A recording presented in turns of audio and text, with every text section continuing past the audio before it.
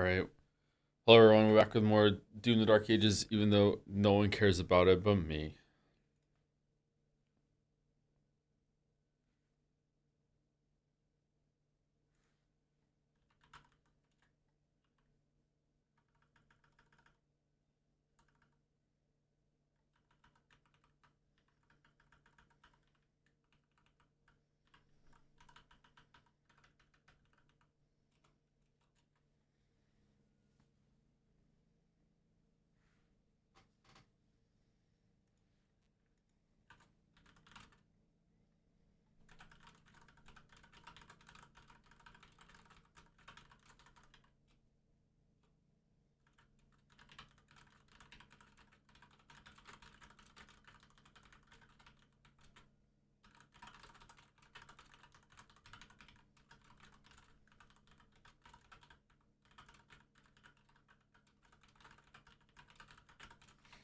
Okay, more Doom, probably going to stream extra finish this on the weekend. Then back to BG3 on Wednesday of next week. Minako is still on tomorrow and on Tuesday. Yeah.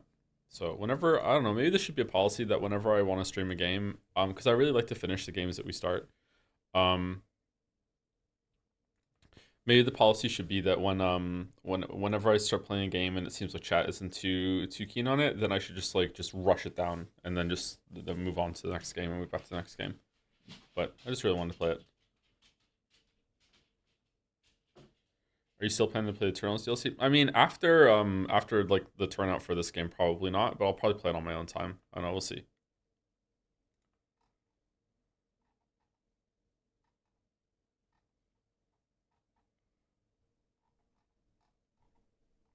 Sorry we're a little late. I got up late. I had a shower, took Gatsby out. I had a protein bar. I haven't had breakfast yet. That's okay.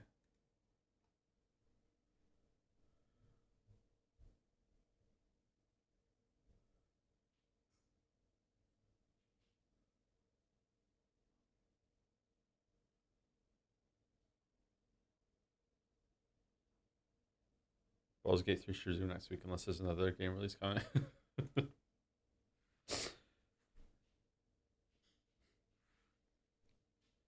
Do you think Dark Ages is different enough to be anti-practice for Eternal DLC? Yeah, it might be actually. I think I would get back into it. It's just that it's the aiming and moving is at the same time as aiming. Just general FPS skills. I'm never really that great at them to begin with, and I get rusty really quick. I'm actually surprised that I was landing as many shots as I was yesterday. So I'm getting back into it, but it's okay. Game is also pretty forgiving when it comes to shots. Most guns have like a spread, whereas in other games you're like needle point precision, right? Like you have to like get the pixel like really close to where you want it to go. Whereas in this game, it's just kind of like the general area, just aim and you'd be fine. I think enjoying yourself is the most important part. There are even less people. Sorry, hold on. Unless people who want to see any streamer have bedtime unless is the whole thing. I think because it's a job, I think having enough people here to be worth the time to stream is the most important part. Sorry. Sorry to be too clinical and real there. But yeah, me having a good time is also important, yeah.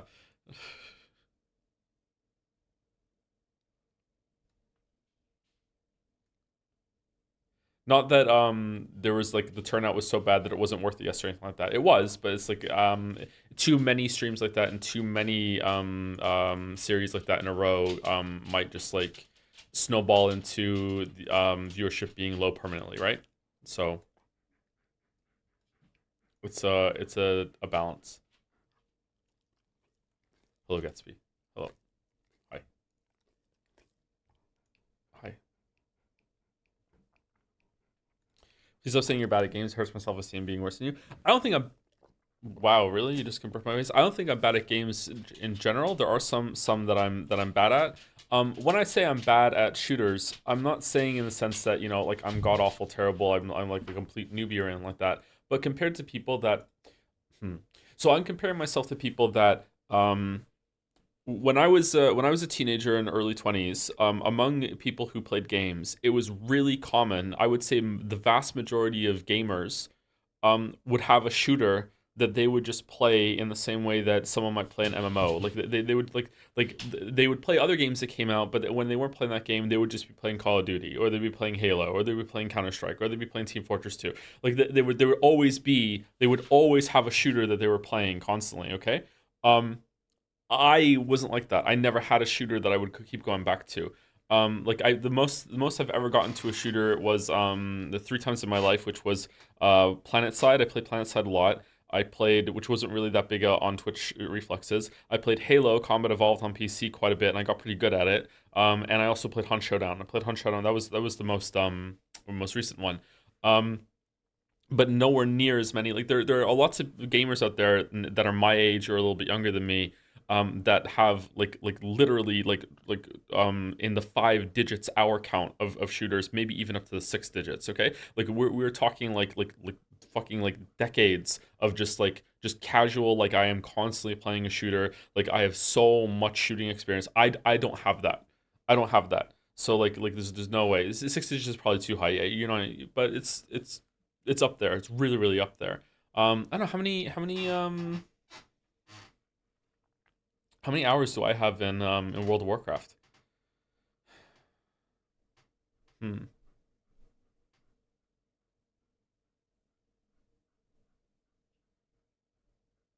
100K hours is 450 days. 415 days. I'm pretty sure there are some people that have the 6 digits done, but like yeah, that is too high. Probably 5 digits. Just an insane amount of shooting experience.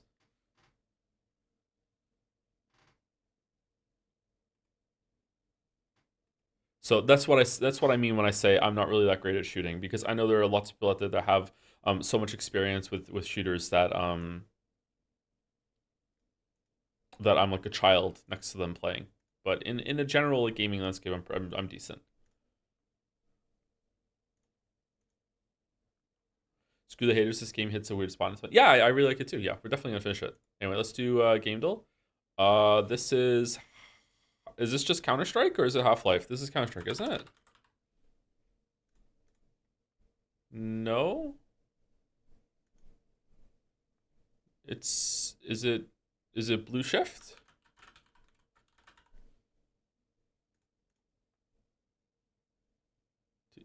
Is it Team Fortress Classic? Oh wow, you're right, chat. Okay, I recognize that it was the Valve art, but okay, yeah, all right. Topical from what we're talking about. Artwork. Oh,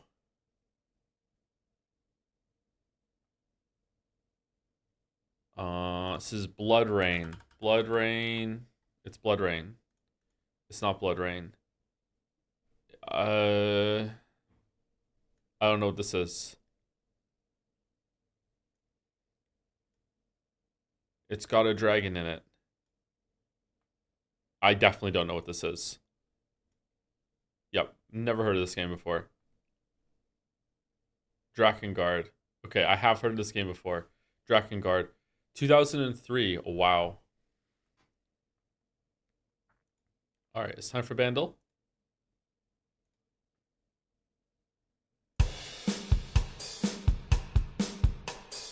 Can we hear it?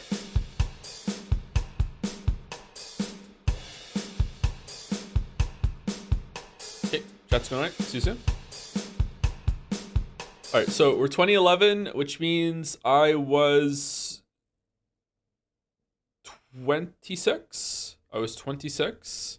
26. What's 26? Oh, hmm. Hmm. What songs were big when I was 26? I can't remember. Okay.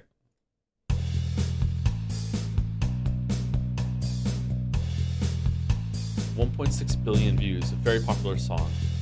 Easy. It sounds familiar. No, I'm not placing it.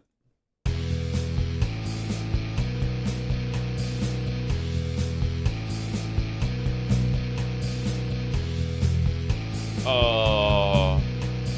No. I feel like it's getting further away now rather than better.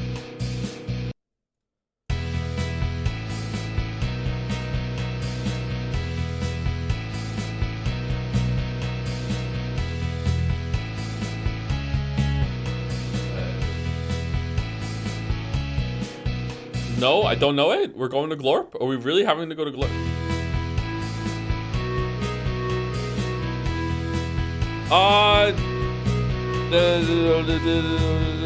Is this the beautiful song? This sounds like the beautiful. This what makes you beautiful. Beautiful. She doesn't know she's beautiful. What makes you beautiful? All right, we got it. All right. Holy shit. All right. I'm surprised I got this one.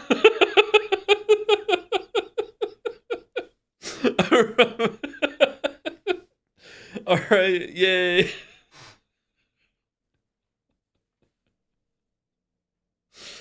All right. Jodel, gas. My god, we've cracked it. Jump, jump. Yes, fuck you, fuck you. Oh my fucking god, really? Okay, this is when we landed in the tree trunk water in Xenoblade Chronicles 2. It's not. Okay, I don't know then. I don't know. I have no idea. 2017 Jedi Survivor? I don't think so. Bugsnax? Maybe it is Bugsnax. Is it Bugsnax?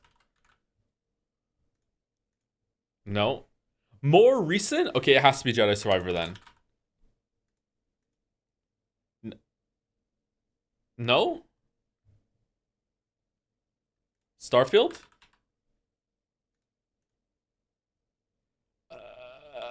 Trolley Chan? It wasn't Trolley Chan 2022. Is it Half-Life? No. Oh, that was 2023. Fallen Order. Fallen Order was like too many years before. It's clearly a video.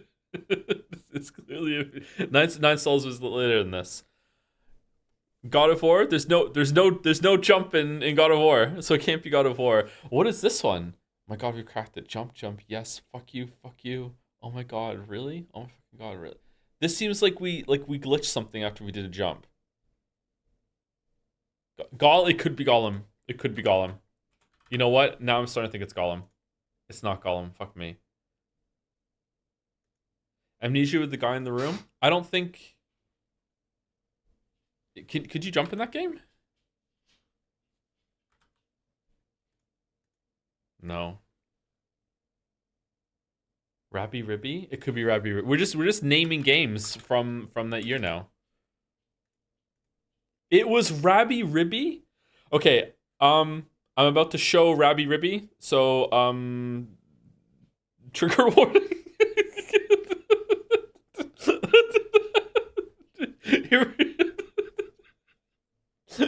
Here we go. Oh god. My god, we've cracked it. Jump, jump.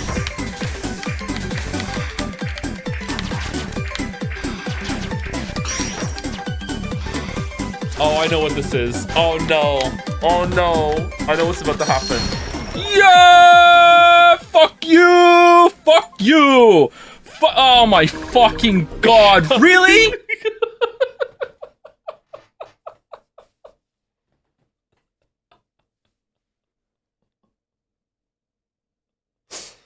Oh man. Oh fucking hell. All right, time for time guesser.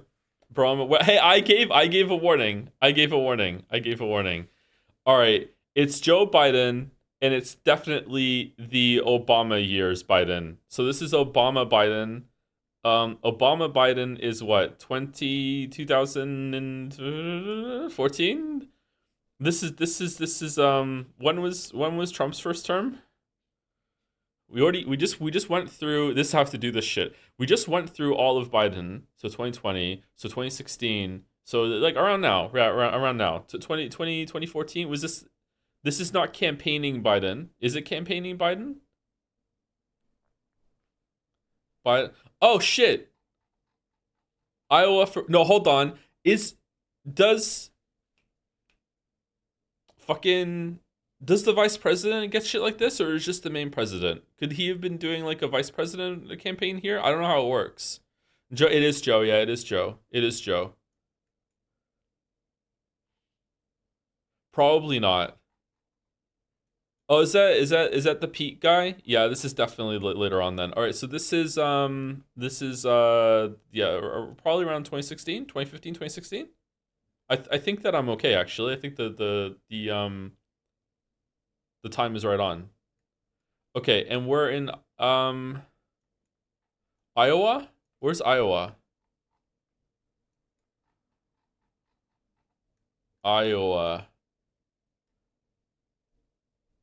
Idawa. Iowa. Where's Iowa, chat? I have no idea. Is this Iowa? There we go. We're in Iowa. All right. So we're probably in Des Moines. All right, here we go. 4 years off. Wow. Joe Biden grilling steaks at Des Moines Waterworks Park during his presidential campaign in 2019. God damn. God damn. Oh yeah, of course it would be later on, wouldn't it? Because it was Clinton versus Trump in 2016, not fucking Biden. For fuck's sake. God damn. Okay, sorry, my bad. All right. What are if blood be the price of your cursed wealth? Good God, we have bought it fair. Holy fuck! What a sign! What?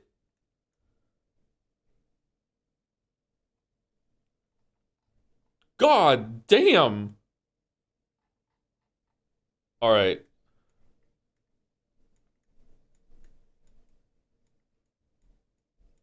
Okay. Not a car in sight. Definitely after COVID. What is this?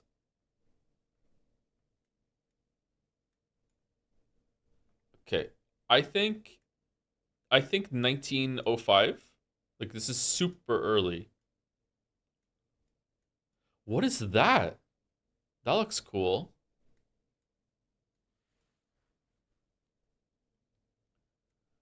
I feel like we're somewhere like maybe like down here somewhere. I feel like we're in the States again still. Maybe not. I think so though. Is there a tell I'm missing? Car stop?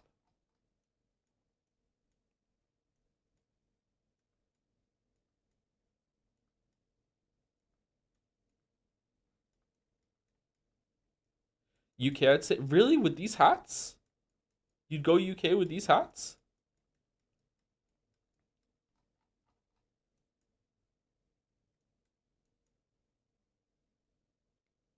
I don't think so.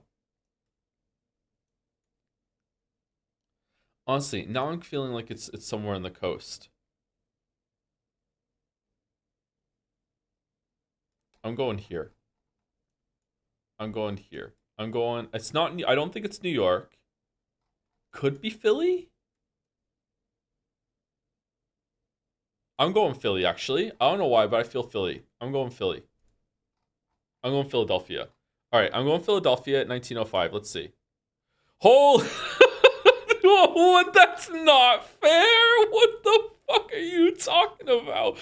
Protesters marching in Auckland during the 1913 Great Strike, the largest and most disruptive strike in New Zealand's history, which almost bringing the country's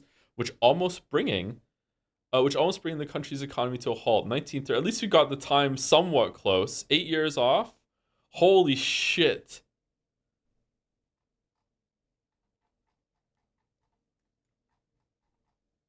Damn. Damn. It's in Auckland. It's in Auckland. Can I tell you my cringe Australia New Zealand story again? For the longest time, and I don't know why. I know some people from Australia and New Zealand. I told them this and they thought it was really funny. For the longest time, I thought Auckland was just like a weird kind of slanderous way to say Australia if you lived in New Zealand. I didn't realize it was a real place.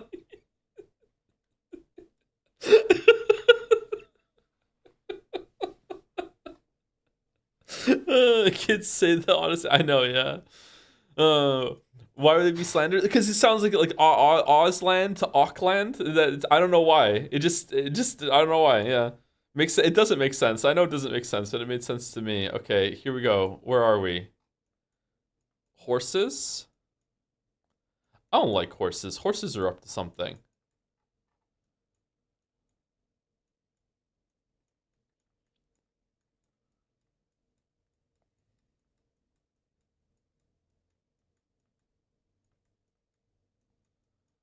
Hmm.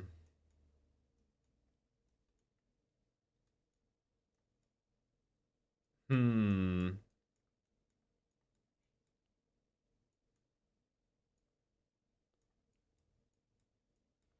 Okay. So I've never heard of like horse shows being popular in Japan. So I kind of want to say South Korea just because of that, because I'm not feeling China, although maybe it is China. We're definitely in 90s. We're like 1993 or something like that. Does that say China?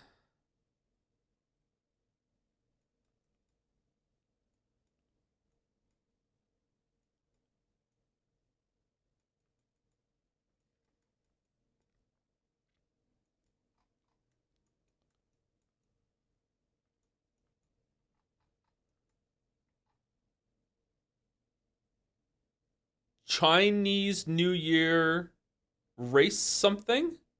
Okay, we're in China. Right, right? All right, we're in China. We're in China. Okay, where in China? Where in China are we?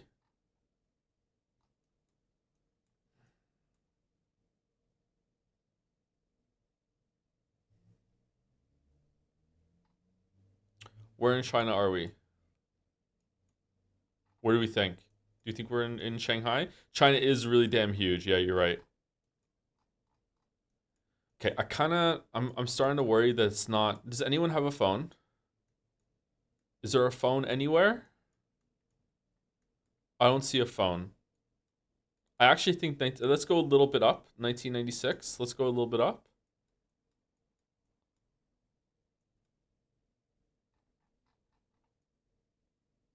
Man, I take time guessers so seriously and take so long for someone who's so fucking bad at it. Okay. I'm gonna go Shanghai. Psst, you've not inspected the top right of the image. Okay, is that gonna be a clue though? Because now you're helping me. Oh wow. Holy shit. It's huge. I didn't even see all this appear. This is helping? Oh my god.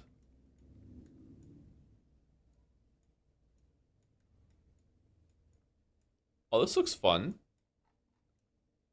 Okay. Anyone have a phone? Camera? Okay. For no reason at all, I'm changing my answer to Hong Kong. Um, I think the year is right. I think the year is right. I think the year is right. Here we go. Here we go. Here we go. No, it was 2012? What? This is 2012?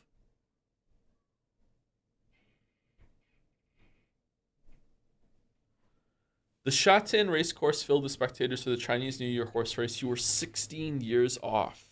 The camera is very modern. The camera that took the picture, maybe that's the clue I was missing for it. Yeah, it is quite a high resolution picture now. I look at it. Got you're right. Yeah, I should. When I zoomed in up here and saw the details, I should have been like, yeah, that's true. Then again, hold on. A lot of places back in the day, they would have like a really really really really fucking good like commercial like this is an event camera that most people don't have access to. So like they did exist. Just like man,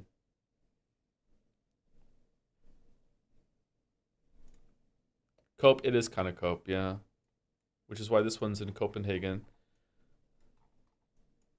Okay, restaurant.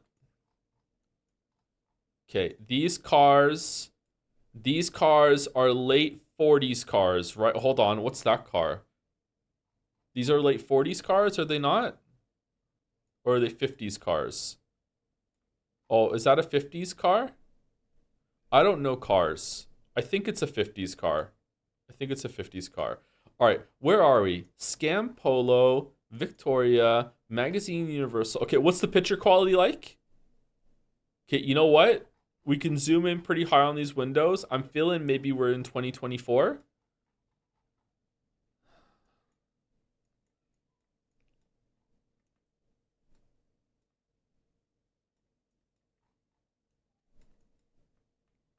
Is this is this Italy? Is that an Italian flag? What flag's that? I'm feeling Italy. Hotel, restaurant. Fuck it, I'm going Italy. Fuck it. Fuck it. I'm going Italy. I'm go. Oh, it's Milan. Cause it's always Milan. It's always fucking Milan. It's always. Here we go. We got it. Time for the map to zoom all the way fucking out. God fucking damn it. It's Romania. A street scene in Bucharest, Romania during the early 70s?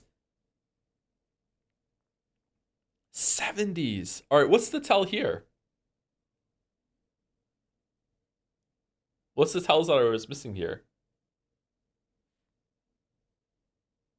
When I was a kid, for like 2 years, my best friend was from Romania. His name was Chris. I really liked that guy. He was a good friend. The polka dot dress.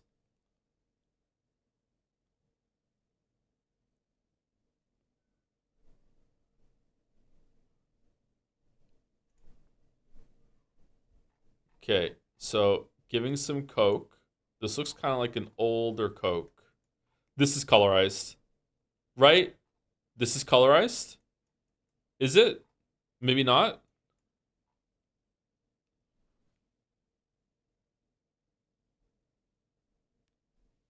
No, it's not colorized. How can you tell? The colors look weird to me. Is it just a bad camera?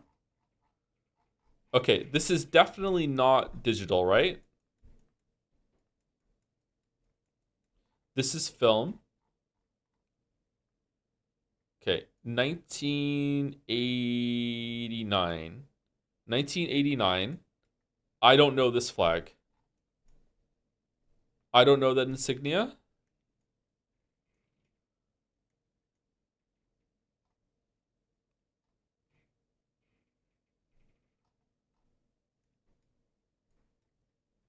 Red Star. The red star there. I don't know the red star. He's trolling, right? I'm not trolling. I don't know either of these things. It's Japan. Maybe it is Japan. I have no idea where this is. Bruh, sorry. You never watched GoldenEye? Yeah, but I don't have perfect recall of all the films that I've ever watched in my entire life. You're thinking of a different Canadian streamer. I have no idea where this is. Chat seems to think that it's in Russia.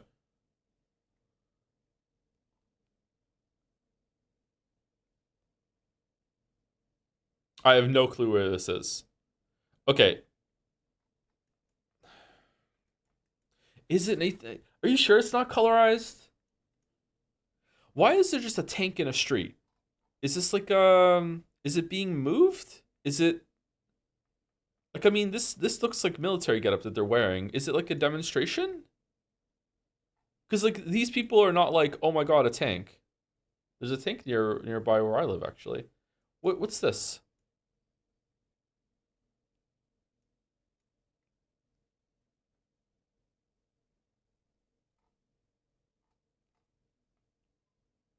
Okay. Well, chat thinks it's in Russia. I don't know where it is. I'm gonna go Eastern Europe. I'm gonna go Belarus just for the sheer whatever the fuck of it. Let's go Minsk. I'm going Minsk. Minsk stands ready. Let's see how close we are. Actually, fairly close. All right, where was this? A tank driver handing 2 cans of Coca-Cola to a soldier near the Russian Federation building in Moscow during the failed Soviet coup attempt 4 months before the official collapse of the Soviet Union, 1991. Okay, so the year was pretty close. Location, like, I don't know. I don't know.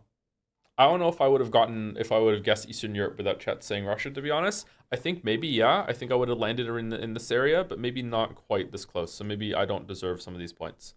All right, final score. All right. We're below 30,000. We're below 30,000. How do you not know Russian flag? Because I'm not paid off by Russia like you, Chatter. Sorry. Sorry. Principles and integrity. I just don't know flags. Like, why am I being put on blast for shit that I don't know about? New Zealand killed us? Yeah, it did. Yeah, for sure. It really did. It really did. It really killed us. Play Flagdale. See, Flagdale, you need to. I feel like Flagdale is a really bad way to learn flags because, like, you're just guessing.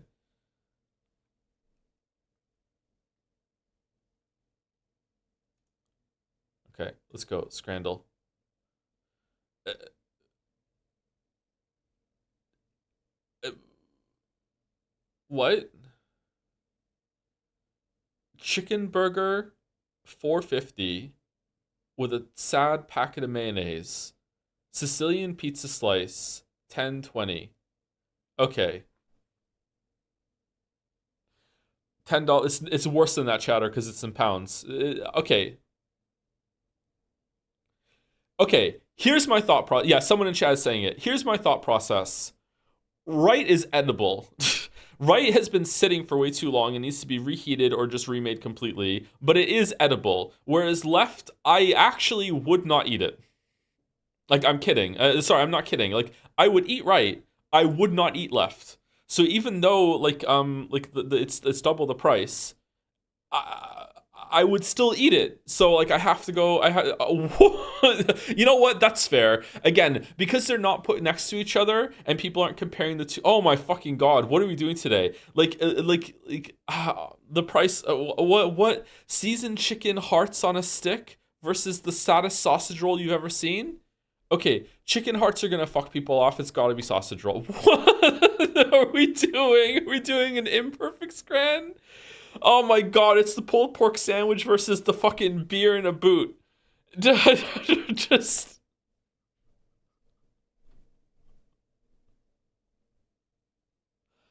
beer in the boot went really low last time. This looks edible. At least it's hard to tell. I'm going right. Oh my god. Just what what are we doing today? Sonoran hot dog for 680. 10 snails in white wine vinegar with celery. It is a pint. Uh, what's going on with the green bun?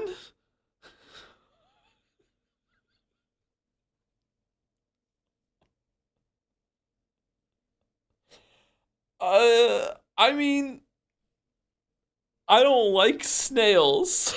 So I feel like most people aren't gonna like snails, maybe, but this looks really weird. I'm going left. Okay, we finally got one. All right, here we go. Finally, cheese dog. I know I said Chinese cheese dog pulled pork sandwich. Okay, that is a really sad pizza slice, but the sausage looks good. This looks terrible. It's gotta be left. Okay, it is left. All right. This is the most insane scrandal ever. Bacon sandwich. That bacon looks decent, but has been sitting for a while. Nacho sharer looks. Uh, that doesn't look good to me, chat. It doesn't look bad, but it doesn't look good. Like a bacon sandwich. Okay, here we go. Okay, my Scrandal audience is predominantly British, I think, because that's where the most of the Scran comes from, right? I think the Brits are gonna balk at £11.50 for a bacon buddy. Okay, so I think that this is gonna be like get really low just on terms of like it offended most of the people that were voting. Whereas the one on the right is expensive. However, that looks like a lot of food. Like it's across the knees of like three people. So I think right is gonna take it. And I was correct. Okay. It's Arsenal though. That does we don't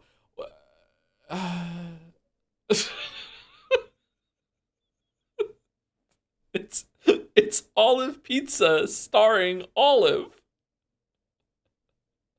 Pizza with an olive. What? This is neither of these are edible. This is disgusting. Both of them. Uh, I have to go right. 20? 20%? What, 1 in 5 people said I'd eat that? Matt's herring sandwich, they forgot to cook it versus a pizza slice that looks like it has lumps of shit on it. What are we doing today, Scran? What are we doing? I, I right has to have more universal appeal, I guess. Yeah. Okay, cheeseburger and cheesy chips with water. Wigan kebab. 18 pounds. 18 squid. No way. Right. Yeah, that's too close. Cheeseburger, Greek salad.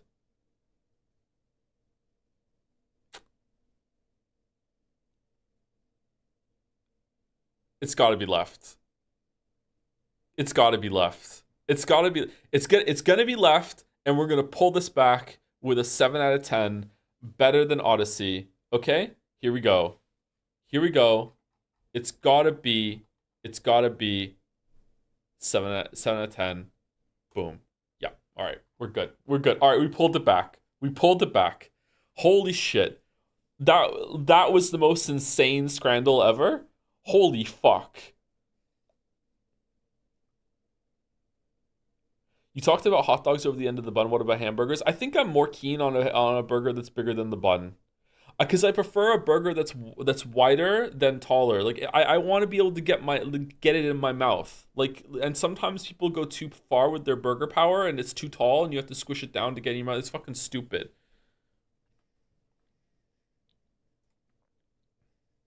All right, we brought Scandal back. These motherfuckers don't know how to act. Okay, we're going to Doom. I still have not updated my drivers. Insane Scrandal. That was the most insane Scrandal ever.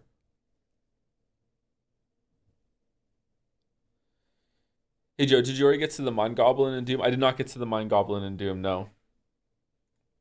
We got to the Mind Goblin in Umineko though. Poopy Butthole is around. What is the right amount of weight for a burger? I don't know. It depends. It depends.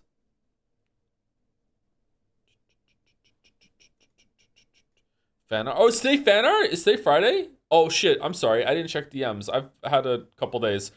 Oh my god, it's loud. Baldur, is fan art ready? Do we have fan art today? I just finished watching that Umineko VOD. I'm so happy we're so back. It's ready, but it's half Umineko. Oh, is it? Um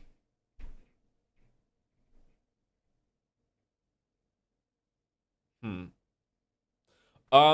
Is Mouse here? Mouse, can you take a quick glance at the fan art if you have time? Sorry to ask you. Like, do you think it should be tomorrow because of the Umineko amount, or what do you think? What is your because I can't look at it.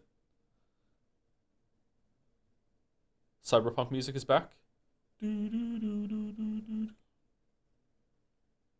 It's mostly Umineko. Oops, all Umineko. For a second, I thought Joe meant he needs a DM to know it's Friday. You know what? Some weeks, yep. Been dipping out on Mineko for a bit. Is still good? It's still good, and it's done so many good things now that it's never going to be bad. Like there's no way in hell that I'm going to conclude at the end of Umineko this was a bad experience. It's definitely going to be like good, positive. I can recommend it. It's good writing for too much of it to ever be bad. But there has been something that recently happened as like I mean like last stream that has pissed me off. It makes me really worried. I've also gotten an olive pizza before too, but it was a full size pizza, one olive. Wow. Lots of Umineko, no super duper spoilers. I don't mind doing it tomorrow. Okay, let's do it tomorrow then. So the Umineko fan art can be with the Umineko thing then. All right, and Mouse and I will do it tomorrow. All right, thank you, Mouse.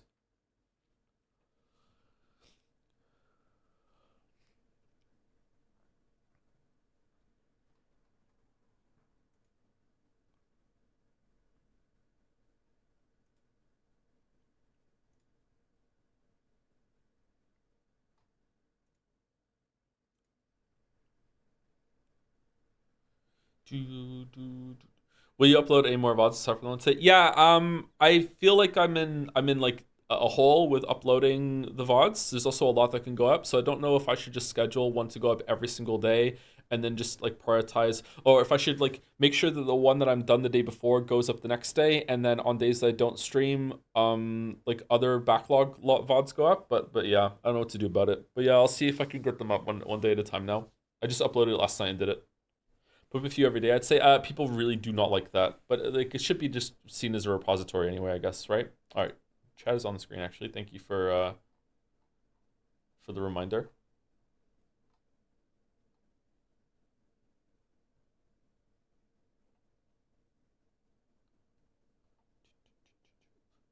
RT Game gave you a shout out. Oh, thanks RT Game. Thank you Assassin Mode for the resub. Patrick for the resub as well with a smile. Nick Bottom and Falco5 for the resubs when the stream is starting. Thank you very much. Darian Original also. Jaco9307 for the resub with a message in the Dark Ages straight up dooming it. So true, so true. Thank you very much. Thank you Dead Yoda 2 for the resub. Yoda was dead the whole time. Dead Yoda theory. We gotta see the Toe Ultra Kill playthrough. Is that out yet? I feel like that game is never out. Is it finally out? Because I would play Ultra Kill. I had a good time playing Dusk. I also want to play like is it Gloomwood, that immersive sim that's is that coming out? Ultra Kill is still not out of EA. Is it not? Okay. Thank you, Fozzie, for the resub too. Hey To, on holiday right now, so VOD Froggen, dream holiday destination for solo travel with kids. Solo travel, I don't know why. I have always wanted to go to Hawaii. I just really want to go to Hawaii. I want to see a volcano in person, but that's not really why I want to go to Hawaii. I don't know. I just always want to go to Hawaii. I want to go to like one of those like white sandy beaches that like and the water is like looks really really appealing. Like I don't. Just really want to go to Hawaii. Like just I don't know. Just see what it's like. At this point in my career, I'd like to go to Japan at some point as well. With kids. I'd really like to take the kids to the UK to show them where I grew up and everything, but maybe it would be too dangerous and boring. Probably take them to a theme park and amusement park. I want to have them a good time. But also probably somewhere that there's like some amount of culture there at the same time, so they could so later in life they could say, hey, I went there and I got to have fun in a theme park, but I also got to see like X monument, whatever like that, something like that. So maybe Paris. I don't know. Maybe take the kids to Paris. Hawaii is the second weebiest place on earth. Makes sense. Is it really? Cruelty Squad stream? I don't know. That game looks like ass to me, but if chat made me, I'd do it. I would avoid Paris. Yeah, I didn't have fun in Paris either, but maybe it's just because I was a kid. And also my dream vacation is gonna sound maybe a little strange, but my dream vacation would probably be an extended, maybe month-long trip through Europe where um I'm on a train for most of it, kind of like a cruise, but with a train. I really like trains. I like the idea of like having my own cabin on a train and sleeping on a train, and the train is going from destination and going to like stations and getting off and going to like different cities and seeing a lot of different parts of Europe, that sort of thing. I think that would probably be like my dream like vacation of anything. Yeah, that would be fun. I'd also actually like legit do a cruise, like an actual cruise ship, but I feel like maybe I would get claustrophobic or no, what's the claustrophobic version of being stuck on a ship? I don't know, maybe I would feel like trapped or something. I don't know. I feel like you can easily get sick on a cruise ship, isn't it? I don't know. Cabin is it cabin fever?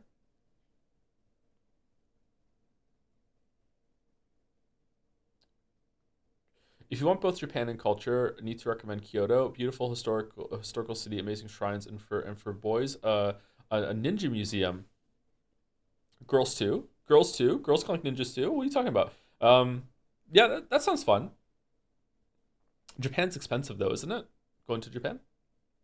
I don't know. I've never gone on a vacation as an adult chat. Last time I went on a vacation, I was 18. That's the last time I went on vacation. So like I've never done that. So I don't even know if I would be able to handle it, to be honest. Why not? Could never afford it, and then when I could afford it, had kids. So there's no fucking way that I'm gonna take take like babies on vacation. No way.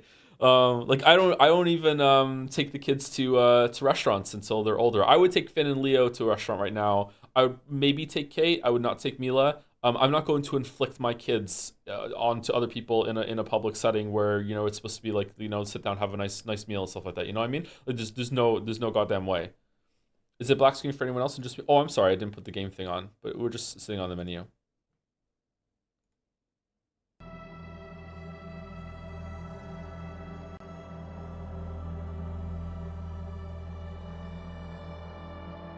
I really skipped Christmas on my flight to Japan. Left December 24th. Arrived in their time zone on the 26th. So very cheap. It's cheap because you skipped Christmas and didn't have to buy people presents. Is that what you're saying?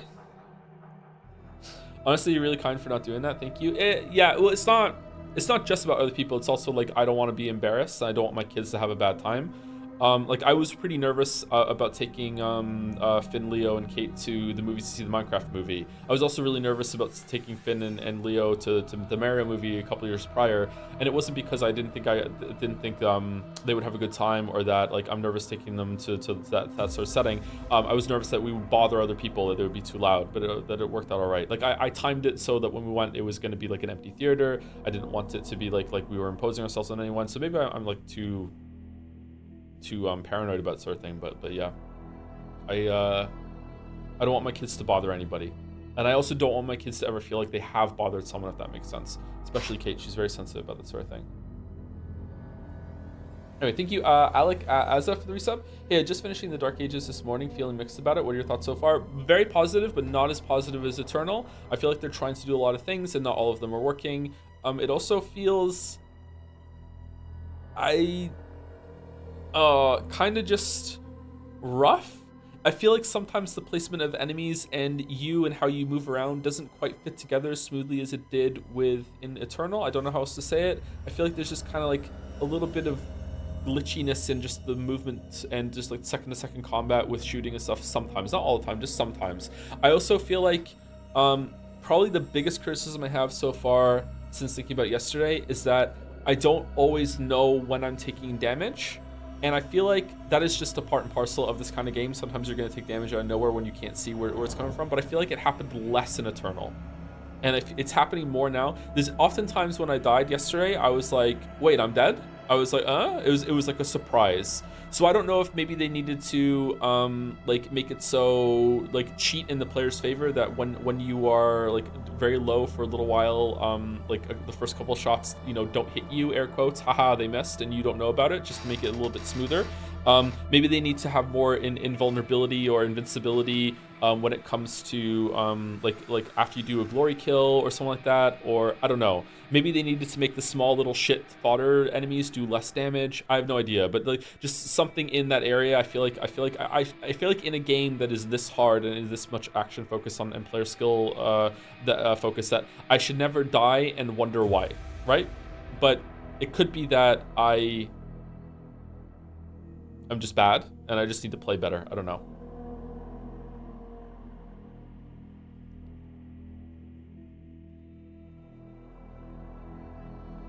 Society as a whole is probably too intolerant of kids. There should be high tolerance toward kids being annoying. Yeah, I agree with you, because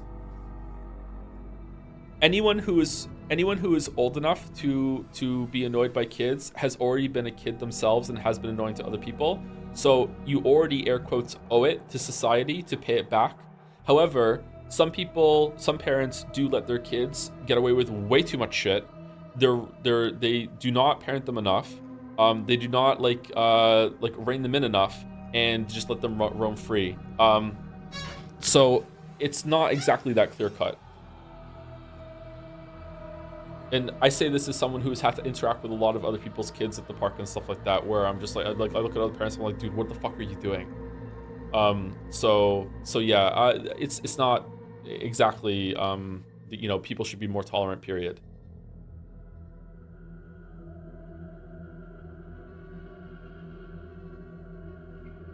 I also feel like there's a lot fewer kids now. Is that just a thing that's in Moncton, or is that like in a lot, like, do you, like, I don't know, anyone who's old enough to remember what it was like if you're in your 30s, are there fewer kids? It feels like there's significantly fewer kids. but it's hard to judge, I guess. I don't know. Like when I'm out, it's pretty rare that I see another kid. And I also feel like sometimes when I'm out with the kids, especially older people, like I mean like much older people, like in their 70s, 80s, will look at my kids as I'm walking down the street with them, and they will look at them like they're a novelty. They would look at them and they're like their faces like light up and like, oh, that guy's out with kids. Like, oh, I feel like I don't see many kids out anymore. I don't know. Your annoyance isn't a reflection on the kid, it's directly like the parents, so I get you. Yeah, like some parents don't know what the fuck they're doing. And not necessarily saying like I'm a perfect parent or a great parent like that. I'm not. Like I have a lot of flaws as a parent too, but I am very aware of keeping the kids safe and trying to make it so they're not annoying to other people. And I feel like a lot of other parents don't do that. Play Eternal right now, still have the same issues. You just don't remember it. Do I? Okay, I don't remember it happening that much when I played Eternal, but it has been a while, yeah. Anyway, let's actually play the game. Thank you to Gemma Ra Margelia. Sorry if I'm saying that wrong for the resub. Hey, Till, will you ever play the 100 line and indulge us with the suffering? We probably will, but not this year. I don't know. We'll see. We're 2-packed this year. After this, we're going back to Baldur's Gate 3. We're doing Umineko. After Baldur's Gate 3 is done, we're going into Metal Gear 1 and 2 on the NES. That's going to lead into Metal Gear Solid. I don't know if we're going to play all the Metal Gear Solids, but we'll definitely play the mainline 5. I do not know if we're playing Peace Walker, but we'll play the mainline 5. Then we're going to play Death Stranding 2 at the end of that or in the middle of that. After Death Stranding 2, we are probably going to play Expedition 33. And then after Expedition 33, we're probably going to clean up some of the voting games, or we're going to do some voting games in between Metal Gear and Expedition. And then we'll see what the timeline is like after that. Yeah, I like Paper Mario. We should play Paper Mario. The Metal Gear is a voted game, by the way, so it's not like we're ignoring the voted game list. But like we're doing Metal Gear. Paper Mario should not take too long. Yeah, we'll see. When does Baldur's Gate 3 end? I missed a few streams. It's probably got at least 2-3 more weeks left in it, depending on how I play Act 3. I hear Act 3 is very long. Thank you, Justin T1118 for the resub. 65 winky smiley faces for 61 for every month. Thank you very much, Justin. And thank you, Hypothetical Walrus, for the resub as well. I have nothing to say here, so I will just mention, after you talked about it ages ago, I started using Flavicol on my popcorn, and it tastes so much better. So yeah, Flavicol is the like the nuclear deterrent of fucking popcorn. If you wonder why you can never get your popcorn to taste like it does in the movie theater or anything like that, it's because of Flavicol. Flavicol is the secret ingredient. Like I will tell you though, it is like chemical laced bullshit. Like be careful with the Flavicol. I'm pretty sure that if you did the cinnamon challenge with the Flavicol, you would die. And I'm not saying that haha try it. No, I'm serious. You'll fucking die. Like that is the quite possibly one of the saltiest fucking substances known to man. Like, do not fuck around with Flavicol. You put a tiny little bit, like even less than your fucking creatine scoop in the morning in your popcorn that you're making. It's cheap as shit, at least I think it is. From when I last bought some, because it lasts forever. It comes in a fucking milk carton. Like, it's like, do not fuck around with Flavicol. It will kill you. The game is too loud? Okay, 1 second, I can turn it down. How is it too loud? It's the same as yesterday.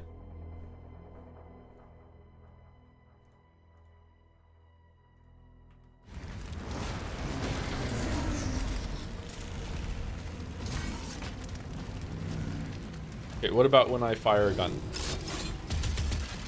Are we good or no? Did it, No, this is what it was yesterday. Frame rate is now whack? What do you mean now the frame rate's bad? You can't play Peace Walker on stream. Rodney will have to ban you for streaming movies. Uh-oh.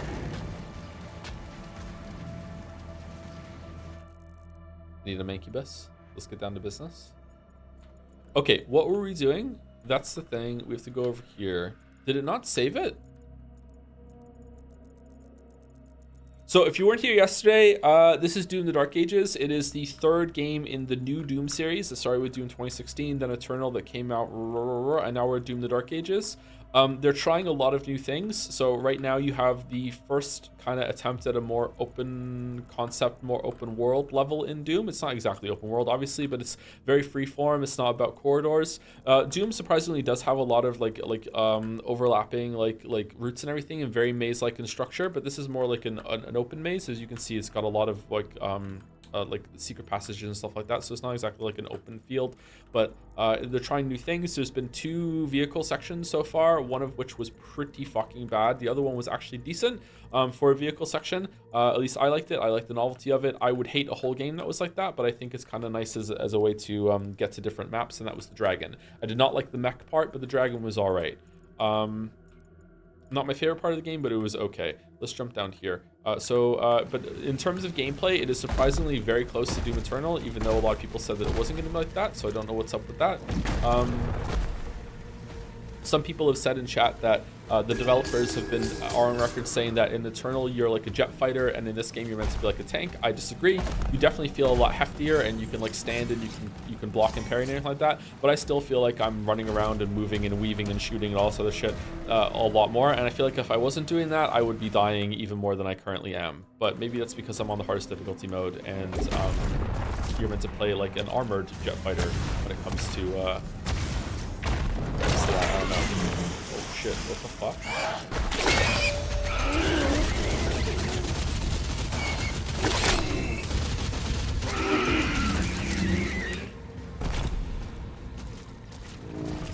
You stay on the ground a lot more, and Eternally just zoom in the air. That's true. You don't have an air dash in this, and you also don't have a double jump. I'm assuming we're gonna get them at some point, but maybe not. Maybe you don't get them.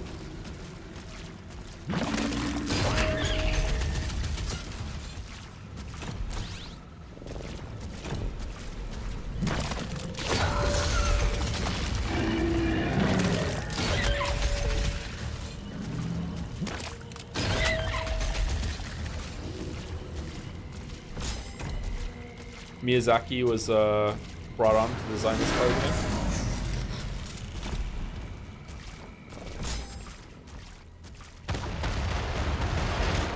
Sound and frame rate okay?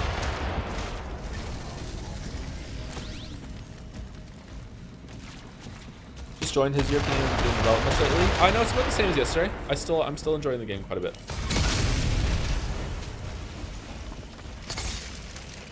Would you ever stream My House Doom 2 map? Might make a good one-stream game. People have recommended in the past. I'm not sure. Maybe.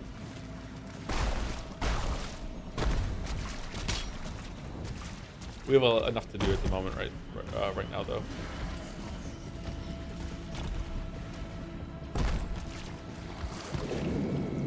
All right, where are we going?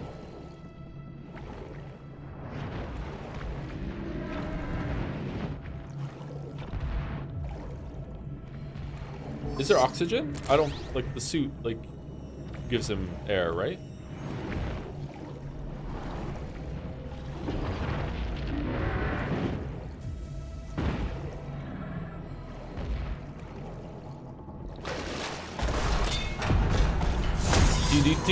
Do. Oh, also, it was very funny, but I am, like, actually kind of annoyed that I spent all of my fucking upgrade points on the fists, and then I got a new melee weapon, and now I have to spend all the upgrade points on it again. It makes me not want to invest in it, so I don't know, like... I don't know, man. Kind of a cursed problem, maybe? Oh my god.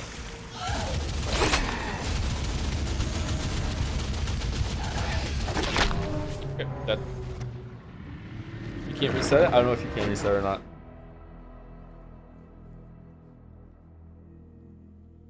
You get tons of money later on, it's not a big deal. Yeah, maybe it's fine. Maybe it solves itself.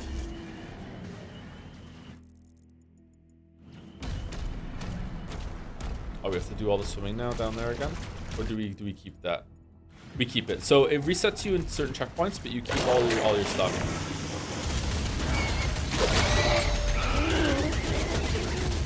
I feel like I just have to preemptively block for this one.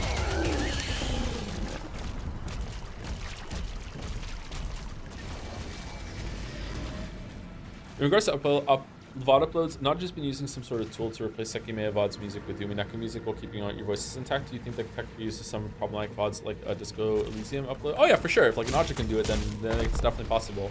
I don't know if I can do it, and if I can do it, I don't know if I have the time to do it.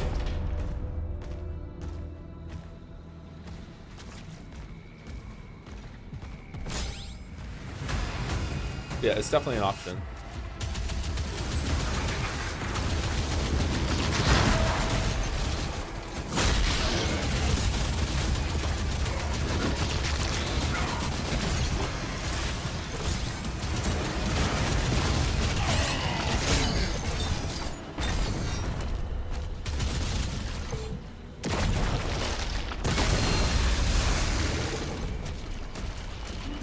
Like there, it said I was taking damage from behind while I was shooting this thing. I saw the red arrow, and when I turned around, there was nobody there. So was he like right here or something? And I guess so. I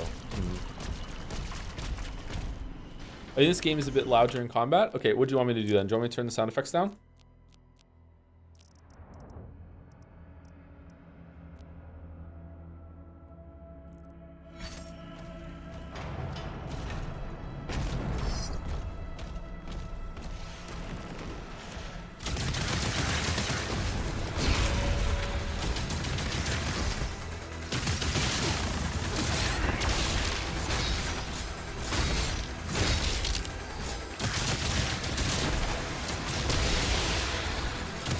Is it better now or no?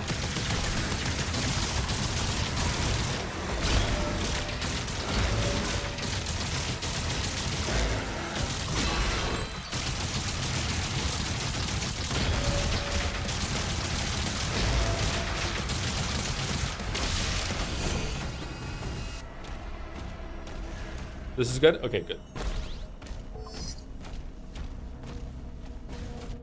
Okay, is this the last one? No, okay.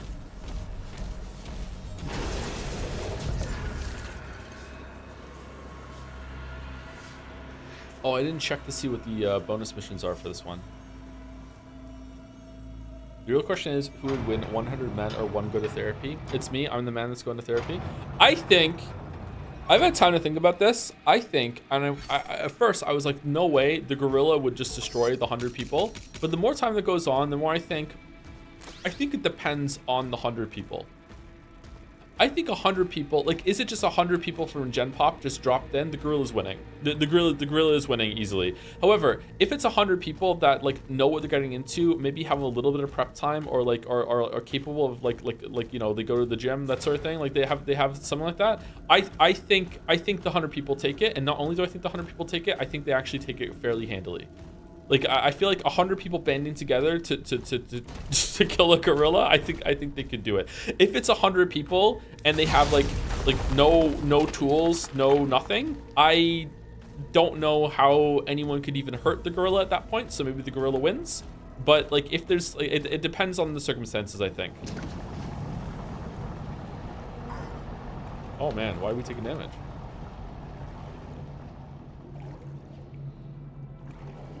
If you kill all the big enemies, the small enemies just disappear.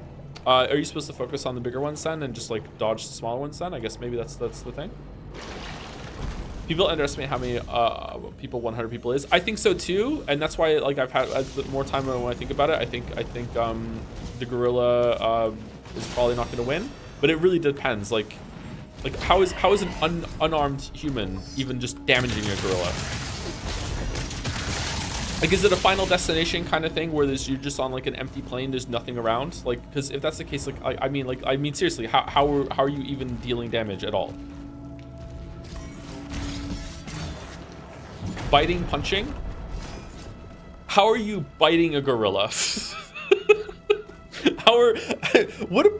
Even if the gorilla stood there and let you punch it like 1,000 times in a row, would you even do damage? I feel like you would hurt your hand before you hurt the gorilla. I don't know, man. With your teeth? What part are you biting?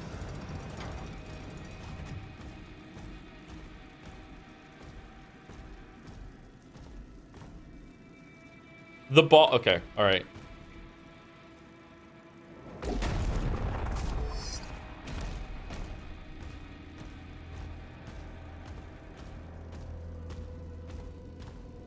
I don't know, man. If all of you are, if the 100 people are coordinated to, and they're like willing to, like they're NPCs and they're willing to be sacrificed in order to take the gorilla down, and they're gonna be like Beatrice resurrected at the end, and everyone's like, we're just gonna bum rush it and we have a plan and we're all gonna take turns biting. Okay, maybe. But if it's like no, it's like, again, it depends on circumstances. If it's like a bunch of people are just like dropped in and just good luck, I think the gorilla's taking it.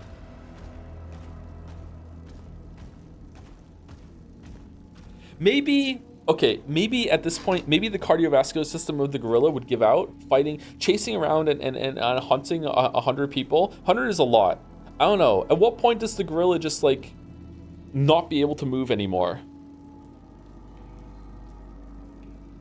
I think 100 people could just lie down on top of the gorilla and it would die. How are you coordinating that? Because you're right. If you dumped 100 people on top of a gorilla, GG. How are you coordinating it? So it comes back down to like prep time and intent, right? And I think with prep time and intent, I think you could. I think the 100 people have a chance and they could win by talking. I mean, what do you mean by talking?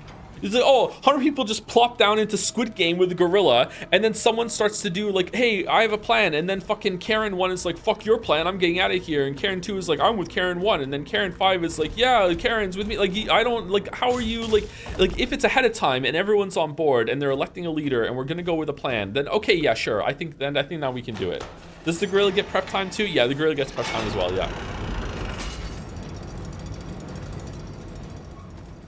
If the answer is could, then yes. Is there a gorilla win scenario? Yeah, okay, I guess you're right. Yeah, there is definitely a way the 100 people could kill a gorilla.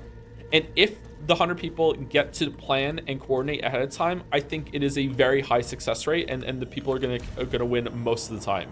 However, if there is no prep time and they're just all dropped in, I think the gorilla is taking it almost every single time. Unless fucking Russell Crowe is there and he really wants to avenge his wife and daughter, and as soon as they get down there, he's like, fucking with me, listen, Centurion, we're gonna fucking kill this gorilla. Unless there's a fucking he's there, I don't think that the people are winning. You're insane. What do you mean? 100 people from Gem Pop are just going to immediately just scatter to the winds and run away, and then the gorilla is just gonna pick them off one by one. Why would they run? Because it's a fucking gorilla.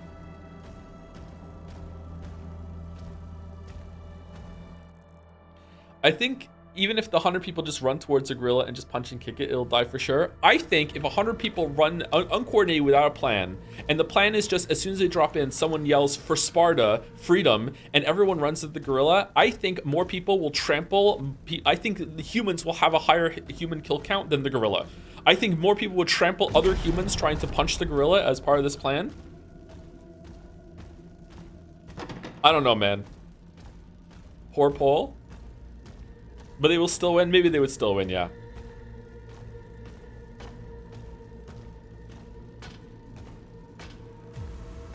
Again, sorry to be a centrist. It depends. It depends. How about 100 gorillas versus 1 grizzly bear? 100 gorillas win easy. Easy. It's not even close. 100 gorillas beat a grizzly bear. Not even close. I would think, what's the lowest amount of gorillas would beat a grizzly bear? Well, fuck it, would 1 gorilla beat a grizzly bear? I don't think so. I think a grizzly bear would beat a gorilla. 5? Would 5 gorillas take a grizzly bear down? Like, what's the lowest we could get to? I feel pretty comfortable saying 5 would win. It'll take 2, yeah, 2 might win, but I think 5 is where I would be really surprised if the grizzly bear won. Whereas 2, I think if the grizzly bear, you know, rolls a nat 20 on the first hit on the first gorilla, it knocks it down, that's it, it's dead. And now it's just one-on-one grizzly bear versus gorilla. I think the grizzly bear could take it. But I would be really, really surprised, like, if 5 gorillas could not beat a grizzly bear. You're really overestimating gorillas? Do you think so? Gorillas don't have like what differentiates humans from primates and like gorillas, from my understanding, is that we gave up a lot of like brute strength in order to have like dexterity and finesse. Like the fact that we can like I can pick up my phone right now and I can barely use intricate movements with my fingers and my hands and in my arms, and I can like, use tools is because I have a lot of like fine motor control over my muscles and my arms especially. But in order to get that control, I gave up like so much strength. And like the amount of like even though we're comparable in the same kind of shape and size, we're in that humanoid area, like gorillas just have like unbelievable, like isn't it true that if a gorilla just put its hand on your face, as simple as you're crumpling a piece of paper, it could just rip your fucking face off? Just by just like clenching its fingers on your face, it'll just crush your whole entire fucking face, won't it? Like that's how much strength they have in their fingers, because they gave up because they didn't develop the fine motor control that we do. Like I don't know, man. I feel like they're just so fucking strong.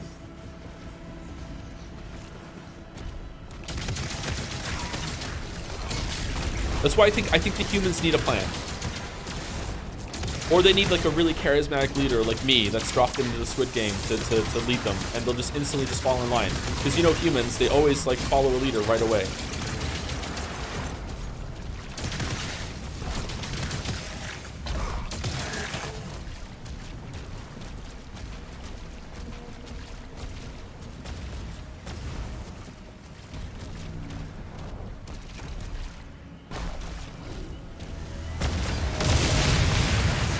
Wow, raid leader experience kicks in. You joke, but it's happened.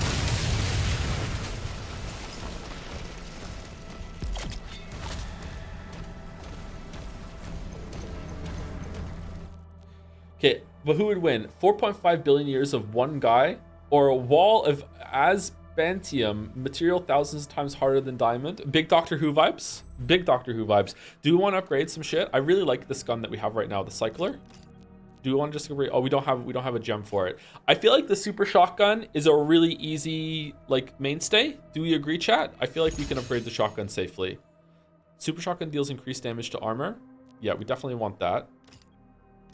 I love that Doctor Who episode. Yeah, me too. Look at the chain gun. The chain gun. I don't really like this gun. It feels kind of awkward. Parrying a held surge attack instantly charges your next shot.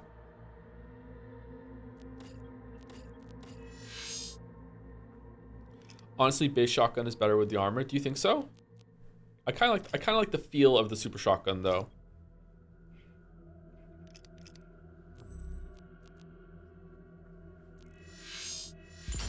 Let's invest in the flail. Can't believe Doctor Who episode stole from your books. Shut up. What are you talking about? What are we talking about?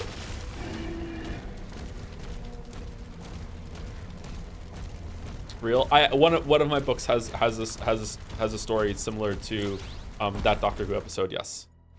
That Doctor Who episode is one of my favorite Doctor Who episodes.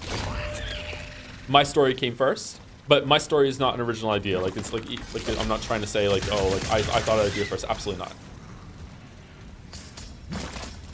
But I did write it before I saw that episode, many years before.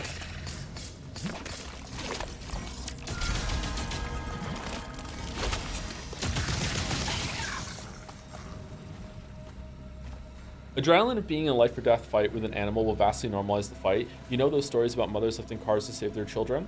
Yeah, aren't they fake? There's a reason humans colonize every environment that has had the food for us to live there. I agree. Okay, 100%. Chatter, I agree with you. Humans are fucking, like, we're badass, we're metal as fuck. And I don't think people realize just how like we should, what is that line? Like, we're just a couple, like, we're like 3 skip meals from total anarchy and chaos. And I feel like a lot of people in chat don't realize how civilized we are and how uncivilized we can get if we really need to, okay? Like humans are pretty fucking resourceful and we're fucking monsters.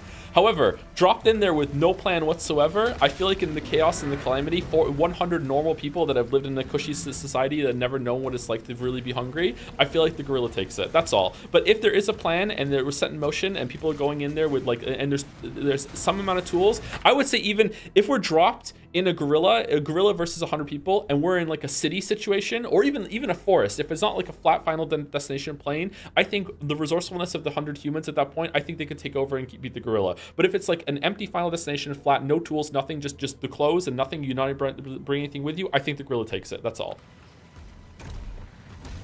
I think the gorilla takes it more often than not. No items, fox, exactly, no items, fox only. Okay, we don't need to go here. Is there anything up here? Let's be thorough. All you gotta do is get everyone to go for the eyes. What? Have you ever tried to coordinate 100 people on the fly while they're being attacked by a fucking gorilla? Go for the eyes. What? What'd he say? There's a couple more guys. Like yeah, that's what I mean. Like, it's the chaos, man. The chaos. Maybe? Yeah? Okay, sorry. I forgot all the gorilla fighting veterans that are in chat. Gorilla versus 50 people and a sharp stick. Does the gorilla get the stick?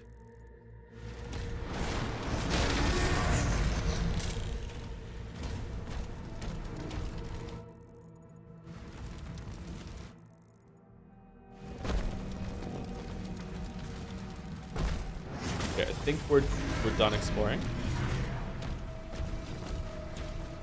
The stick is the third opponent. You and 99 chatters chosen by the marble race versus the gorilla. No, because no one listens to me in my chat. That's people. That's like I'd be killed right away because they'd all pick me up and throw me at the gorilla, and then it's just anarchy. No one's gonna listen to me.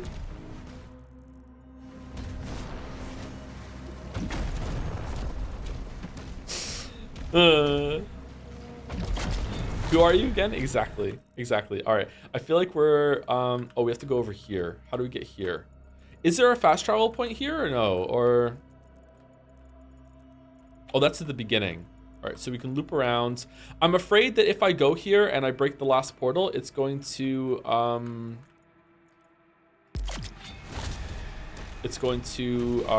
push me to the end screen. So we want to go here and go up. Okay.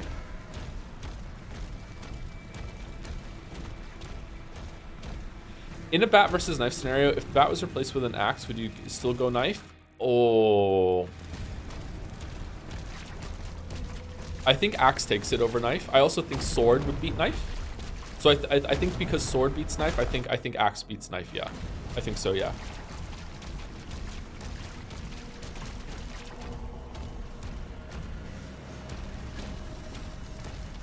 It depends on the person though. It won't, like, how big is the axe? An axe is like significantly heavier than a base. Whoa, what's going on with the visuals there? You see that?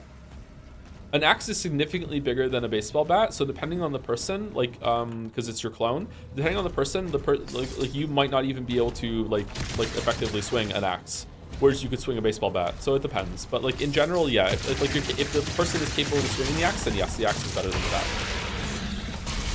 What about the mace? I don't know how heavy maces are. Maces probably aren't as heavy as an axe, right? Machete owns both. Yeah, machete is very versatile and easier to wield. So yeah, machete might be the better pick.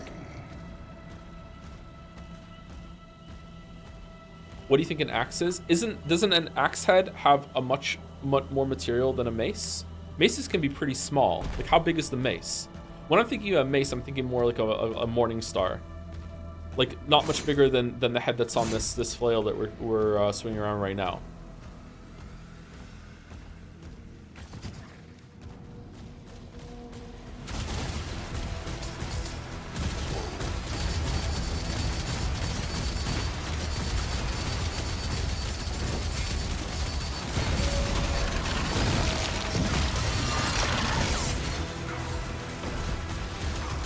What's shooting me?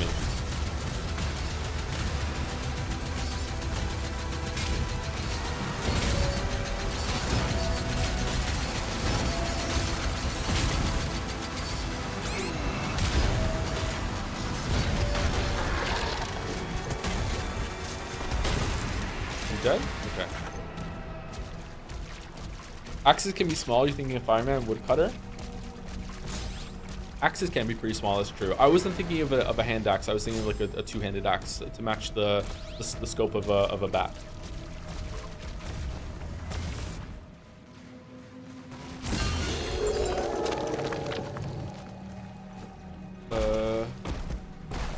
What?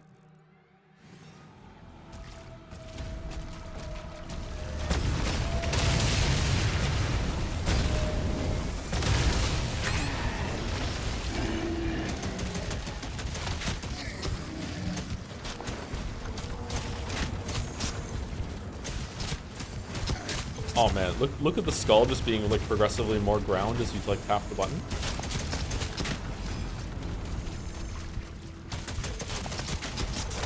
I don't like this gun. Like, it's pretty effective, but I don't like the gun. It feels kind of weird to use like bone fragments.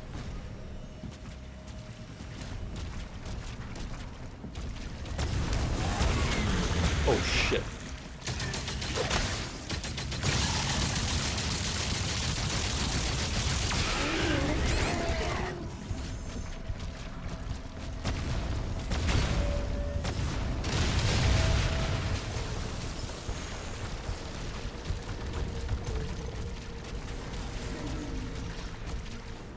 I feel like I need some ammo.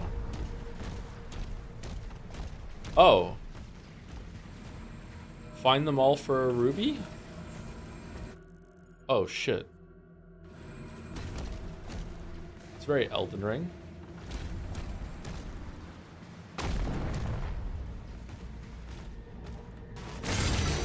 How many do you think a gorilla could kill before dying from exhaustion? I vote for 10. I have no idea the limits of endurance on a gorilla, sorry. That is a big factor though. It could just be that after like 100 people is physically too many for a gorilla to even fight effectively. It's like, yeah, it's like when we were talking about like human versus animal, and like chat didn't understand when I said like if it was you in like a closed room, and it was you versus a deer, you could just walk the deer to death. You could just like just keep walking into it in a corner, and eventually like it darting around you and trying to get away from you over and over and over again. Eventually it would just collapse, and you just win by default. Like the amount of like stamina that a human has is just insane. That's what we're the best at. Kind of fucked up hypotheticals we talk about on the stream. Question mark. Yeah, like your endurance system, like the fact that you can sweat is like a superpower compared to most animals. If you don't know that.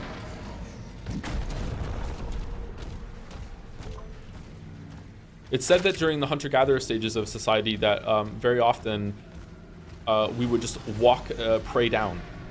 You just chase it until it just physically just could not run away from us anymore, because like we could just keep going on forever. Nerd, yeah, but it's fun nerd things. We're the snail. We are the snail. It sounds scary as hell. It is scary as hell. Humans are fucked up, man. Look, we're not nice.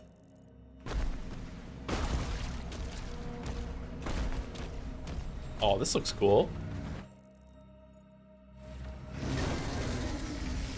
Not very energy efficient? No, we are very energy efficient.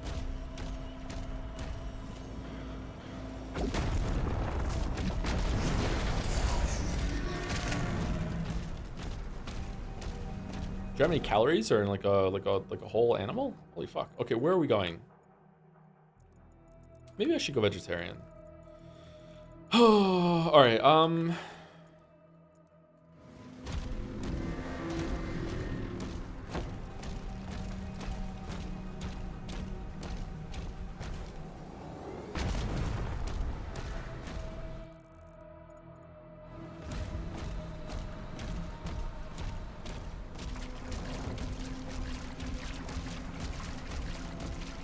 Human walking is so iconic that Tolkien wrote many books about it. That's true. Oh, I thought these guys were mushroom people for a second. The last cannon has been destroyed. Okay, so what were the parry 10 Hell Knight attacks? Fuck. What are the Hell Knights again? Are they the ones that are from... I think I know what they are. I think I'll know when I see it.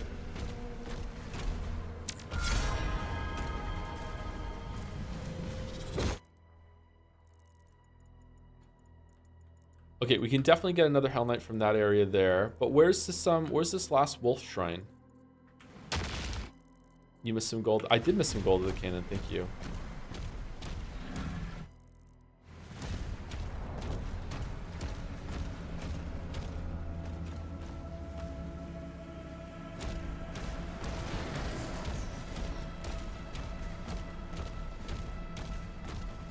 Hypothetical, no items, Gluten Joe versus Gluten Vegan Joe. I would destroy Gluten Joe. It's not even a contest. Not that I'm like in a super fit right now. Like I still have a lot of work to do, but like Gluten Joe would. Sorry, like there's no way. Like Gluten Joe did not understand the shackles that were on Gluten Joe. Let's put it that way. Okay, there we go. We got it.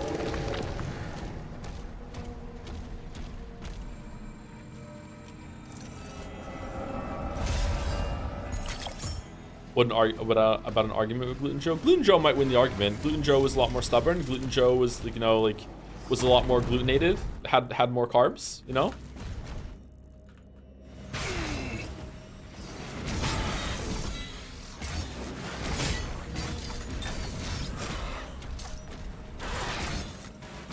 Do you need to take a cheetah in a fight? I don't know. I don't know enough about cheetahs. I would probably say no. How big are cheetahs? Are cheetahs small?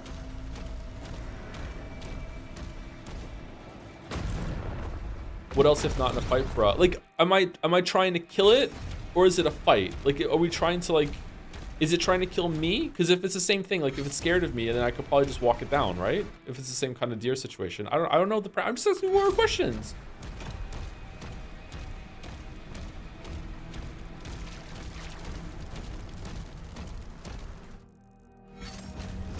Sure, that's what you meant. Yeah, that is what. What else could I have meant? All right, I think we're done. Where's this green thing? What is the green thing?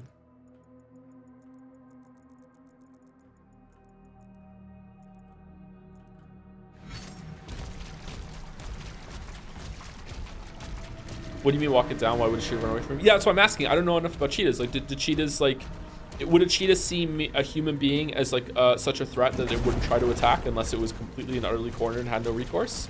Or would a cheetah look at a human and be like, "Oh, yum, food"? Like, I don't know. I don't know how big cheetahs are. I don't think I've ever seen a cheetah. They're not that big, right? They're like smaller than a panther, right?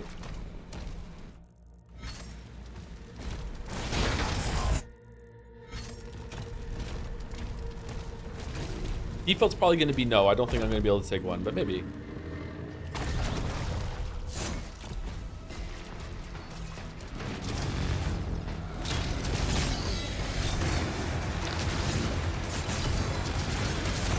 There's a Hell Knight. Why am I stuck? Why am I stuck? That was weird.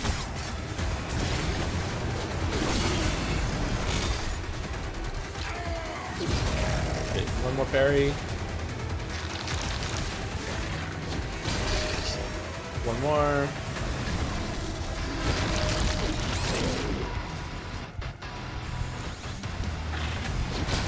All right, there we go. We got it.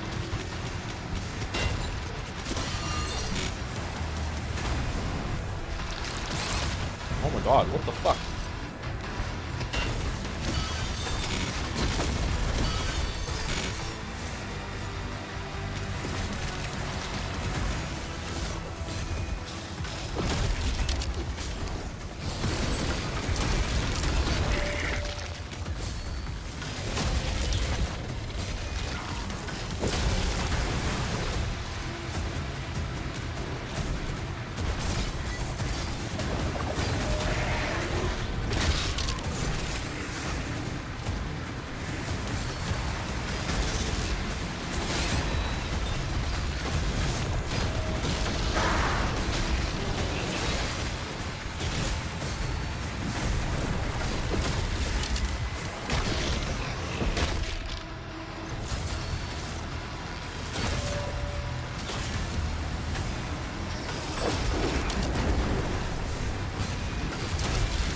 These are the ones where I have to kill a bunch of enemies around it before I can deal damage to it, right?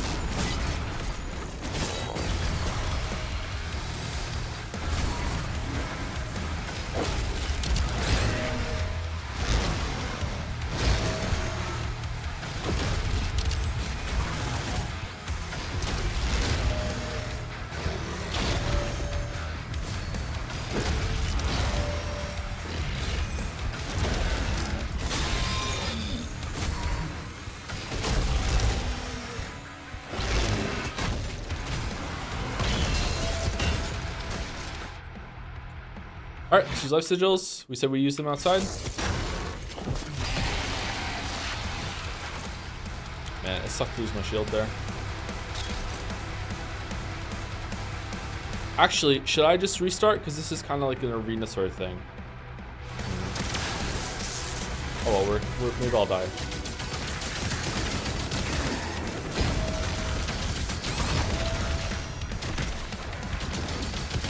Oh, the shadow people are back.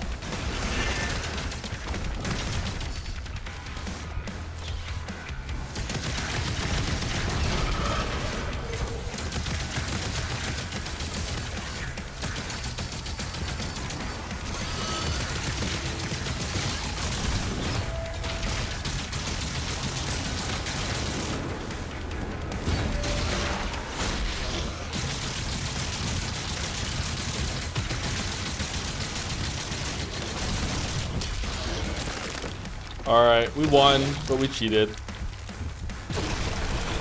Benadryl Dro. Why am I Benadryl Dro? What'd I do?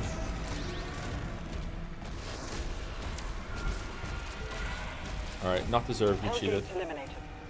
We cheated. Turrets are back online. Get the transports ready to launch. We cheated. We're beginning to evacuate civilians now. Thank you, Slayer. The inches side, I know. It's terrible. It's terrible. Okay, I think that we fully cleared the area. It looks like we got all the gold, all the rubies. We did all of the secrets. I think we can go.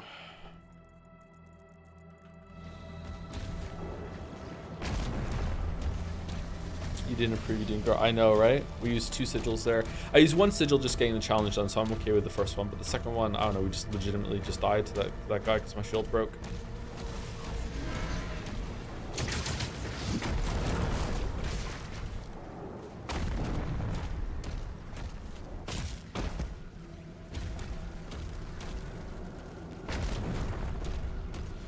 I really love the Eternal, but it was not beginning to 2016 at all. Does this game still give the same highs as Eternal? I was worried it would be more like 2016 style. No, it's definitely more like Eternal, but it isn't the exact same. It has a lot of changes. I don't think it's more like 2016 as Eternal. It's more like its own thing. It's like a different flavor of Eternal. It's like if Eternal is Coke, this is like vanilla Coke. No, I shouldn't say that because vanilla Coke, a lot of people don't really like vanilla Coke. I don't like vanilla Coke. It's just like a different twist on the same kind of thing. Pepsi, even worse, even worse. Oh, thank you, Jackio, as well for the resub. Thank you very much, Jackio, with the heart. I could go for a Coke right now.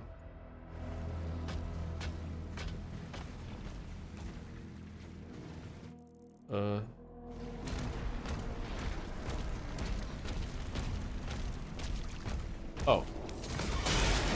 I thought the shield was in the way. I couldn't get through. Oh, that looks gorgeous, huh? Pretty game.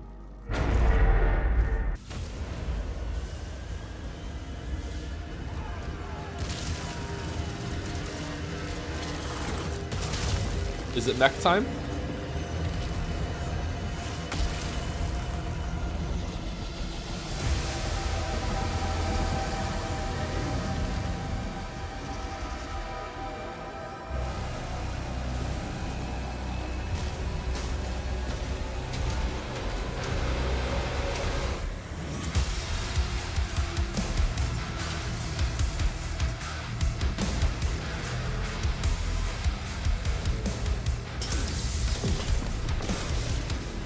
Man, imagine spending like a quadrillion dollars on a giant mech that just gets yeeted into a wall by some big demon with a stick. Fucking hell, man. All right, we're done. Got a lot of gold.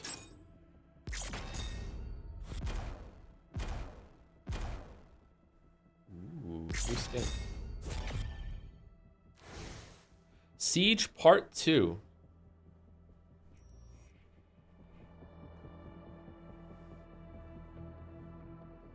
Joe, the U.S. Navy drops some $2 or $3 billion fighter jets into the sea. Yeah, that's the U.S. Navy. They don't know what they're doing. This is like fighting Doom. They have more of a budget. They're on a tighter budget. Azrak's forces begin to breach the walls of the castle as the Sentinel evacuation continues. Why did they do that? They stupid tax write-off. Shield is down, and the gate is... Tax write-off. They needed it. The government was coming. Hit demons 10 times with a fully charged chain shot. Roundhouse. Kill 3 or more fodder demons with a single shield throw 5 times. taking heavy damage. Slayer, there's a turret in the courtyard you can use to hold them off. Not a turret. I am a turret. Aha. Now we get to battle in here. How do I cancel this? Alright, like that.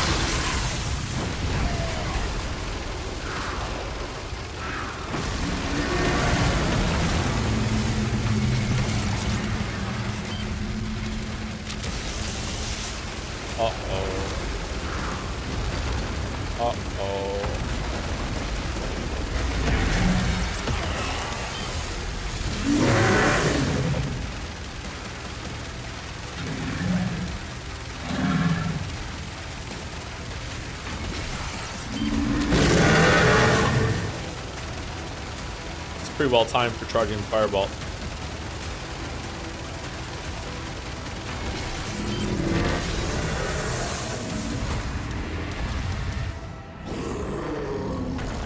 Exciting gameplay. Yeah, so far, the game doesn't understand that it's more fun when you're not doing these things. Like, these things seem to be like a...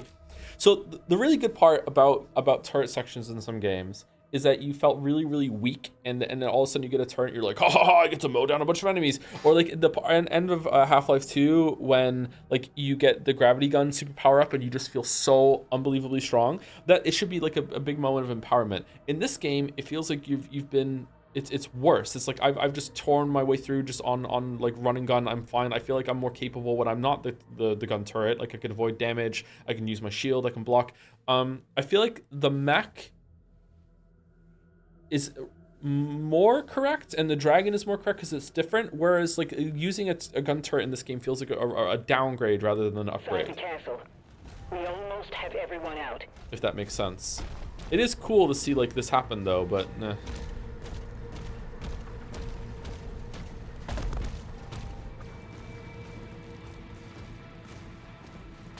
Locking you down into a chair with a gun strapped to it, yeah.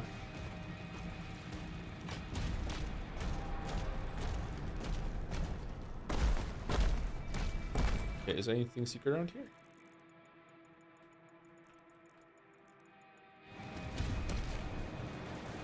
I think it's too long to be that obnoxious. It's definitely not obnoxious. It's not like I'm not mad or like disappointed or angry or anything like that. I'm just kind of like, you know what? I rather would have just played more of the main game. And I feel like that's missing the point when it comes to trying to design an empowerment section with a turret section or anything like that. But it could be like a little break. That's sure. That's true.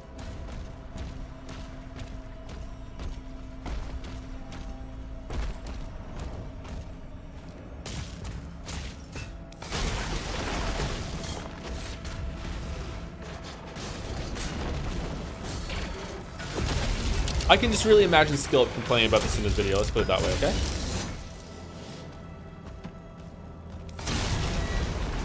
But between all of the action are these really god-awful vehicle segments where the game is like, you know what? All that fun stuff that you're like to do, you can't do that anymore. And you have to do this for a little bit. And it's like, yeah, okay, I see what they're trying to do, but I just really want to get back to the good part of the game and not do this anymore. You like, oh, I'm sure he did, yeah. Game slaps.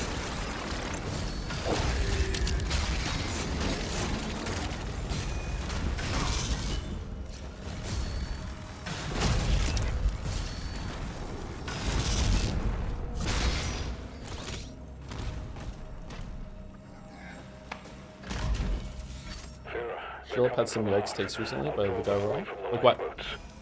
Father, don't go alone. Commander, he signed off. I really like Skillet. I think Skillet is...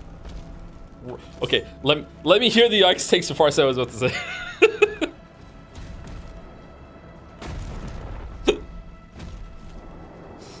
Where are we going? How do we get up there?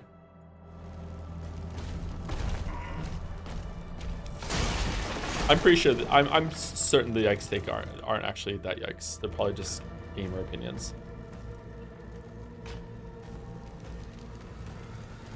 Skillup is probably the best gaming reviewer on YouTube, I think. Not just in terms of like consistency and like regularity of uploads and everything like that. That's really important, believe it or not. But just like the content as well. I feel like he's really informative. The videos are well put together. You get to see a really good taste of like what the game looks like at the same time it's being discussed. Like Skillup is probably the best game reviewer on there, on YouTube right now. Besides, I don't review games, but even if I did, I would not be as good as Skillup. There's something to be said about like the video production, the speed, and just the consistency.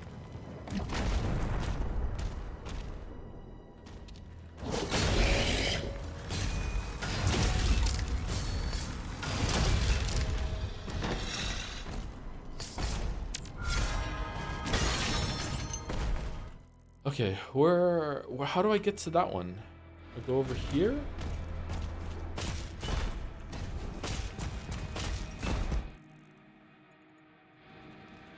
Oh.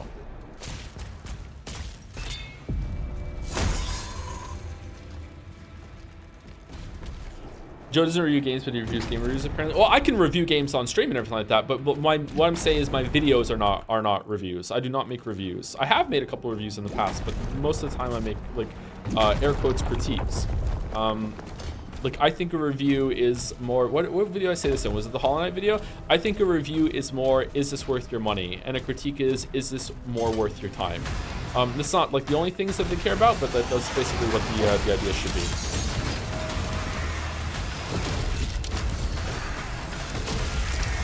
Okay, challenge complete.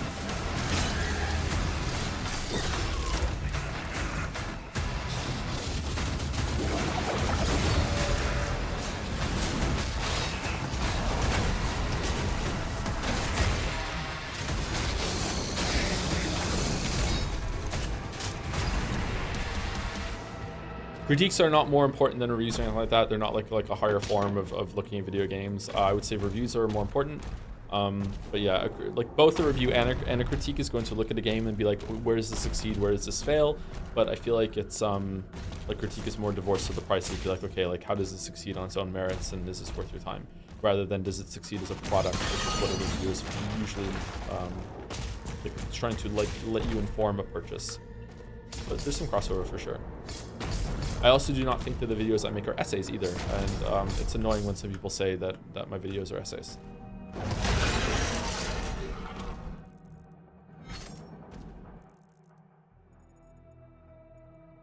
Look down.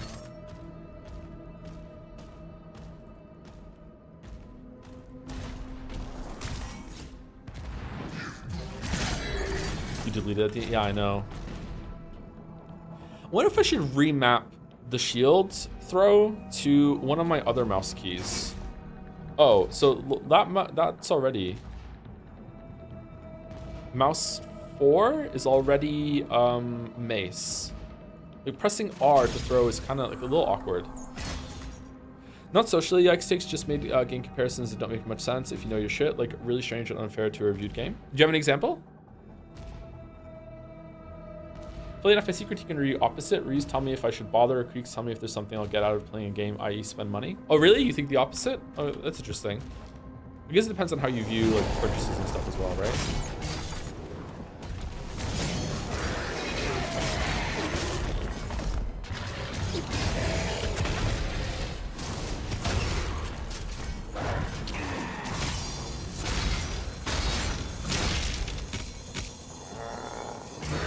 Are you still alive, dude?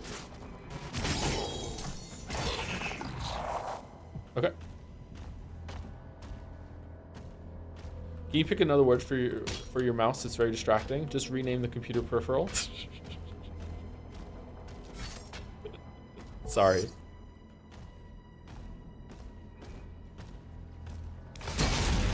I'll just rename you. There you go.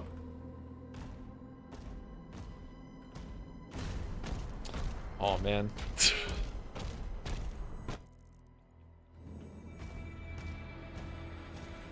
I almost just said something really bad, Mouse. I'll tell you later. Although you know me so well, you can just morph the joke. Rodent. Let's go with rodent. Yeah. No. Yeah. There you go. She got it.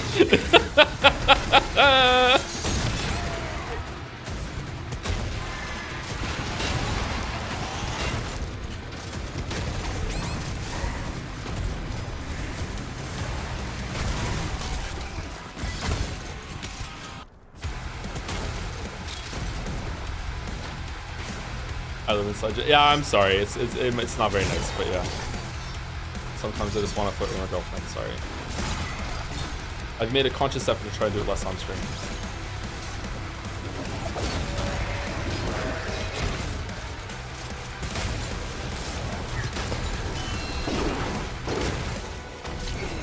What the fuck is...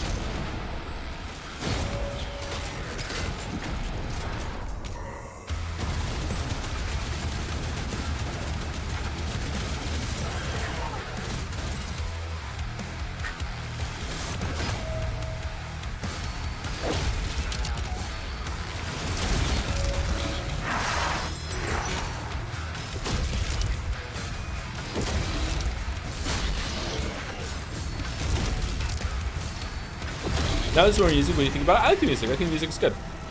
But I was never in love with the music from Doom 2016 and Eternal either. I liked it, but I was never like fully like oh my god, best soundtrack ever. I liked it. It was good. I don't really like metal all that much. Although maybe I just haven't been listening to the right kind of metal. Oh man, the car outside is really angry. I just said that.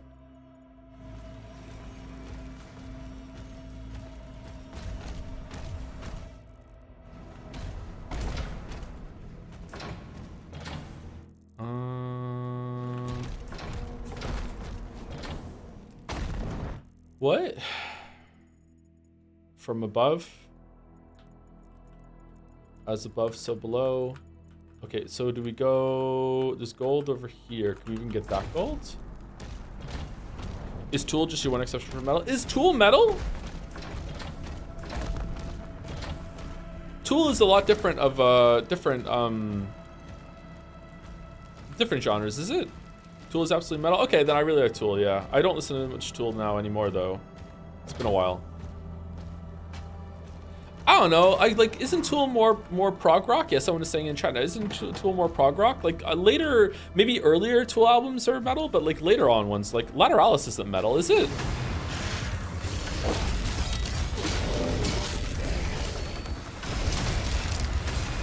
Don't get into a genre. Yeah, that's true. Sorry. Like it's not just games that have the dumb genre talks.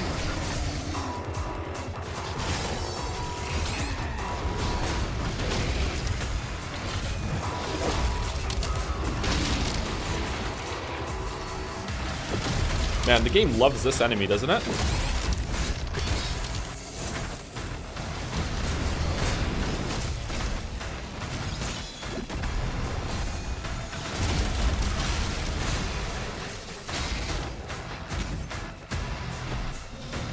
Oh, shit.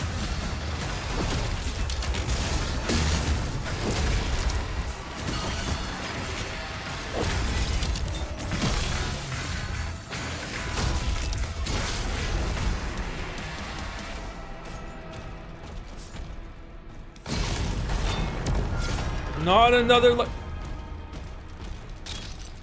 Which Metal Gear do you like the most? 1, 2, or 4?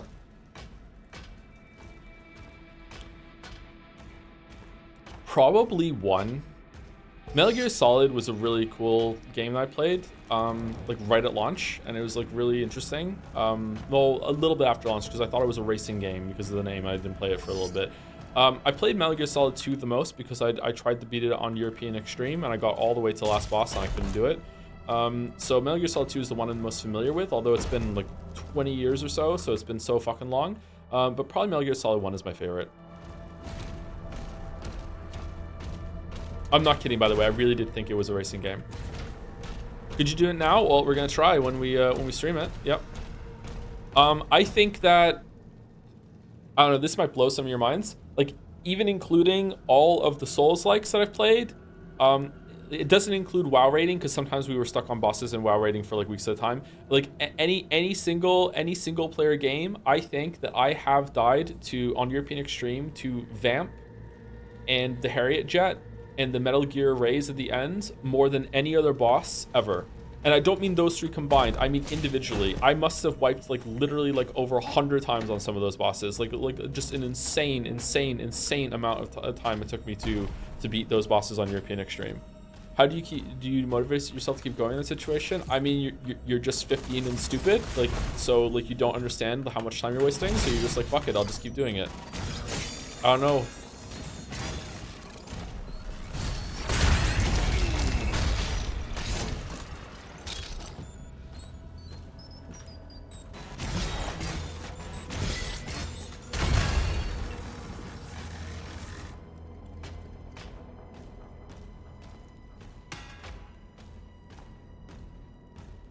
I don't know which one of those it took me longer. I think it might have been the Harrier Jet. The Harrier Jet was so fucking difficult on European Extreme. Oh, I'm dead.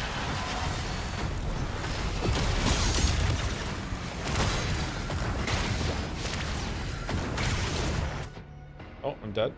Let's use the sigils.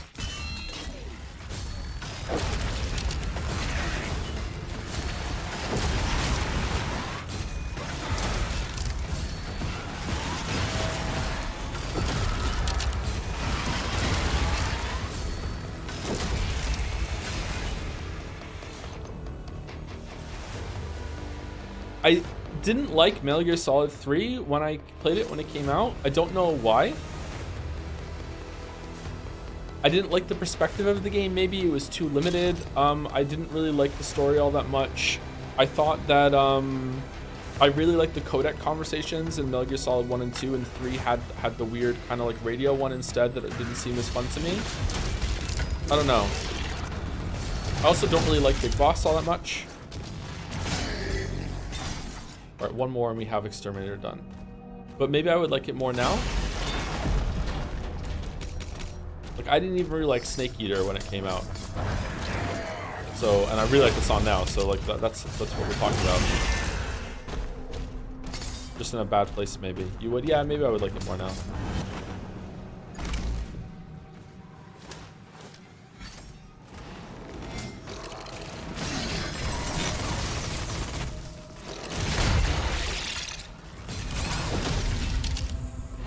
Let's just say you claim that the game didn't follow genre standards, but as someone who knows the genre, I don't see those as something every game in the genre should have. Don't want to name the game because it wasn't received well, and I don't want to hear people shit on it again. I love the guy and his stuff. Was it Forspoken? I'm more annoyed by people blindly following his opinion without thinking by themselves. Sorry for essays. Oh, so he did a show. Oh, okay. You know who I am, right? Like, you know who you're talking to?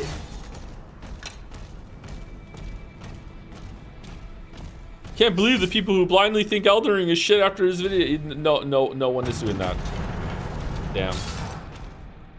All right, I understand the frustration. I really do. I understand it. I understand. I get it.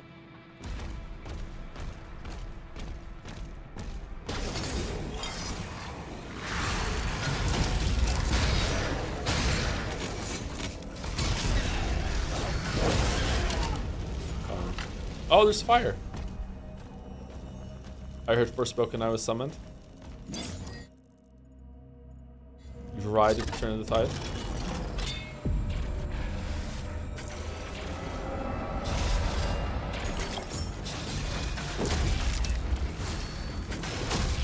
Oh man, his face just got fucked up.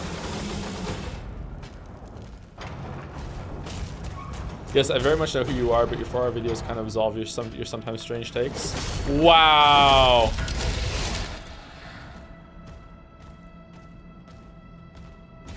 All right, that's fair enough. That's fair enough.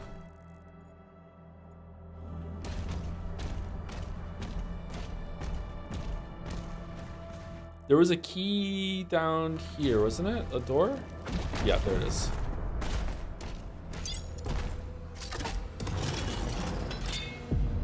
I really liked Elden Ring, but then I watched Joe's video, and then I went back to Elden Ring and reflexively, after loading it, took a baseball bat to my computer and screamed the horror, and then I ran into the woods, and I almost gagged. Wow. Good, that was the intent. Finally, someone understood the video.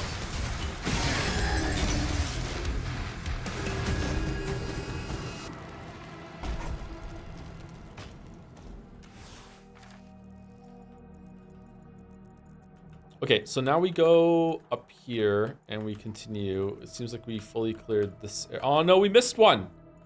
Shit, how do we get that one? How do we get that?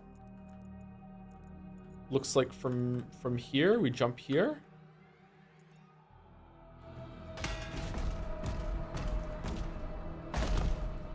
Actual game question, can you check some skins? Did you change any after the first time? No, we didn't do that, did we? Let's see, can we change some skins here? Okay, Nightmare's better. Oh, Nightmare's better. Nightmare's better. I'm seeing a trend.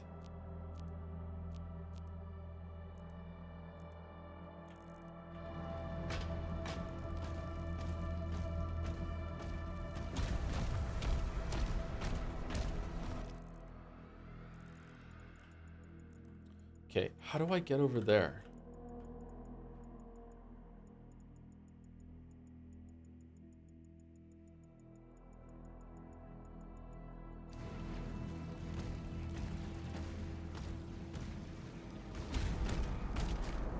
Is Revengeance included in Metal Gear Summer? No, it's not. I've already streamed that though, so you can go watch it if you want.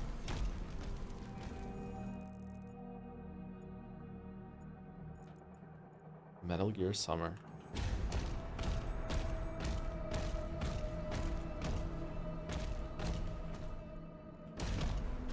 All right, sorry chat. I don't know how to get to this area, and it's kind of frustrating me a little bit.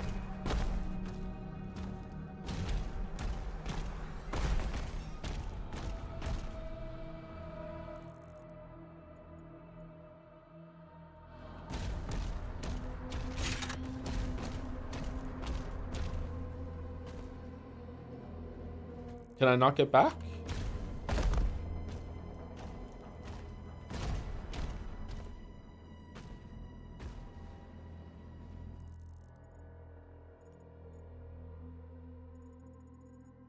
What about Metal Gear Peace Walker, still directed by Kojima? Yeah, we haven't decided about that one yet. I don't know if I want to. Looks like we can't get back in there. It sucks.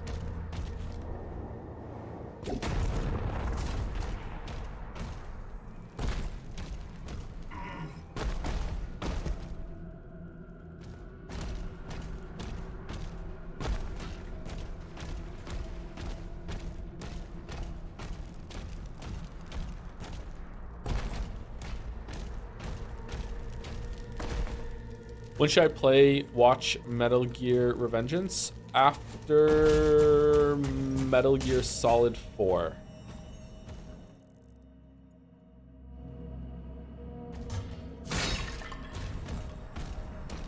Right? Yeah, we can't get back there. Okay.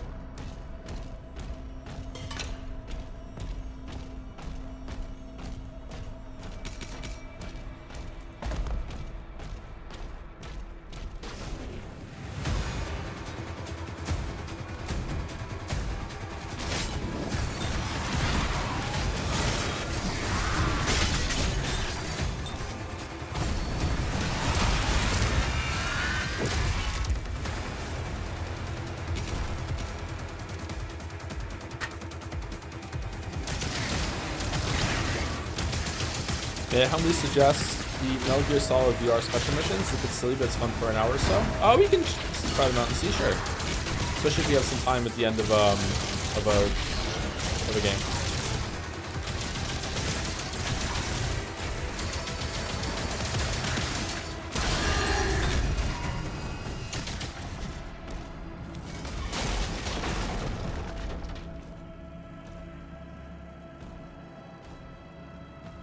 Okay.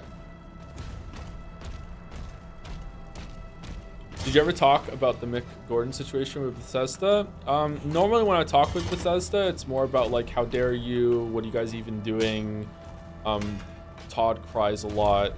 No, I've never spoken about Mick Gordon. I've also never spoken to Bethesda. I've never spoken to Bethesda. I've never spoken about the Mick Gordon thing. I don't really know anything about it, so I just, stay on my lane.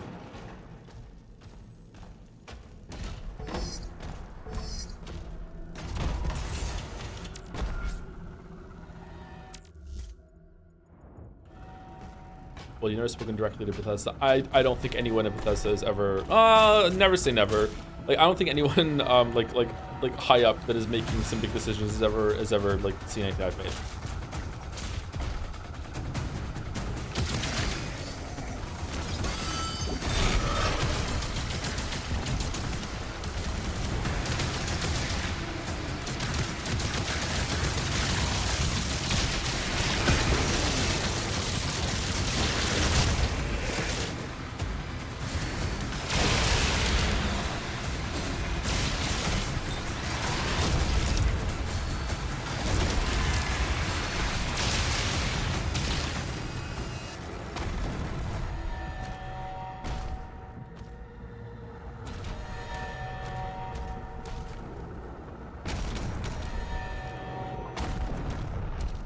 Okay, this gun's kind of growing on me, but it's a little...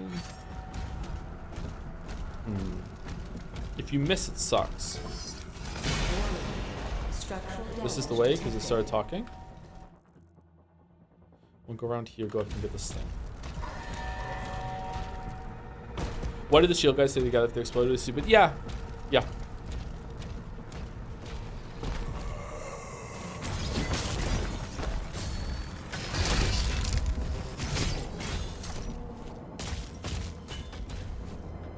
No. All right, we're good. Oh man, I'm hungry. I'm sorry. It's gonna be another Joe complains that he's hungry for the majority of the stream because he didn't get breakfast stream. Oh, we're almost at 2 hours. Okay, are we almost at the end? We're past 2 hours. We look like we're kind of close to the end. Let's get to the end before we take a break.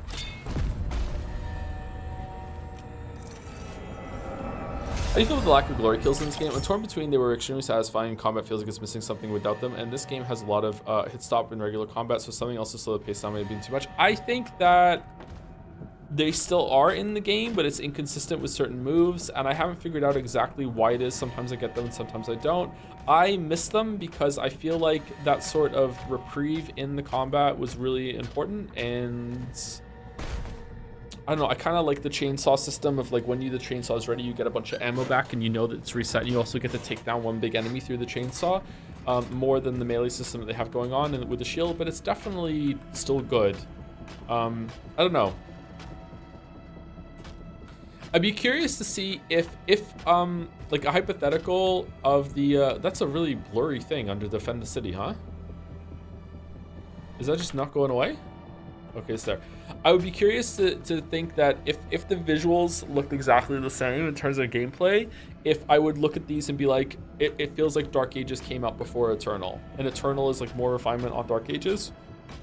It feels like Dark Ages has been born out of this idea that we just really do not want to just make Eternal again, so let's just throw a bunch of shit at the wall and see what sticks. And for the most part, it's working. It's just that Eternal was just so fucking good, man.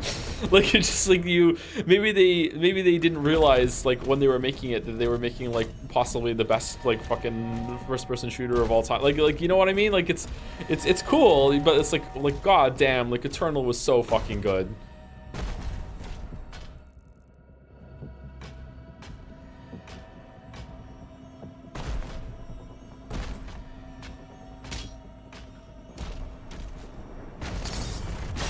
What's weird is that a lot of people didn't like Eternal when it first came out, and they were very like, they didn't understand what it was trying to do.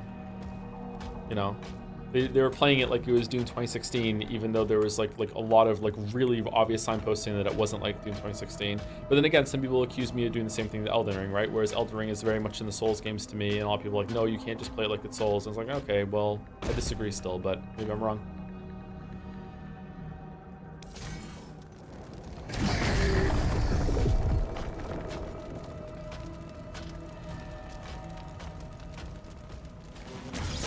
I still don't like it. Do you like this one better than Eternal? I never played Doom. Should I play this or Eternal? I would start with this one and go to Eternal afterwards. Just as a off-the-cuff suggestion. But like either's fine. You want to start with 2016 if you want 3 games to play, because going back to 2016 after this and Eternal is going to be rough.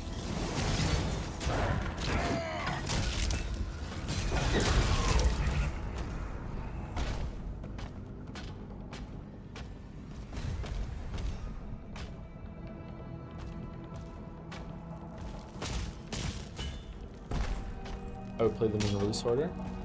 Should we play Final Fantasy VI and Chrono Trigger before Expedition 33 so people know and understand the standard that Expedition 33 is being set against?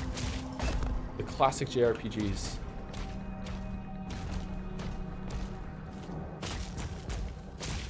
Chrono Trigger is actually quite a short game. One of the best things about Chrono Trigger is that it is possibly the best paced JRPG of all time. Very, very little superfluous crap. Really respects your time. It is incredibly brisk for a JRPG. Final Fantasy VI is not as well paced, or it's not that short, but it still respects your time for the most part. I mean, I actually went and played 2016 a couple weeks ago, and I think it holds up quite well. Honestly, does it really? Maybe it's not as bad as I think it is in my memory then. Maybe I'm wrong. Maybe I should go back and play it.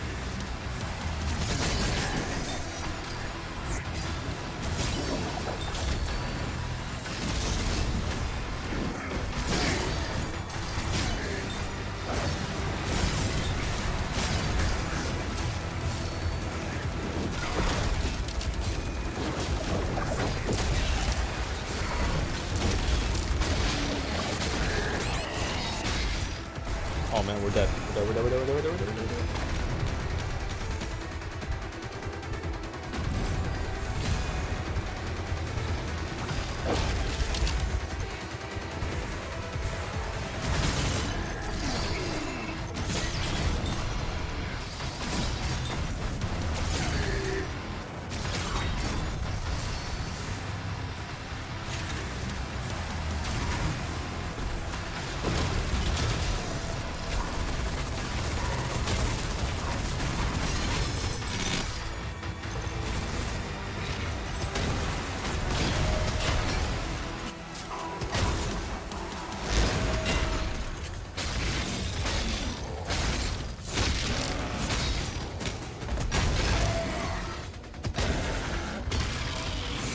I definitely think that I got a parry off of him there, and it's still the damage, and no one else was doing damage to me, so maybe there's a partial parry system.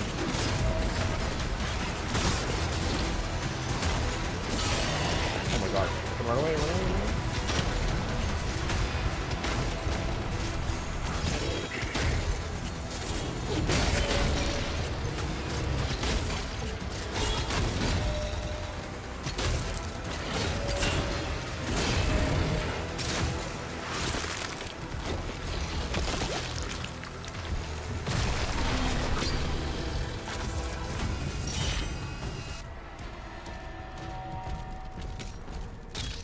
Another interesting is my opinion, 2016 is a very well-designed game that's different enough from Eternal that you find yourself not missing the things Eternal added. I played it after Eternal, not first time, I still had a lot of fun. Okay, maybe I'm wrong then.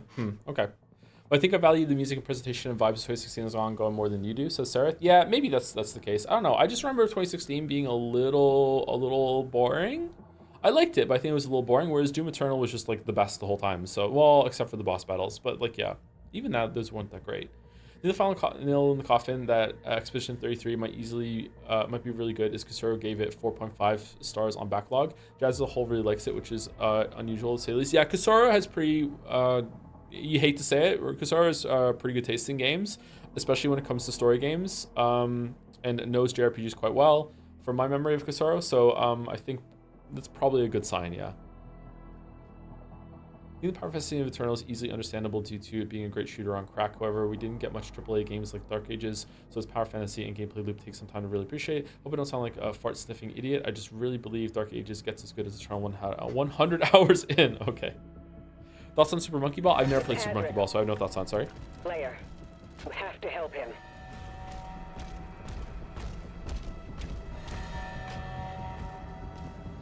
Looks like a kind of a fun game, though. I seemed a bit annoyed at the length of the cutscene at the beginning of the game. What do you think of the general? It's a very long cutscene. I think 20 minutes more. I wasn't annoyed by it. I just thought it was funny because it's Doom, and Doom 2016 said stuff like that wasn't going to be the story thing. Like, it's okay. I was just kind of, like, hamming it up a little bit. It's alright to have a story starting your game. A cinematic starting your game. 20 minutes. I would say anything more than a few minutes, like, you better be, like, a really, really, really big story-focused game if you're going to be taking gameplay away from me for that long. Like, you better be trying to do some shit with the story, and it isn't just about adding context.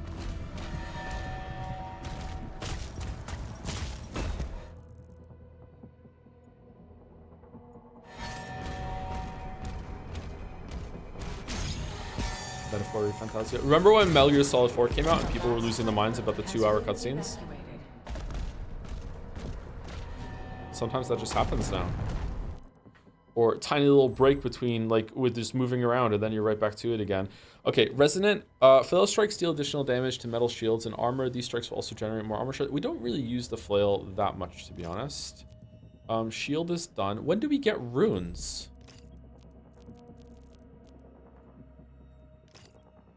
Okay, definitely want to upgrade the cycler. We can't still. We're using this thing a lot, but I want to get the alternate fire for it first before I commit. Same with this one. Maybe these ones don't have alternate fire modes. It's been a while since we had another gun, actually. Super Shotgun. Super Shotgun deals increased damage to armor. Yeah, we definitely want that. And we have to decide, do we like the Impaler or do we like the Shredder? I feel like I have, like, these two can be like the auto guns. These ones can be like the close range, like nuke. This is like the long ranger nuke. This is the AoE, and yeah, I feel like maybe I want the Shredder to be like just a machine gun rather than like carefully aim it. What do we think? The Impaler is kind of cool. I just wish it had more ammo.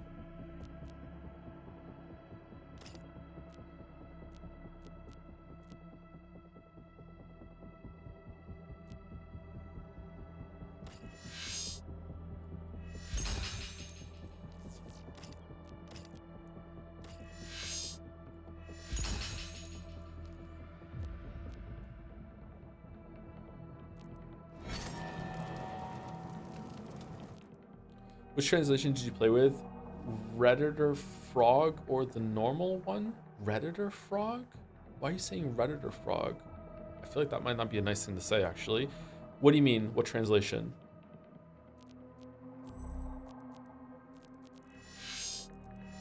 Umineko? Are you talking about? What are you talking about?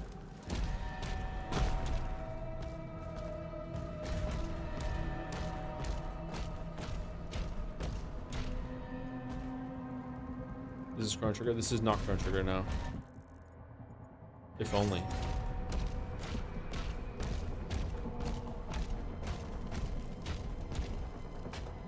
I believe the Chrono Trigger PlayStation version has a different translation. Yo, yeah, Chrono Trigger, yeah, has different translations. There's one on the DS has a different translation too. I don't know which one's better. Probably the newer one. No more tricks, old king.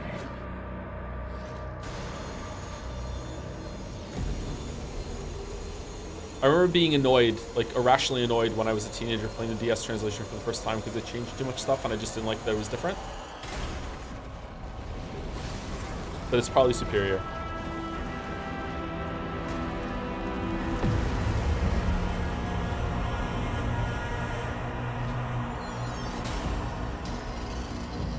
Ooh. Oh, he's scared. Oh, we're dumb. Yeah, getting hit from behind in this game, it tracks, even the cinematics. Okay.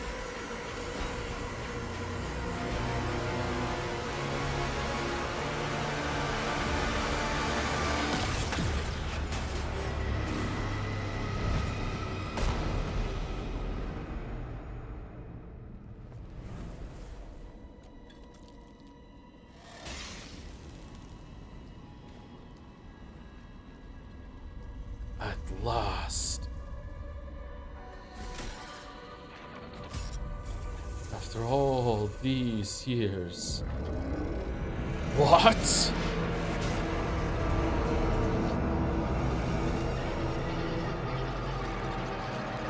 Tell me where it is.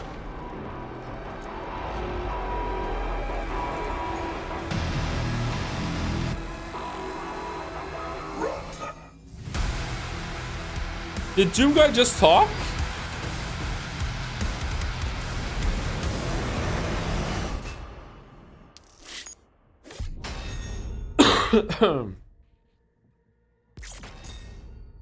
He talks now?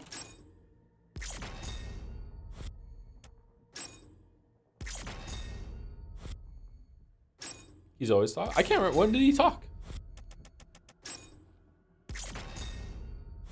Did he talk in 2016 or Eternal? I don't remember him talking. Maybe some of the older games he talked. He talked in the Eternal DLC. Oh, did he? I didn't play that, so that would be why. So we missed a bunch of gold when we didn't get that area. Abyssal Forest. Okay. He said rip and tear in the base game. And then he ripped and he teared. With all the acclaim that Expedition 33 is getting, has that raised your expectations pretty high, or are you keeping them low? I don't think the expectations are really high. They're definitely not as low as they would be if it was just a game. I have no idea. Let's just go check it out. But it seems to be universal acclaim across the board from many varied sources, and not just like Reddit losing their mind and literally clapping at the end of the Mario Odyssey credits. So it seems like it's well earned. So I'm not going into it thinking that it's gonna have to blow me away, but I'm expecting a pretty good time. Yeah. So not too high. I think it's right on. I think it should be fine. You see that Kojima was lamenting his playtesters being too universally happy with Death Stranding 2. Yeah, I thought that was an interesting take. I don't know if he's being genuine there, but his take was basically that he doesn't want to make games for everyone. So he likes it when responses around like a 50-50 split. He said to like 4 out of 10 people. He wants to make experiences that fewer people will really, really, really enjoy, rather than an experience that a lot of people will really that will enjoy like a less amount. And I think that's a pretty good mindset to have. I don't know how he can justify affording it. He seemed to be talking about like money during the talk too, right, Balder? So yeah. I think it's at least partially also that if everyone's just smiling and nodding, you're not able to work to improve it. Do you think so? That wasn't the vibe I got from the snippet of the interview, but I didn't read the whole thing. So if you read the whole thing, then maybe that was it. Yeah. Yeah.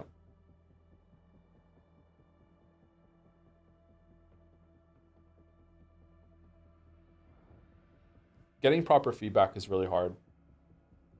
It's really, really hard. And then being able to trust the feedback too, it's really difficult. Anyway, let's go on break. Before I go, thank you to She Labia for the resub with Yippee. Thank you very much. And thank you to Louis XOXOXO also for the resub, or Louis. Any play on Chrono Cross? I only played it once. In a weird way, I played Chrono Cross when I was on vacation in Canada after we moved back to the UK, and my uncle had a PlayStation 1. We were staying with my uncle, and I got Chrono Cross, like, I didn't even know it existed. I got Chrono Cross at a store while we were there, because it probably was in the UK at the time. I got Chrono Cross, and I would play it on the PlayStation whenever we weren't doing something on vacation in Canada. Like when we weren't like going out or doing something, and we were in the house, I would play Chrono Cross. And I got all the way to the end, and I couldn't finish it. I couldn't beat the last boss. There was some like puzzle thing to the last boss, at least the ending I got, whereas you have to do like certain elements in a certain order, but the boss would also have ruin it or something, and I couldn't figure it out, and I couldn't do it, so I never beat Chrono Cross. I don't know what I don't know if that's really the problem I had, or maybe I was just missing something, but yeah. I liked it, but I really like the music. I like the atmosphere, the tone of it, but I also like there's something that happens in the middle of Chrono Cross that really, really made me angry. If you've played both of them, you probably know what it is. Especially to someone who like Chrono Trigger was a really special game to me. Like it really, really made me mad. So like I don't know, like playing Chrono Cross again today, I'm not sure if I would enjoy it still. It has a lot of characters. It has a stupid amount of characters. It has like isn't like 40 something characters in Chrono Cross that you can have that you can switch between, and they all have their own dialogue and shit, and some of them are kind of jokes, and other ones are really important. Like I don't know. The Chrono Cross is a weird game. Um, it also like makes you a furry at some point, like without your consent, and that's just something you have to tank if you want to continue playing Chrono Cross. It kind of sucks. Anyway, I'll be right back. 5 minutes. I'm gonna go get a drink. Maybe I'll eat something real quick, and that's it. Oh my god, really? Oh my god, really? Yes. Yep.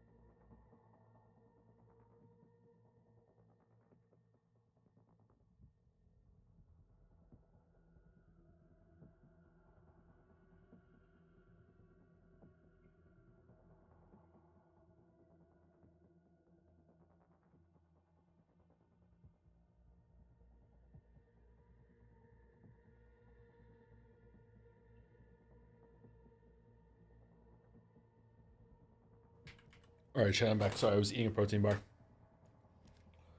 Excuse me.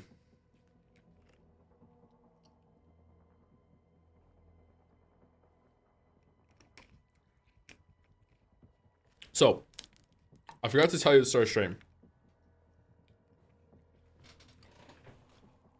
My kids are really into Among Us. Don't know why. They really, really like it. They really like Among Us. So they've been playing it. They played it supervised at first. Chat is also censored when they play it. So Finn, I will let like play in moderation now without supervision, but Leo and Kate, especially Kate, need some supervision when they're playing Among Us. Anyway, so they're playing Among Us. So I'm over there last night, and Finn and Kate show me some games, and then Leo really wanted to show me playing around 2 before I left. So how do they vote? Yeah, they vote. They vote. No one uses voice chat. It's just all text. Okay. It's actually quite a cold like clinical experience when it's just text with joining random lobbies and stuff. So Leo showed me playing Among Us. All right. So he joins a lobby on the Skeld. He sits there. It starts. He's crewmate. He gets picked the engineer, okay? So if you don't know, engineer can vent, which is usually something that the imposters can only do, but engineer your crewmate and you can vent. But no one knows you're the engineer, so if you vent, it can make it sound like you're the imposter. So he loads in, he's in the cafeteria, he runs to the corner in front of literally all other 14 people that are in this round, just jumps in the vent, starts like just rummaging around the ship. Jumps out, doesn't do a single task, just runs from room to room. A body gets discovered, someone reports it. My boy immediately opens chat, hits caps lock, all capital letters, just types,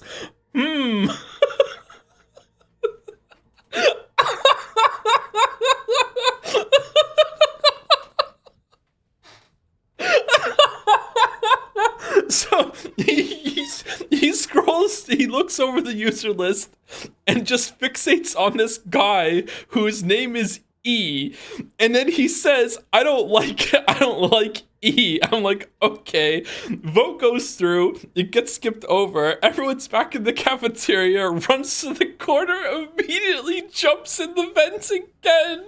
In front of everyone, rummages in between 3 different rooms, doesn't do a single task in any of the bottom rooms, goes up back into the cafeteria, gets the download task, goes to comms or whatever, or ops, goes to the upload task, turns to me while it's happening and looks me dead in the eye and says, I'm not good at this one. I am cry laughing at this point. Another body gets discovered. He goes to chat, types in all caps, E is sus. I'm like, why is he sus, Leo? He's like, I just don't like his name. No one listens to him. They vote for someone else. That person is the imposter, so now there's only one imposter left. Back in the cafeteria, just right in the vent again. Rummages around. Another body gets discovered. He types in chat this time, I am sus on E. No one listens to him, votes on someone else that is the imposter, and he wins the round.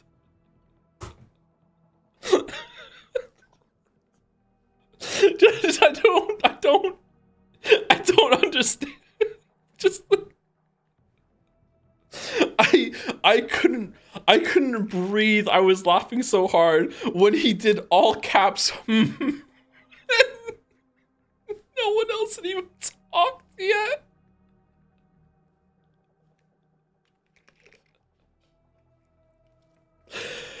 Oh man. He really is your kid with that kind of grug luck. Yeah, Leo has the grug luck, yeah. Oh man. Question: does this Doom stream give the Slayers Club skin if you watch for complete? I have no idea. Is that something I have to turn on? If that's something I have to turn on, then no, you're not gonna get it here. If it's like if you just watch any Doom stream at all, you get it. Then I guess so, yeah. But I do not have like Twitch drops turned on or promotions and like that. I don't do that. Anyway, let's continue. Abyssal Forest. Oh man.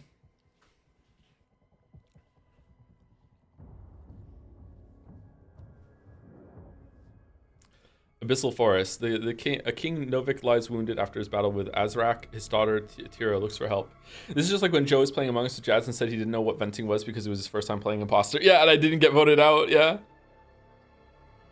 You have viewer rewards tag on. I didn't turn that on purpose. So if the tether is removed, the makers, their directive was clear. What would you have us do? Nothing.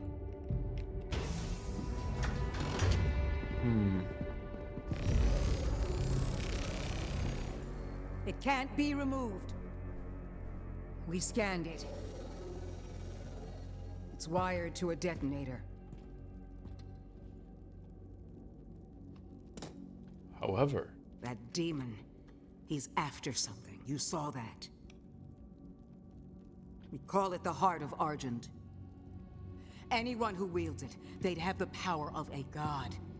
Stronger than maybe even you. But the heart is incomplete. It's made up of 2 parts. The other half is a power source, and we don't know where it is. Valen's search party is still active. If he ever gets control of it, that much power in Hell's hands, none of us would survive.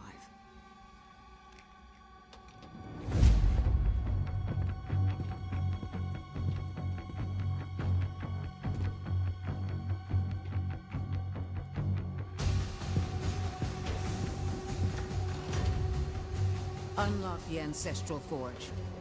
kind of crazy they just copied Master Chief's armor design and colors for Doom. It's insane, huh? Uh-oh. Uh-oh.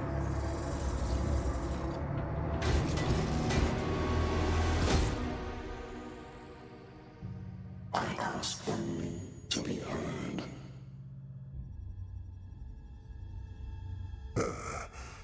Contact the Ministry. You are stranded in this realm. There is no one left to trust. That is why you allow me to speak.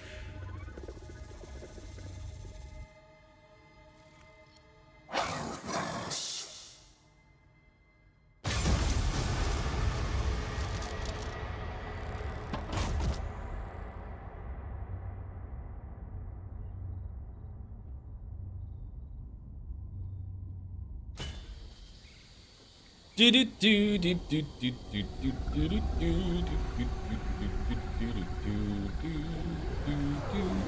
Commander, he's on site. Good. Get a team ready to sweep the forest when we're done. I'm meeting him at the forge.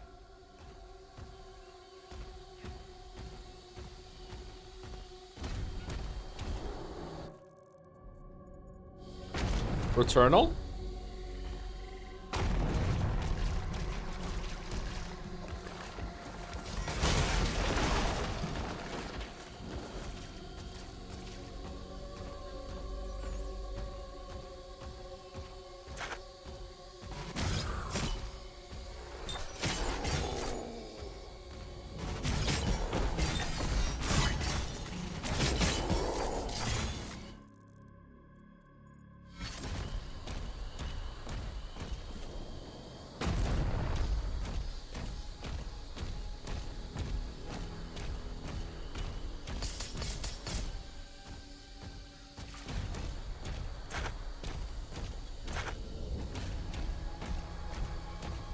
Is Persona 5 soundtrack better than Persona 3 Reload? Is the soundtrack better than the whole entirety of the game, Persona 3? Yes.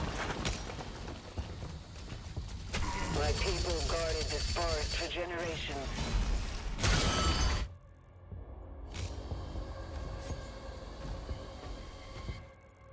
Oh, this is just another way forward. Okay. I've heard that the extra content that's added to Persona 5 Royal is really, really good. Is that true?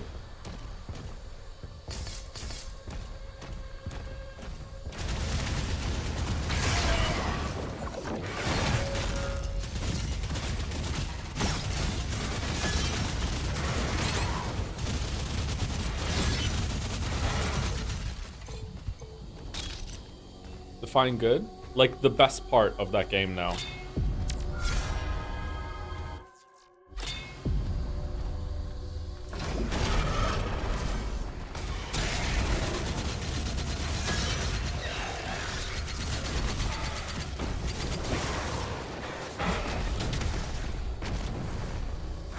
Takeover is a banger. It is a banger, yeah. Takes over. Kill Stroker. Those were some good streams.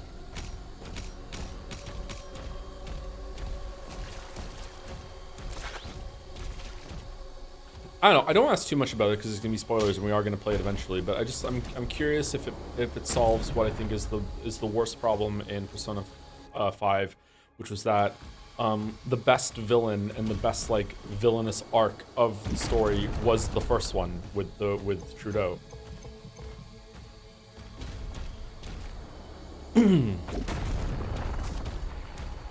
Lots of smiles. No Morgana's still in the game. You'll need a key And to he continue stays a through cat that the whole gate. time. Just the whole time.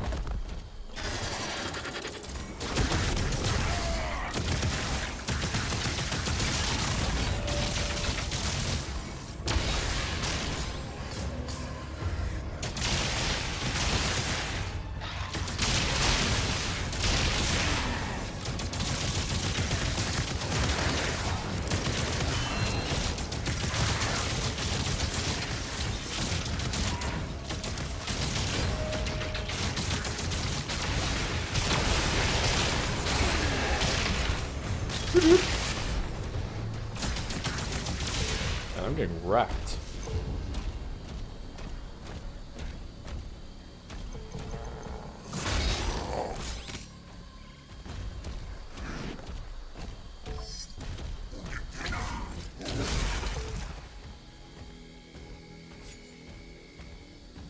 Chatter thinks we're gonna be playing the answer. I don't know. I'm still on the fence about that. I don't know what to do. I feel like even amongst the Persona 3 bros that they don't even like that.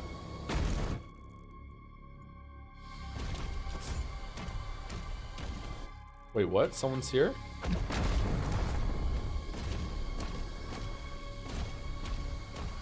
Is it someone new? Yeah, no one wants it. I kind of want it because I don't like leaving things unfinished, believe it or not.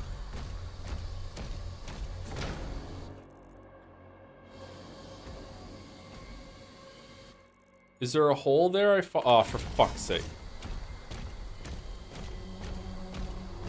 Viewership though? Yeah, viewership though.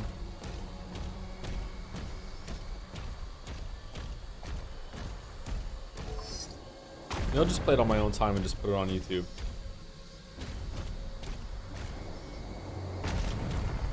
I want to see your story reactions, but so much dungeoning. Can I just turn on easy mode and just like blast through it? Just like auto resolve all the battles?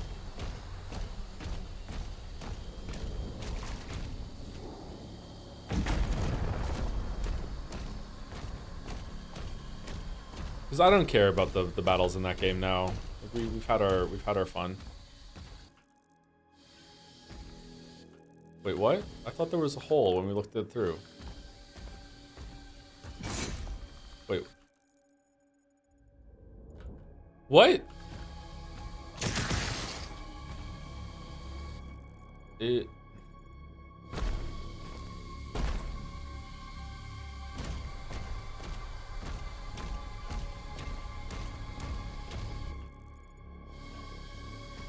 Okay, silly me, sorry.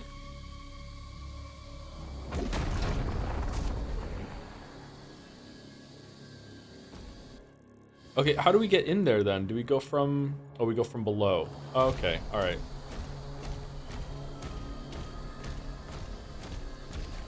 Sorry, it was this way the whole time.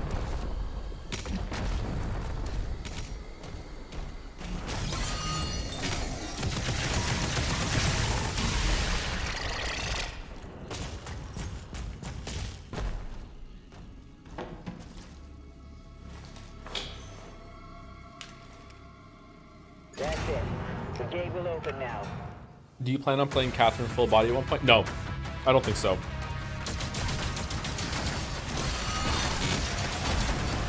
Like, never say never, but it's unlikely. Why am I stuck? Why am I stuck?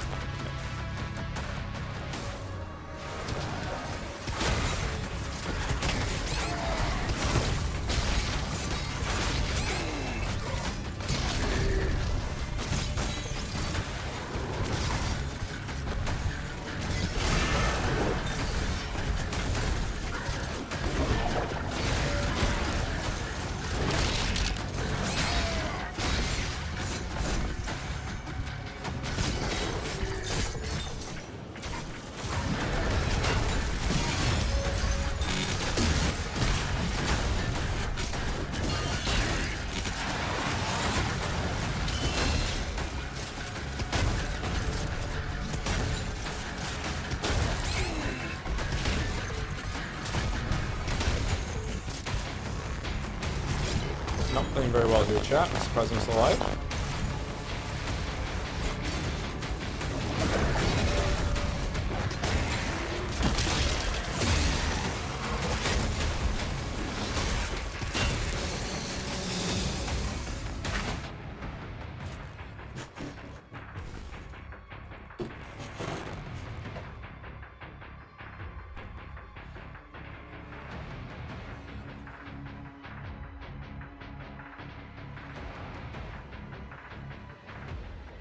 Hey, better crackling still or no?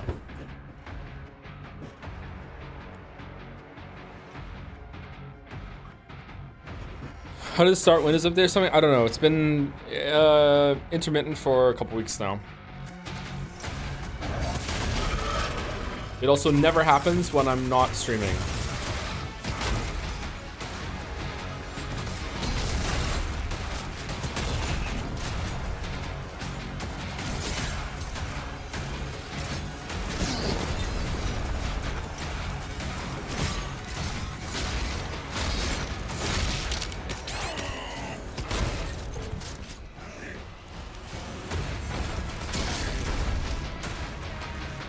Chat's fault? Yeah, it's chat's fault.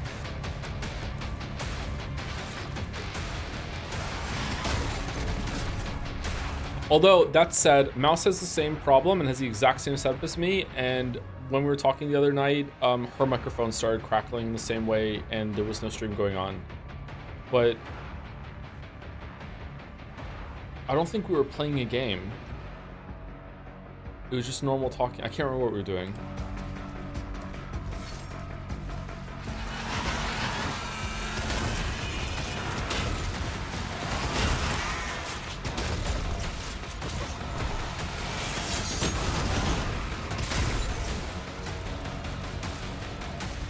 Oh, we were playing it. We were playing Core Keeper. We were playing Core Keeper when it was happening. That's a very like light game, lightweight game.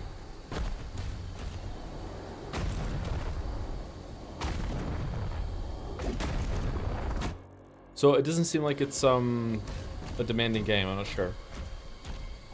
There's a big overlap with your races. I think it's still chat. Yeah, chat is making the hard one off with this somehow. When they took control of the mine.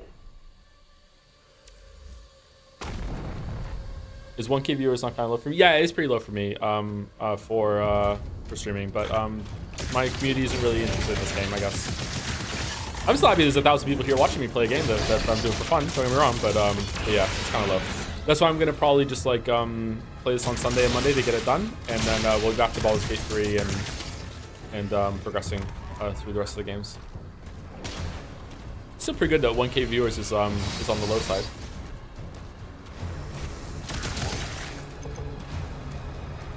I noticed the viewership on Twitch is kind of down across the board a little bit for a lot of streamers. There's like some big names that I know from the from Twitch that I've looked at them recently. I'm like, wow, you only have that many people? What the fuck? What's going on?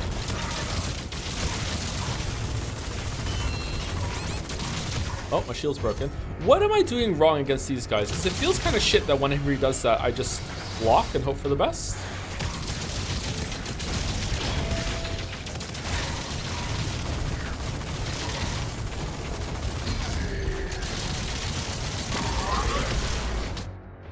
Oh, dead again?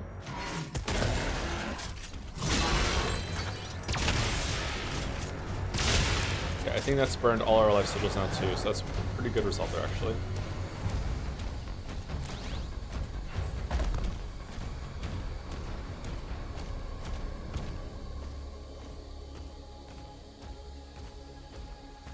The in-game tooltip says to go to melee on them and parry works for me so far. Yeah, but I feel like that's at odds sometimes when there's a bunch of enemies around him, and if I go too fast, they're going to be shooting me in the back.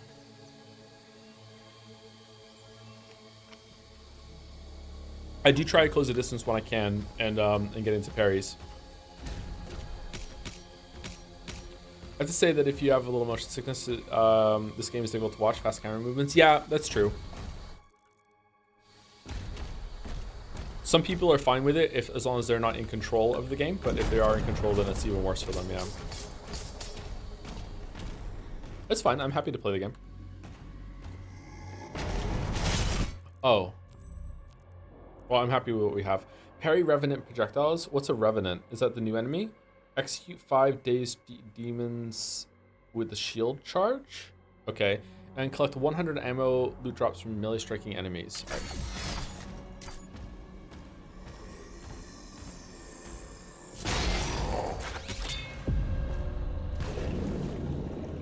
Revenant is probably the new ones that fly up in the air, right? Yeah, just saying it too.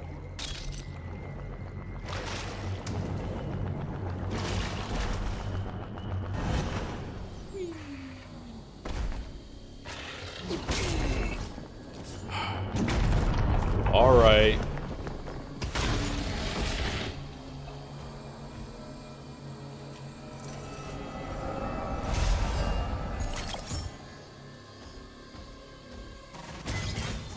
Maybe it's more refreshing if you haven't played it. I think it's more that my gauge on my audience right now, I don't know if it's always been this way or if it's more this way, more true now, is that I have a pretty strong core of like how many people are here right now. But then there's like maybe as many people on top of this, or maybe even more than that, that really like to watch me play a game that they've already played. There's a lot of people that don't like to watch me play a brand new game that comes out. They want to play the game first, and they want to see, and they want to like know what's coming, engage my reaction, and have this like this fun like experience of like, okay, how's he gonna react to that? I want to see what he says about this. What's the story gonna be like? They want that. I wonder if it's because of the videos, like because that's what it is. Like no one, very rarely people watch the videos without having played the game themselves first. So it's kind of like a supplemental stream kind of thing for that too. And most of the time it's a story thing that they want to see that from, rather than gameplay.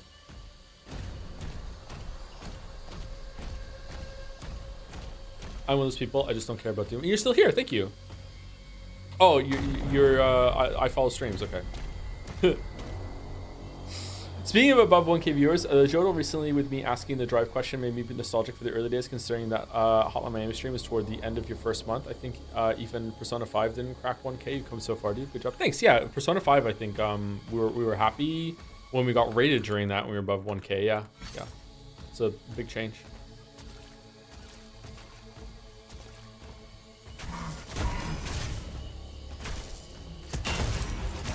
Been around for a while, ain't he?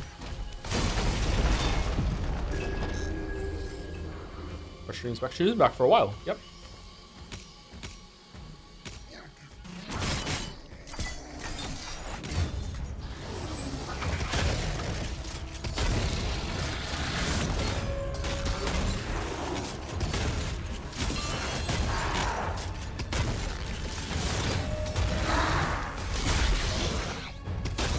That did not count as a knockout.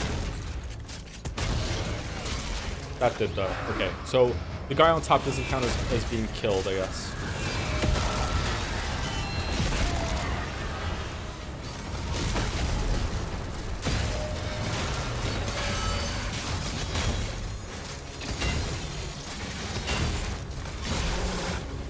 knockout. Sorry for the answer to this, but you mentioned it for the rest of the year is packed, so will there be no Persona 3 Real of the Answer DLC this year? Not sure yet. We might do a DLC month, and we might mop it up during that. Might like cheekily package it in, smuggle it in with like when we do Metaphor re Fantasio. One of the ABBA days will be doing answers between Metaphor, just to make the weeb sweat. Like I don't know, something like that. Oh, there's some gold over there we missed. How did I miss that gold?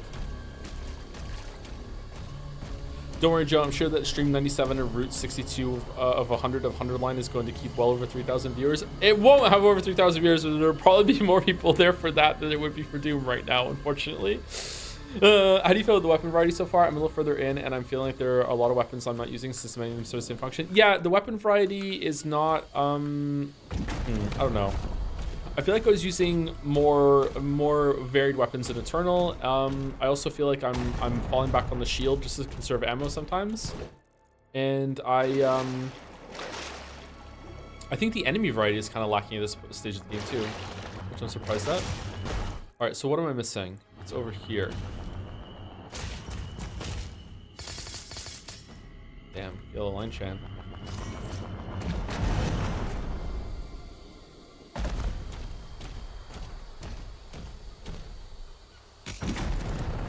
Your Wii body doesn't care about big boy Western gun games. That's true. What if I just started like saying Moe lines from Doom Guy's perspective to make it everyone comfortable?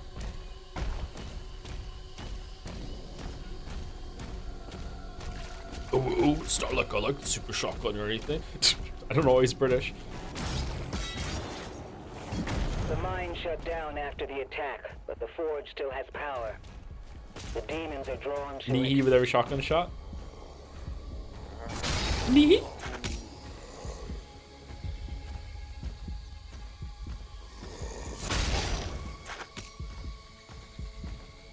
Low-key dreading Metaphor streams. Game got no soul. Really?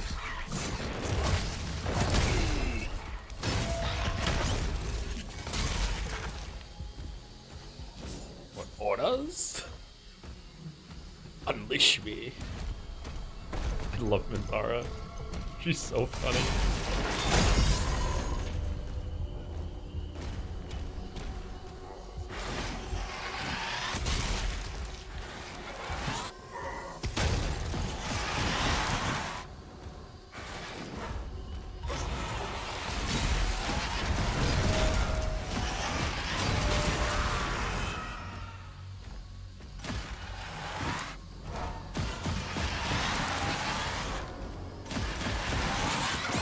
What?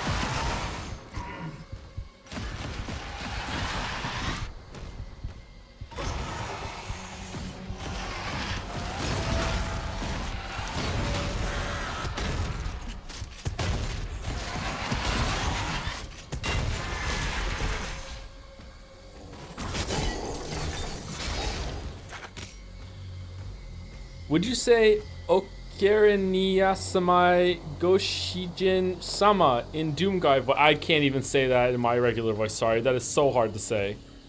Metaphor stocks down. No, Metaphor is going to be a great time. Great time. Great time. That was dreadful. I'm sorry. Was it Doomful? Oh, what the fuck happened here?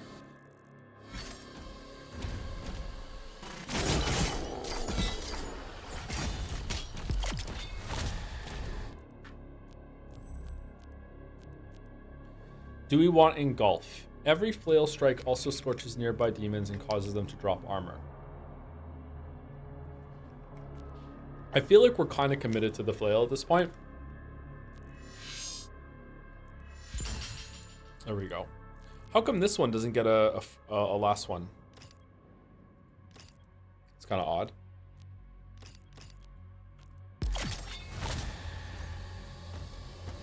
Kira, the Slayer has reached the cliffside barracks.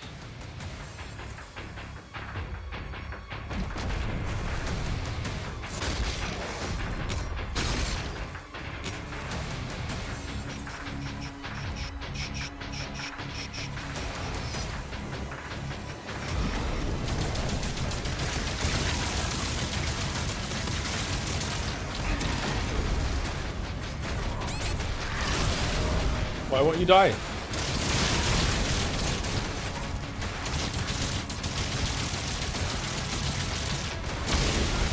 we go, challenge complete.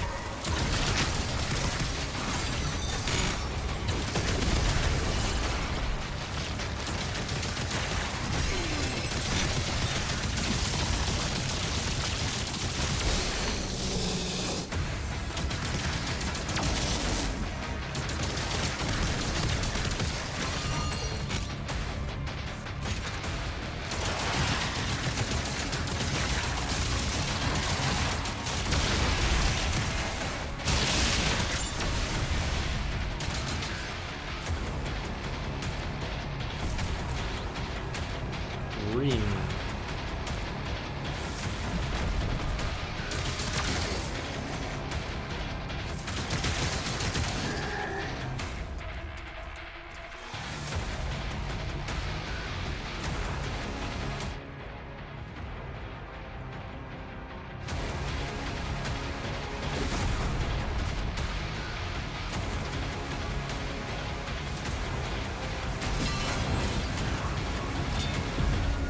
You turned the auto sprint on? No, I did not turn on.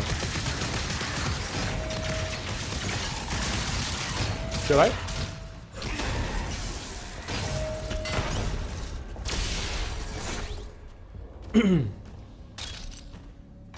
I wish there was a setting where auto sprint only enabled during combat. That would probably be pretty good, yeah.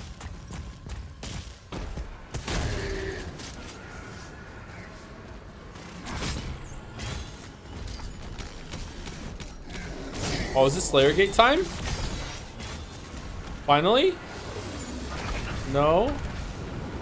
Whoa.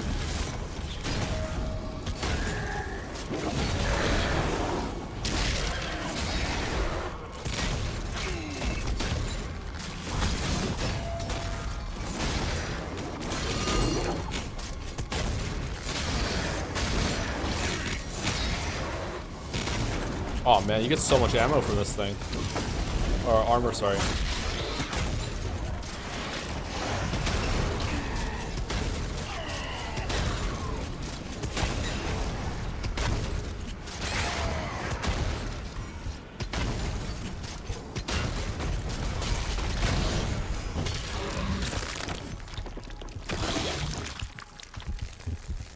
Some tips for Genshin about how to find the secret rooms. I'm not really good at that, so you can give me some tips if you wanted to, sure.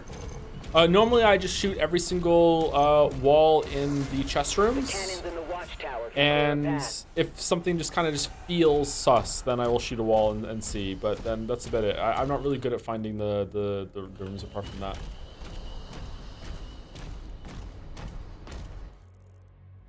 They're really impactful too, like sometimes you get some really good shit from the secret rooms.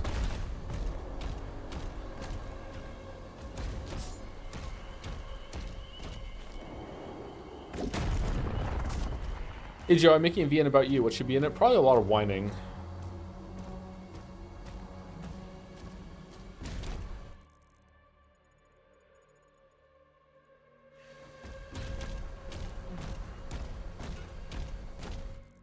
Okay.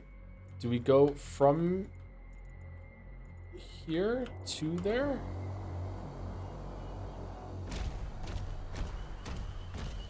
An inside joke every 5 minutes. It's true. It's true. It's pretty true.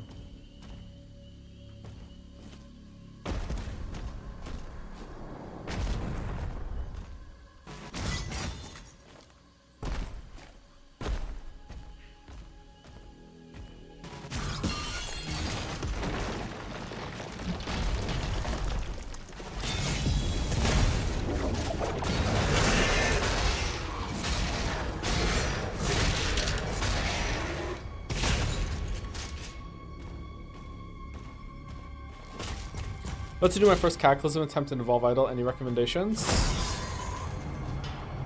Cataclysm. Cataclysm, the biggest bottleneck is knowledge. So I hope that you have like, you've said it, I almost said a spoiler. If you're doing Cataclysm, you probably have custom. Do you know what I'm talking about? Knowledge is the biggest bottleneck cap. So we want to definitely have something that like lowers knowledge costs and increased generation there. Lowering the cost, I think, is better. Okay, how are we getting over there? Over here? Oh, did I just miss some shit when I went back through?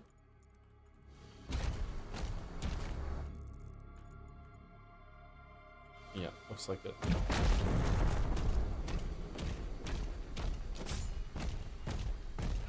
I've had Evolve up for months without touching it. I haven't played it in a long time now. It just had a decent 2 updates back to back, so I've been a little tempted, but I don't know. I haven't got back to it yet. Okay, how do we do this? We have to lower this somehow. Looks like you would shoot that rope or the chain, but you can't. So do we go into the castle? It doesn't look like we can go into the castle. Do we rotate? Oh.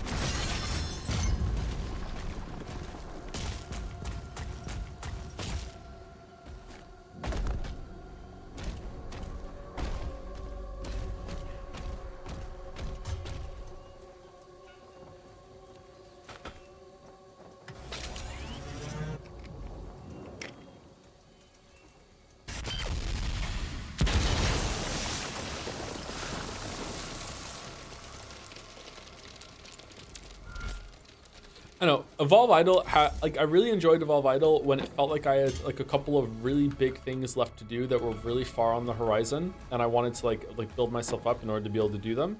And then as soon as I did those things, first of all, a couple of them were just kind of disappointing. They weren't as impactful as I thought they were going to be, or they weren't like as fun as they're involved. Like True Path was kind of disappointing, or at least the last part, True Path. The True Path 3 is actually really good, but True Path 4, I think, and onward is kind of like, yeah.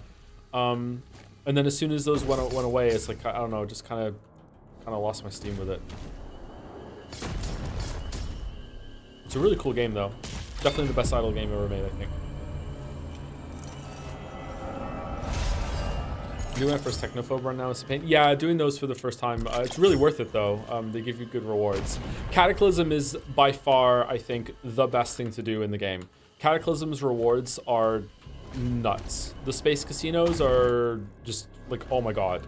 I wish I could do Cataclysm again. I wish that all of them were as impactful as Cataclysm, or there were some that were based around the Spire and stuff that were as impactful as Cataclysm. I feel like a lot of the end game could do with a bunch of feats and stuff like that, because it's really fun to have permanent unlocks come into the game. Okay, so I think we're good. Oh, we missed this. What's this over here? There's nothing on the map here, though, so what does that mean?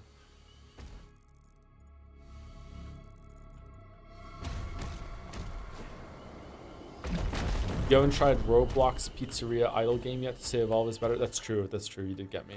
You did get me there. And speaking of ignorance. What? Oh, this is the way out.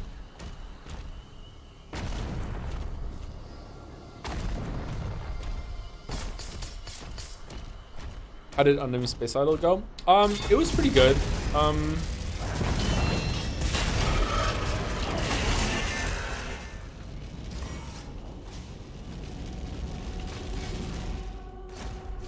Again, it kind of hit a wall where progress was too slow. I know that sounds crazy for an Idle game, but it's too slow. And also at the time, like Evolve was never really this for me, but Unnamed Space Idol was kind of like a coping mechanism to like soothe anxiety for a bit, and then I didn't need it anymore, so I stopped playing it. I tried it again recently, to see what the new update was. About maybe 3 weeks ago, I tried it, but it was only for like one night. I was like, oh okay, like it's still around the same thing. Are you planning on playing Expedition 33 sometime, Joe? Yes, we will be playing it probably in about a month and a half or so. How do I open this?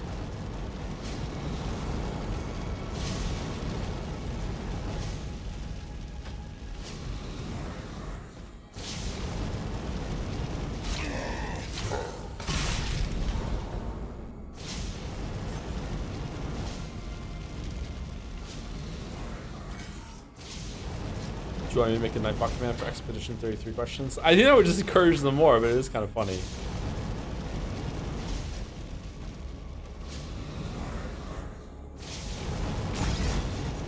Okay, so there's nowhere anywhere else in this room. So it's got to be in this room. Maybe it's around the sides of this room. Fire here seems to just be like a hazard.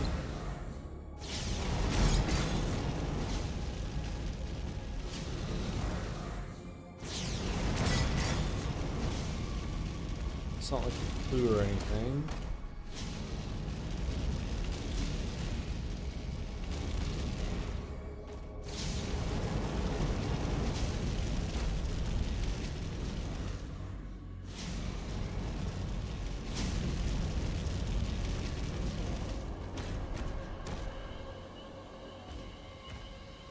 No, it's not here. Can I climb?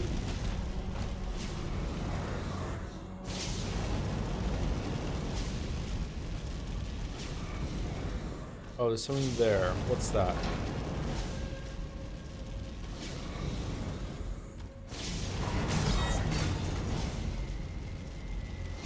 Try the Witcher Sense. Oh, Witcher Sense.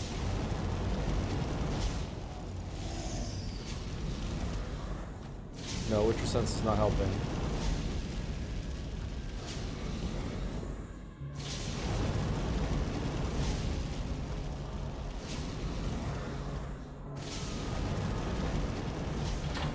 Okay, so we have to get through here somehow.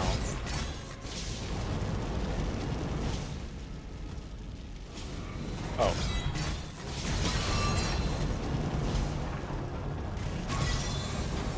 Holy shit.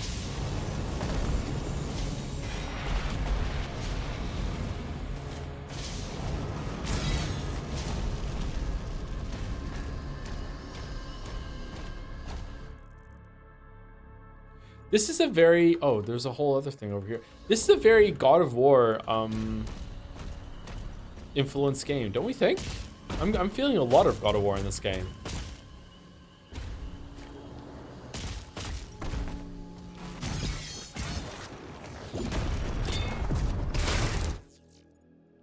Okay, if I get it, does it count as getting the secret?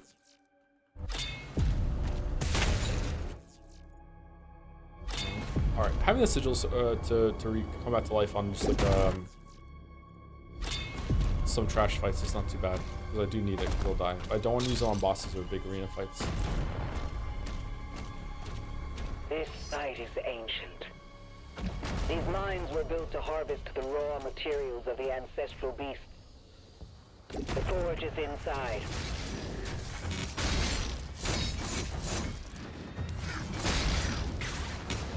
I can see it. Sadly, to me, that's not a compliment. Really? I thought this game's really good. It's a compliment to me. That looks gorgeous, huh?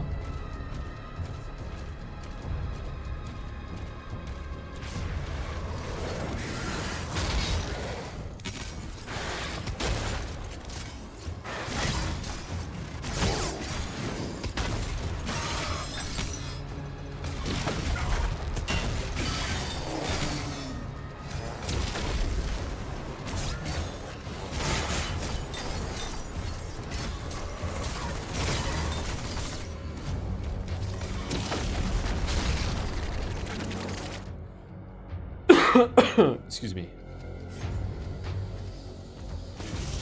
That lift will take you down. Okay, we missed the secret and some golds. Or is it in the next area? Missed the secret. We're not far now. Do you think the average dude that wants to shoot some shit in Doom likes puzzles and 10-minute cutscenes? I don't know. I'm not your average dude. I think that it's perhaps an unrealistic expectation to have a game like this at this level of quality to be able to just be the shooting for a decent enough runtime. That said, maybe at the end of this, I'll say the game didn't need to be this long, but you definitely need to have a breather and a break and a reset and allow the player to do something else other than just constantly run, shoot, run, shoot, run, shoot, run, shoot. But I don't know.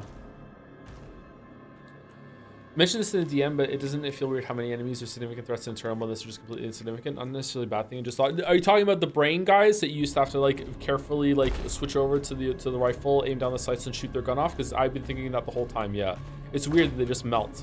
I liked fighting those things. The Hell Knights are really kind of trivial in this as well. Weapon acquired, grenade launcher. That looks cool.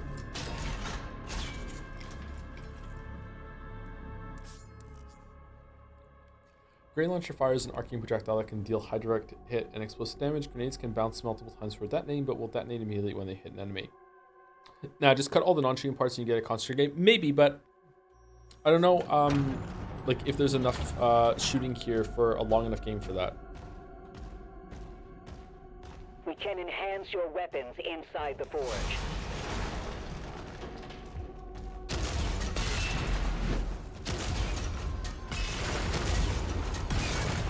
That's kind of fun. Weirdly has a lot of like physics to it. Like it's...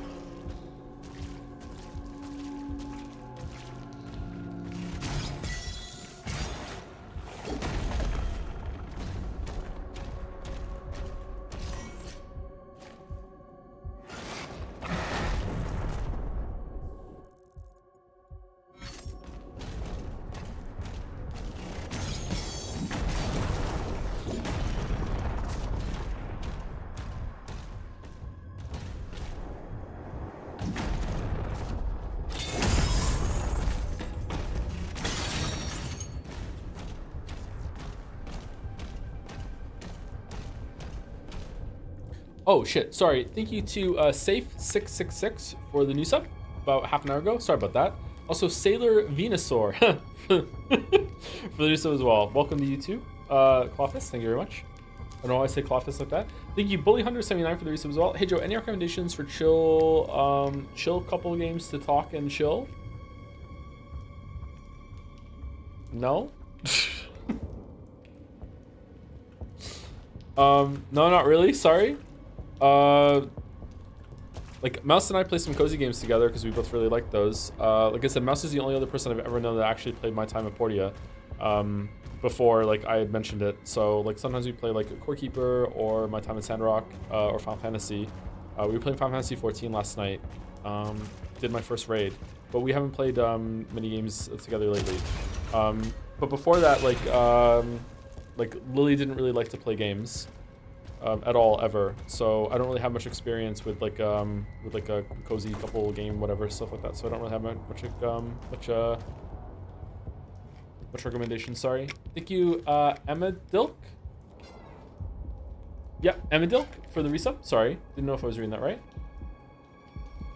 And thank you, Lexical Paralysis for the resub also. Wine is better than stew because stew you have to chew. Ah, very like moderate and reasonable rhyme there. Yeah, for sure. No problems with that mindset. Picking up high levels of demonic presence near the forge.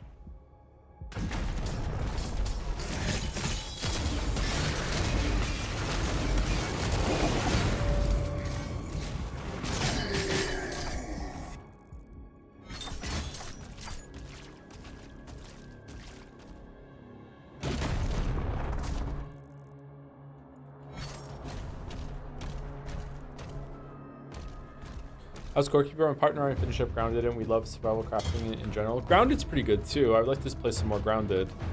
I enjoyed that game. Core Keeper is pretty good. It's kind of like a top-down Terraria sort of thing. I played it myself a bit. What I remember is that it kind of runs out of steam toward the end, and you kind of have to like make your own projects to make your own fun, and it gets too big for its own good. But I was just about to unlock the ability to get teleporters and place them down to stuff, so maybe that helps it a little bit. I don't know. Maybe I just kind of burnt out on it.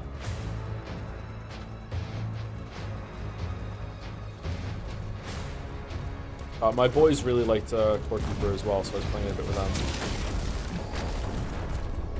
Oh wow, we just wiped them out.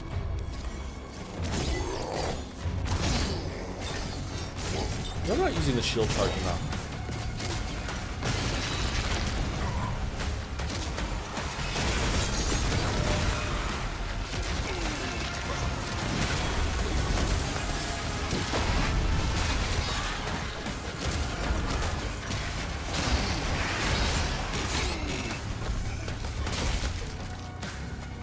Oh, also, I'm not gonna get this bone collector thing done because I don't have enough, didn't do enough melee strikes for ammo.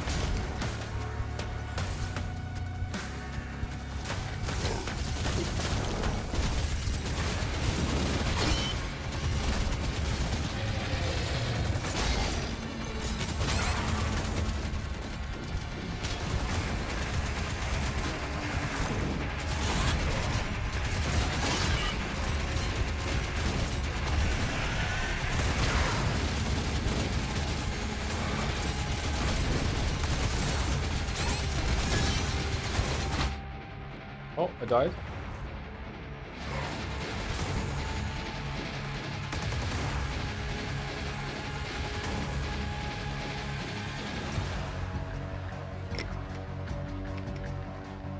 I died. Sorry. Yeah, I don't think, I was trying to prioritize running around doing the melee hits and getting ammo there to do the challenge, but I think it's because I'm the last fight now. I'm not going to get done.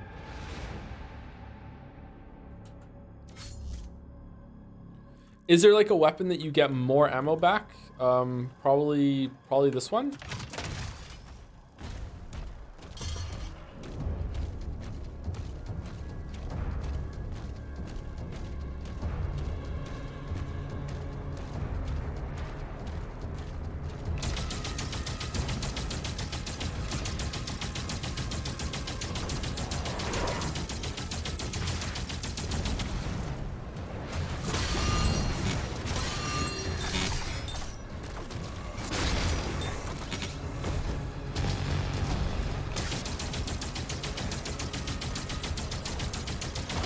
Voice batting, I know, right? I know.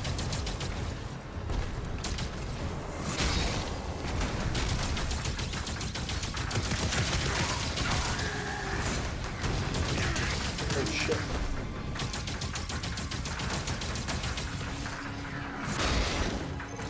Oh yeah, we can get this done. Okay.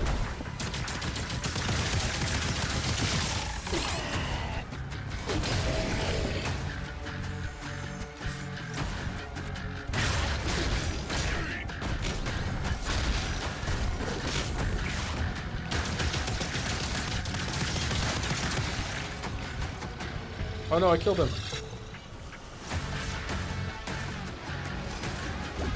During what I'm doing, I have a challenge for getting ammo back from when I do a melee strike on a demon, but I need to have like room in my gun to collect the ammo in order for it to spawn. So I'm just like shooting in order to get the ammo's gonna spawn when I do the melee attack. At least that's what I assume is gonna happen.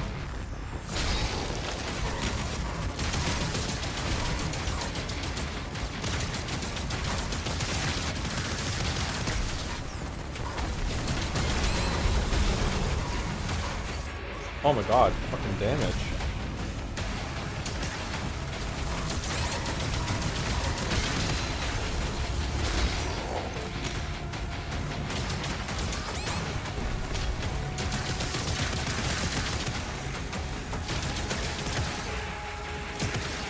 Why isn't the melee coming? Oh, it's back now, okay.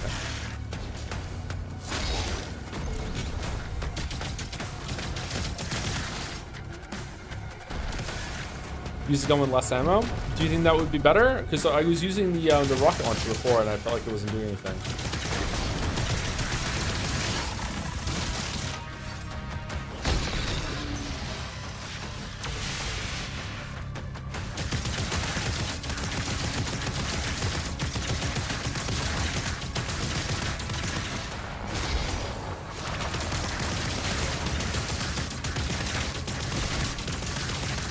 What if I deplete it almost entirely and then go hit a zombie?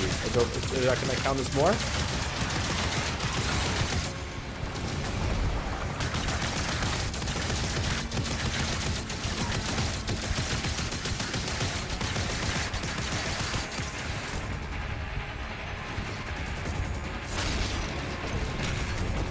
Nope. Oh my god.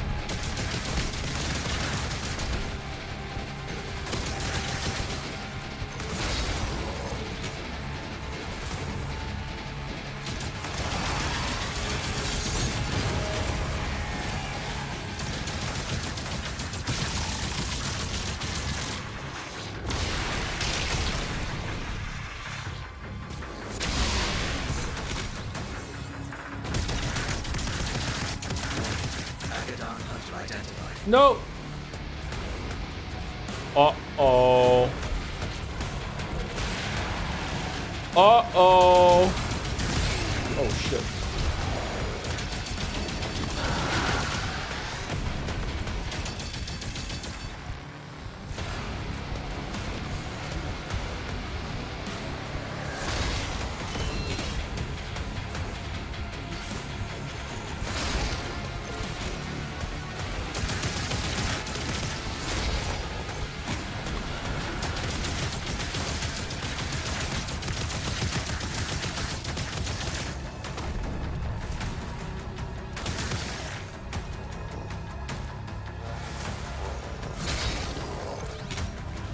One more.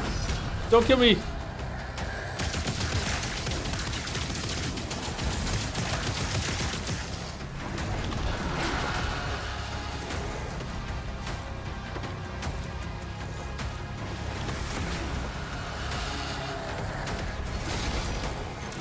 Yay!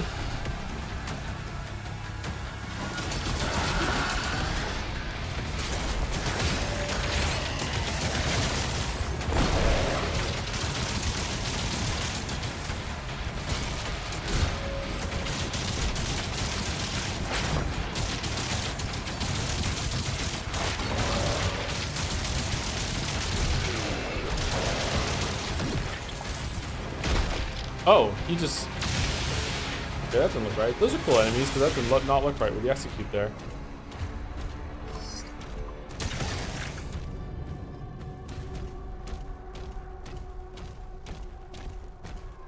Is there a game you're really looking forward to playing? This one. I'm kind of looking forward to playing Expedition 33 and seeing what it's all about. Death Stranding 2 is probably going to be a good time. Silksong when it comes out. Witcher 4, obviously. I don't know. How about Yeek? Definitely Yeek. Okay, Ancestral Forge. We're here. We're here. Oh, thank you, Outsen, for continuing their sub from Primor Gift, also known as a resub. Thank you very much. Ancestral Forge. Here we go. Using the sacred energy of the Ancestral Forge, Thera looks to assist the Slayer. Okay, I smell a co-op thing or like a... The mine is open. Escort mission. How deep into blueprints did you end up getting? I can't really say for spoilers. I was going to alt-tab out and read you my summary that I did in the blueprint spoiler chat. You can go look at it on Jads if you want, and you can see for sure. I did a fair amount, and then I just was starting to get tired of it. I got to like 40-something days or something like that. I would like to return to it. I would actually like to return to it. If I'm ever going to make a video on blueprints, I will do a run where I purposefully do not solve anything until the game gives me what I consider to be a large enough clue, just to see what if there is a path through everything that is more accessible and like reasonable than some of the stuff that I felt like I had to do, because I wonder if I was like jumping ahead of some parts of it. But I don't know. What really set me off was when I got the book A New Clue, and some of the stuff you had to do within that book was like veering more into guess what I'm thinking, or like red herrings that I didn't think were very fair, just for the sheer like fuckery of it. And also like, hey, can you just make a leap of faith here and just hope you're right? And like oftentimes the leap of faith you're not right. So it just kind of annoyed me once I got there. And if that's where the game is veering into, then I don't really like it. However, Blueprints is a really amazing thing. I was thinking about like if I was going to write a script on Blueprints, that I would include this line in it. Which maybe I shouldn't say now, because maybe someone's gonna steal it from my stream and go make a video about it, because there's no way anyone would ever do that, right? How can I say this in a different way then? Blueprints isn't just trying to... Do you know when you go into like a tomb in Uncharted or something like that, and it's like it's really interested in giving you like a puzzle or something to do that's gonna make you feel smart, but it's definitely in a video game sense that it would never be that easy. You know what I mean? It's like oh, rotate the 3 things and then you get to go. Like it's really kind of, it's just kind of silly and kind of like whatever. And that's never how a puzzle or like a conundrum would ever really present itself. Blueprints doesn't fuck around. It's not trying to simulate that sort of thing. It really is genuinely trying to give you a really, really tough thing to solve. That also, as the more you play it, actually makes like thematic and like narrative sense. Like there's a reason why it's so hard. It's not just because fuck you, we wanted a puzzle. Like no, there's a real reason that they want you to be able to commit to this, or your character in the game would commit to it in order to get through it, and it's like a safety reason, right? If you've played the game, then you know what I'm talking about. I don't know. I kind of like it, but and I really appreciate it and I respect it, but as a gameplay experience, it's kind of maddening, and it's like, for me personally, it's too hard.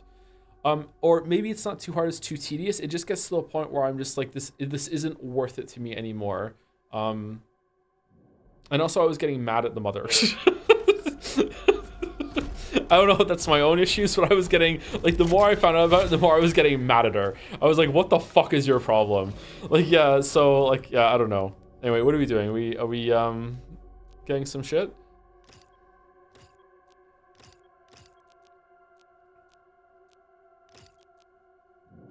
When did we get these crystals?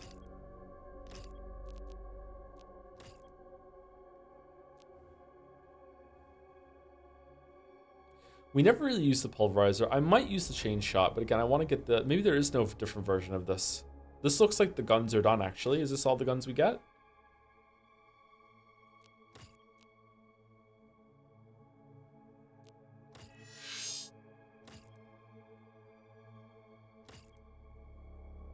What are your general thoughts about the storytelling of Blueprints then? I think pretty positive. I think it's an interesting way to tell a story. It definitely does actually get into that Outer Wilds kind of mindset of piecing out a story yourself. It's just the randomness really starts to wear against it, and I feel like there should be some way to control more how you draft the house. And I think a perfect way of doing that would be that you get to set some locations set in stone forever and ever. They're always going to be there. And that way it's like you're claiming ownership of the house, that sort of thing. Or at the beginning of every day, you get to set some rooms down on purpose, and you get to work your way toward them. Because after, like, I've done it so many times, like, I can consistently, like I have such a high allowance and so many stars and so many ways to make gems and keys both relevant, and like my lock picking skill is high enough that I'm never ever, and I have so many dice because I got the red cloister, like I'm never not full clearing the house. I'm never not getting like almost all the rooms completely done, unless I purposely tank a room at the end because a room that spawned was really important. Like, I'm never not doing it. So because of that, it's kind of like, can we just skip this tedium, please? And can I just like get to the parts that I want to explore? What channel is the write-up? It's in the Blueprint spoiler chat that's been archived now. I think you could just search for my last messages. It's one of the last messages I sent. I did.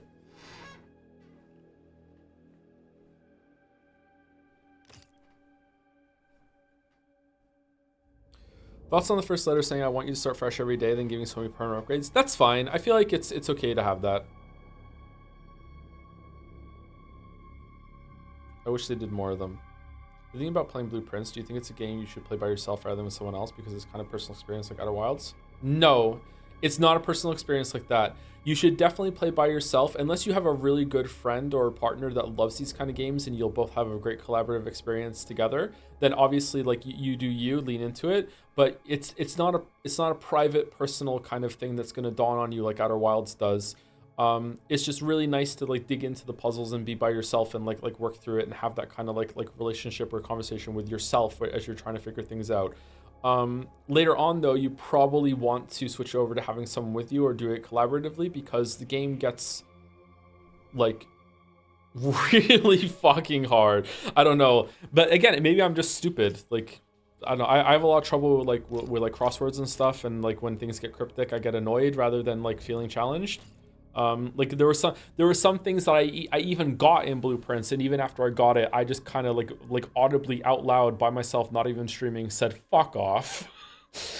Just like fuck off. Like, yeah, so I don't know, like maybe I'm just like not the best person for it, but yeah. Runic Strike, Melee Strike, let's get this one too.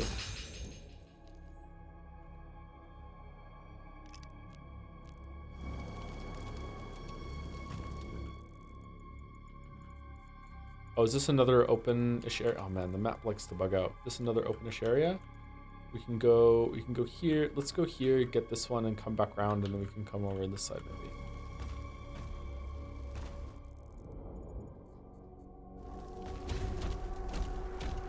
I wish I could say more and give you specifics about it, chat, but like Blueprints is a game that's like it's a puzzle game, so therefore it's really easy to spoil. I might have even said a couple things that were a little bit too much then when it came to like surprises that come later on. Sorry. I think it's okay, but apologies if I just ruined something for one of you.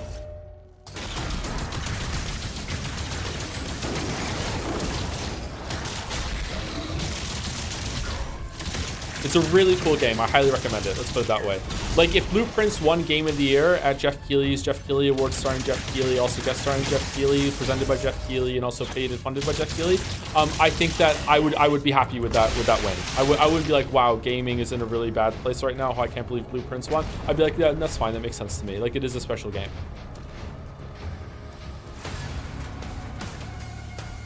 I'll be surprised if it gets nominated. I'll be surprised if it doesn't get nominated. I don't think it's gonna win. Oh man, this is a hard room.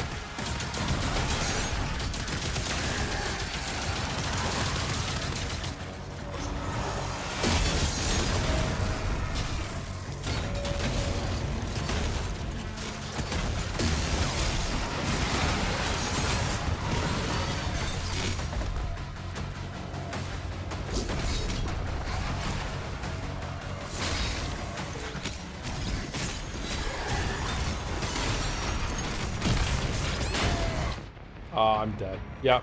Okay. I keep getting too close to the Mankibuses. Is that what they're called? I keep getting too close to them, the flamethrowers.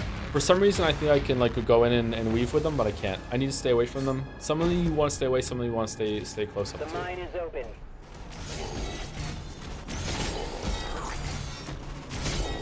My guess right now is that the Game of the Year nominations are going to be Expedition 33, Blueprints, Death Stranding 2,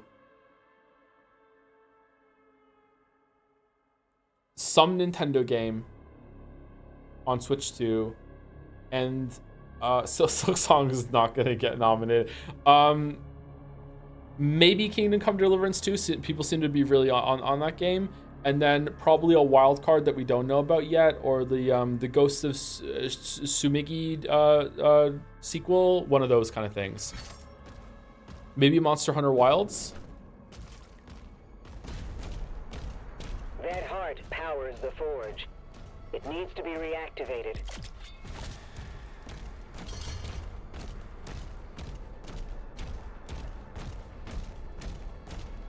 Does that mean you're streaming Ghost of Tsushima? Yeah, I will be streaming Ghost of Tsushima if it gets nominated. Yeah, I'm gonna try and stream all the Game of the Year nominees this year.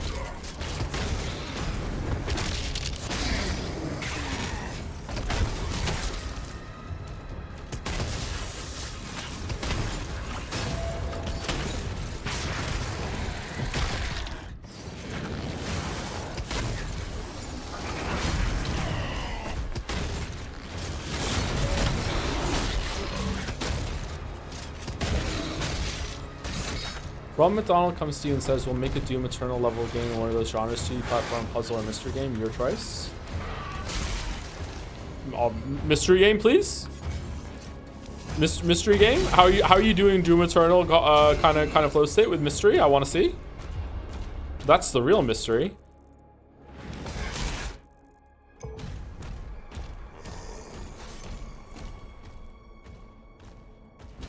Does it involve Rosa Umineko at all? Putting her shotgun against the goat man's head?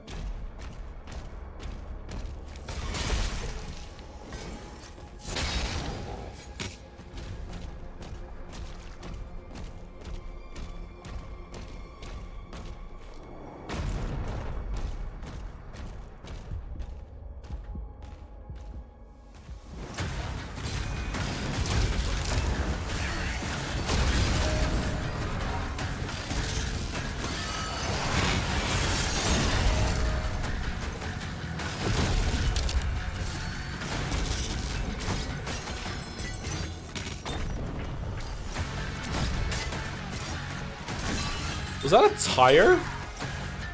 Why is it just like a... Oh, it's not really that normal. Okay.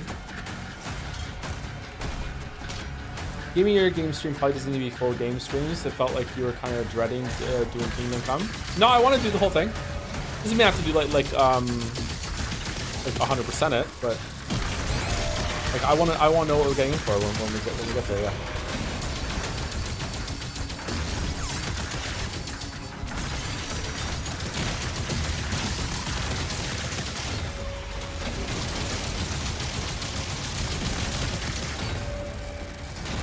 All right, so those block projectiles and the shield.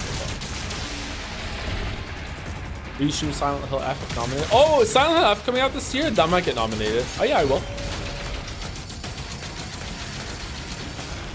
I'm sure chat will be absolutely fine about it.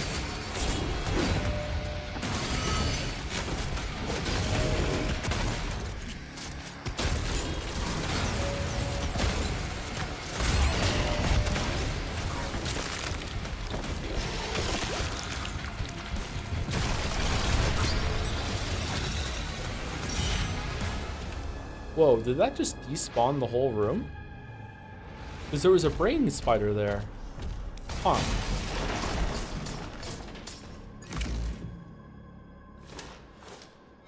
I heard Lambda Delta will reprise her role in Silent Hill F. I'm waiting for fucking like something like that to happen.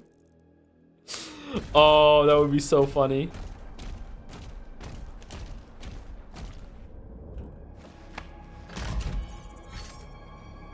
Nihi? Oh, you see the bunny girls in their bow ties and bunny suits too now, Miester? Nihi? For me, it's always like this. 2 more switches left.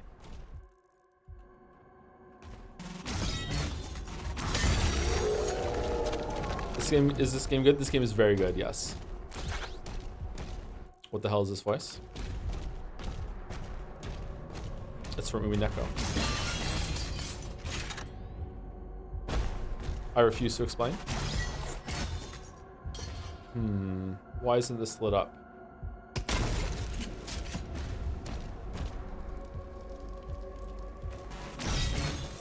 Weird.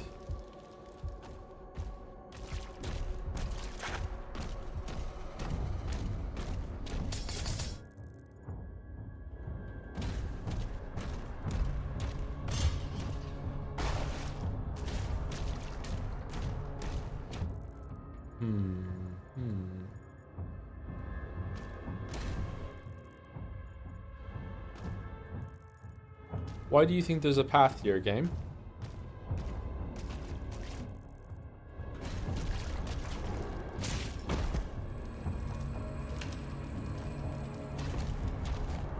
Still waiting for your Undertale video to drop. I would still love to do the plan after the Witcher 3 video is out was going to be a year of just non-stop positive videos where I try and cram as many like X is a masterpiece kind of videos in a year as I possibly could. But then, you know, life happens. And Undertale was going to be one of them, yeah. Undertale is a really good game. Undertale is one of my favorite games.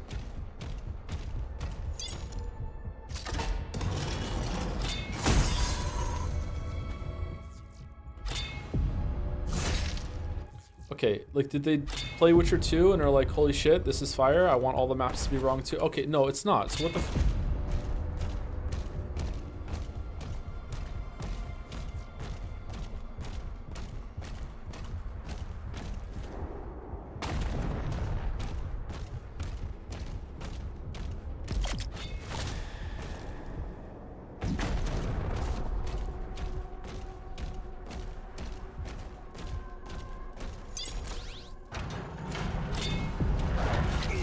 Ah, for fuck's sake.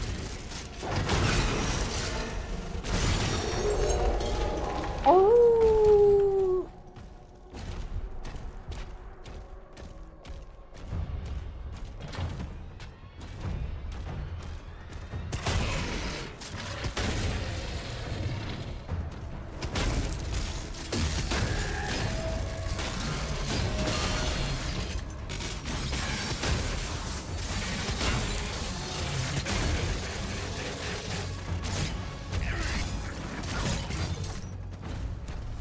Man, what if the weebs are right and what if 100 Line does get nominated? What the fuck are we gonna do?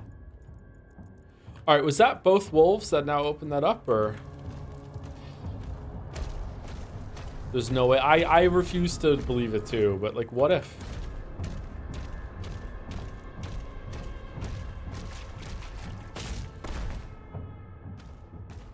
I don't get it. I broke that one. Why is this one here?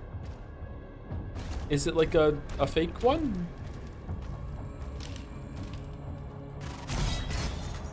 Did that one open that one? And this is like 1, 2, 3. Oh, that's what it is. Okay.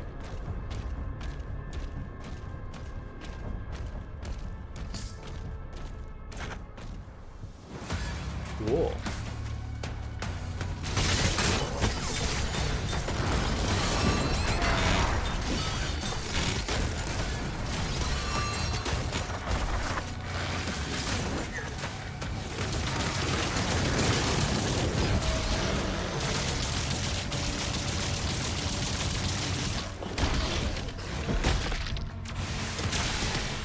Only in RPG or the simulator dumpster, no way it's game of the year. Dumpster? Holy shit. You don't have to be like that. What? Like, 100 Line might get nominated at the awards. I just don't think it's going to get nominated for game of the year. I don't want to play all the nominees in every single category. I just want to play the game of the year one. It'd be kind of funny if 100 Line could be best game ever. It's not, and not get nominated. Too niche. It's, if not, Atlas or Nintendo backed Wii games have no chance. It's true. The weebs are very oppressed. It's very true. One day they'll break the Moe ceiling, but not right now.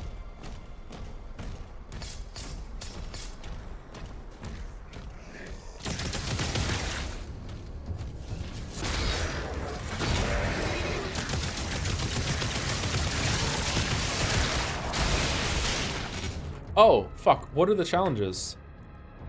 Nothing but nade, score 10 direct hits with the grenade launcher weapon, lock down demons with the shield saw for 20 seconds total, discover 7 secrets. Okay.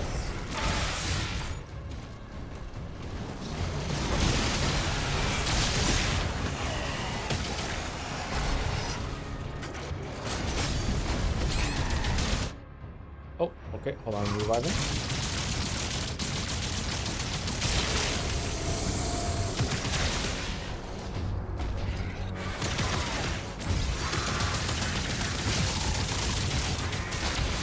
I'd be surprised if Kingdom Come Deliverance 2 wasn't nominated. It has Wukong Clout. Also Split... Oh, Split Fiction is the other one! Shit, I knew I forgot one. Yeah, Split Fiction is definitely getting nominated. Yeah, Split Fiction is 100% getting nominated. Yeah. And I played that already. It was good. I agree with the nominee, actually. In terms of, like, gameplay, I don't think I agree with it in story at all. If it gets nominated for fucking, like, narrative, I'm gonna be mad.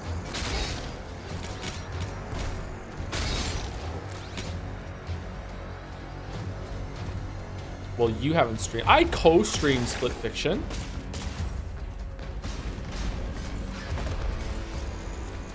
Nominated for best dialogue specifically? No, Merrick, no. That'd be like with the Final Fantasy 16 thread all over again. No.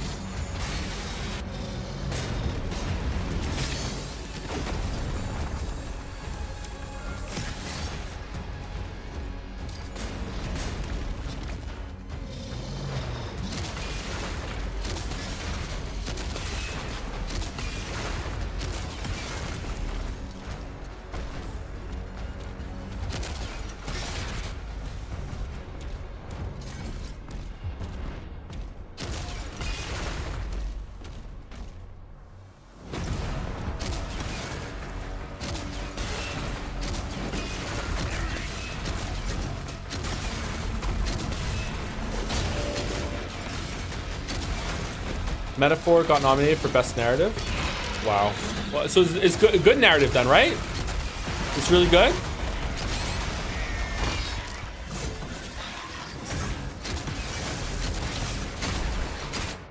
Oh, surprise again. Oh my god, why am I just backed into a corner here? Go. I'm gonna die. Yeah, I died again. Holy shit. Wow. Embarrassing. Cheater, I know. Immediately punished.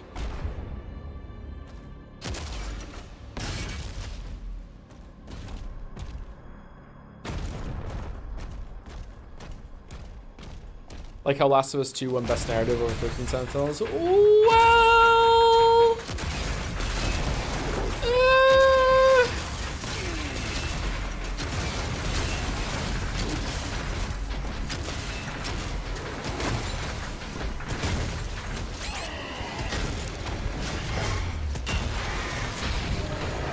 Oh, I'm dead again. I thought you hated Last of Us 2 story. I do, but it has a lot of redeeming qualities in terms of presentation, acting. The dialogue is actually really, really good. Like it has, there's different ways to judge writing. It's just that the plot just fucking sucks. But you know, the rest of the writing is really good in Last of Us 2.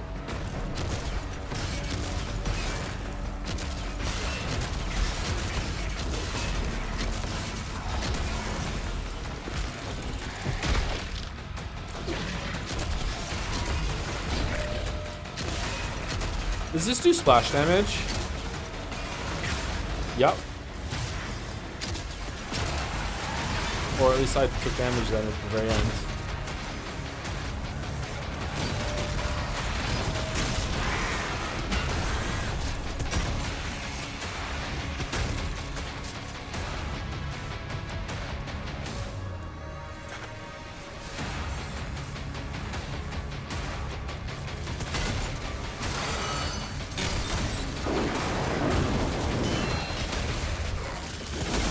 Oh, my shield's busted. Fuck.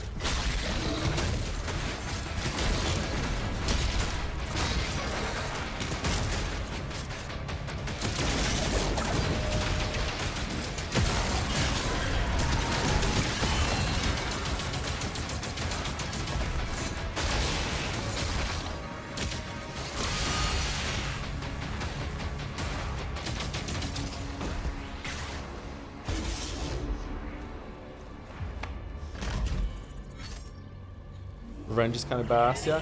I want a video game story. I want a video game story that has the cojones Almost finished. to say, you know what? Maybe sometimes Revenge has a point. And you know what? You know what? There kind of was a game that we played recently that kind of did that a little bit, and I respected the hell out of it, and that was 1000x Resist. 1000x Resist actually didn't be like, no, temperance and understanding is always the answer. No, 1000x Resist was like, nope, fuck you. Sometimes someone has to pay. Like, yeah, and that was really refreshing. And Last of Us 2 could have done that, man.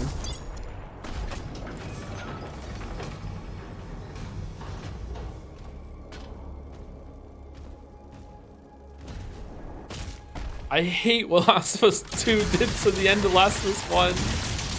It's so... Oh my god.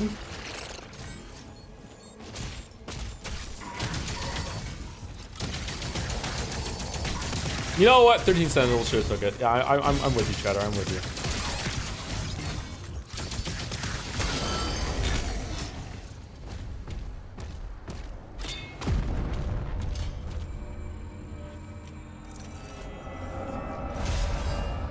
The anti-revenge lobby is too powerful. The pro-revenge advocacy groups struggle to keep up. Yeah, and you know why? Because they go way too far with it, and a lot of them have some really yikes takes in other areas. That's why. It's pretty well deserved. But at the same time, there's more to the discussion here that, you know, revenge and retribution is always bad. You know what I mean? Like, or that it even is revenge. I wouldn't even say that oh no, let's not talk about it. We're getting into spoilers, man. Let's not talk about it.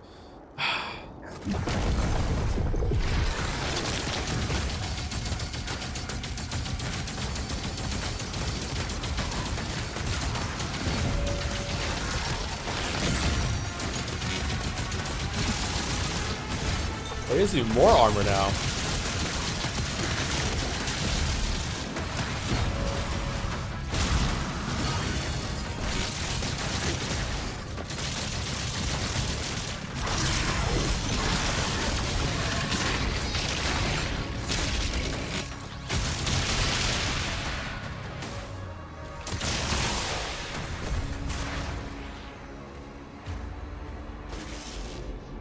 Does Max Payne count as a good revenge story? Yeah, it probably does, yeah. I don't really remember Max Payne all that well, though. I was convinced when I first played... Spoilers for Max Payne 1. Spoilers for Max Payne 1. I was convinced when I played the first Max Payne that it was going to be revealed at the end that he killed his own family in some drug-induced, like, hallucination thing that was thrust on him by the company, and it turned out that that wasn't the case. I was convinced that was the case. I don't really remember, like, whose fault it was. Did they drug up someone else and put them in there? Maybe that is what happened, and you just kind of have to piece it together yourself. I don't know.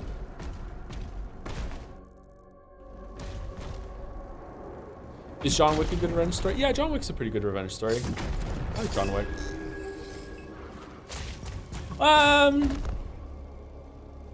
You know what? No, John Wick isn't really a good revenge story. John Wick is just a good movie, and the reason why it's a good movie is just the action and the atmosphere. You know, the vibes of John Wick are really good. In terms of, I don't think anyone's sitting down enjoying John Wick as a narrative experience.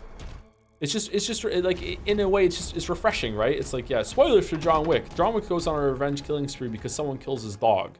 Like, and it's very straightforward. Okay, you killed my dog. That's it. I'm not letting this go. Fuck you, fuck you, fuck you, fuck you, fuck you. And it's like, yeah, it's just very straightforward to the point. Yeah, you feel like, yeah, go get him, John Wick. You know, that's it. And that's enough to make you feel like you can partake of the revenge. So, like, it is kind of a good revenge story, but it's not like high literature or anything like that.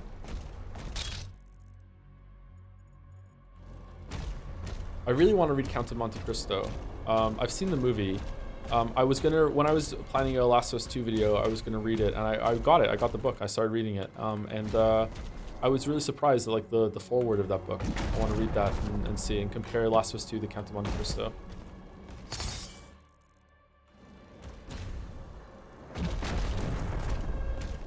What about the anime?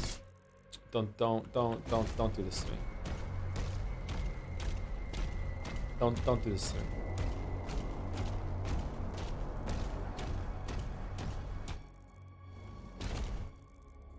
Oh, are we back at the beginning? This was closed, right? Why are you closed? It's long and difficult to read in French. Baguette emoji? It is a baguette.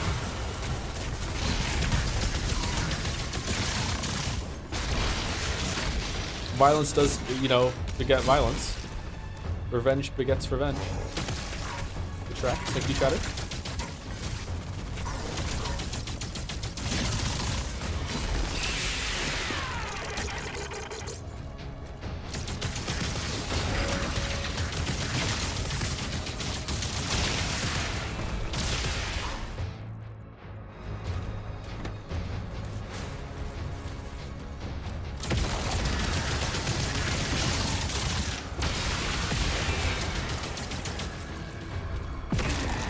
Whoa, what the fuck was...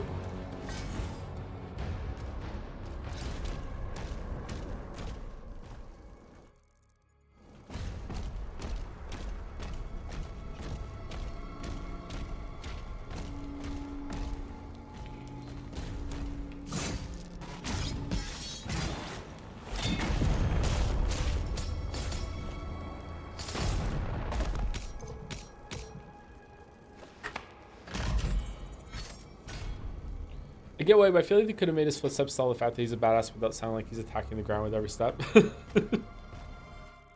I kind of like it, actually. But I see where you're coming from. He does stomp a lot when... Oh,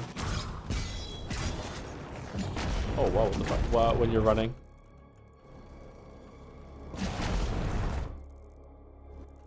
Does this count as a secret? Nope.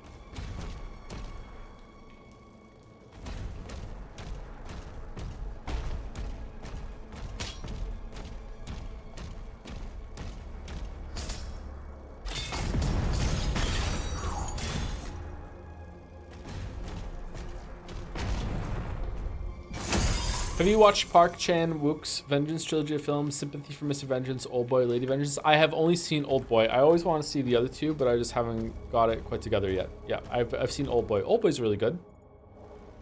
It's weird. I don't know if I would say Oldboy is flawless or anything like that, but I really enjoyed that movie when I saw it. I saw it a long time ago. Like, I was like around 20 when I saw that. I really liked that movie.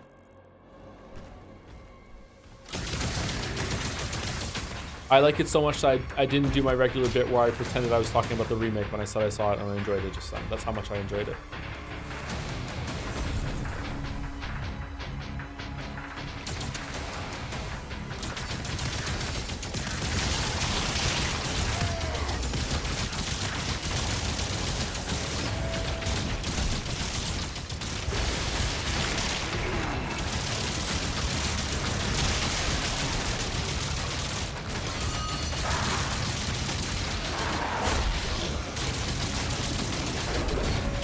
Seven secrets.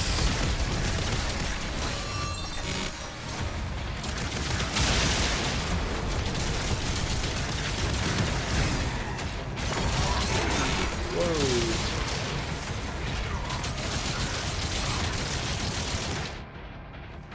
What? Okay, let's use it.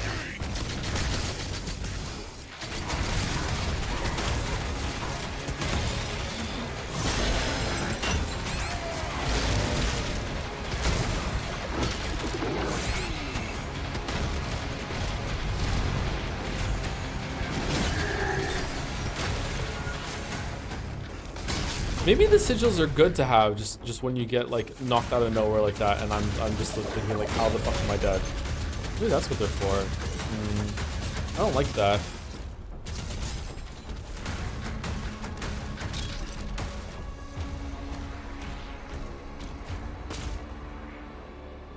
Does this game have some sort of one-shot protection? I noticed a lot of hits take you down 5 health. Probably does, yes.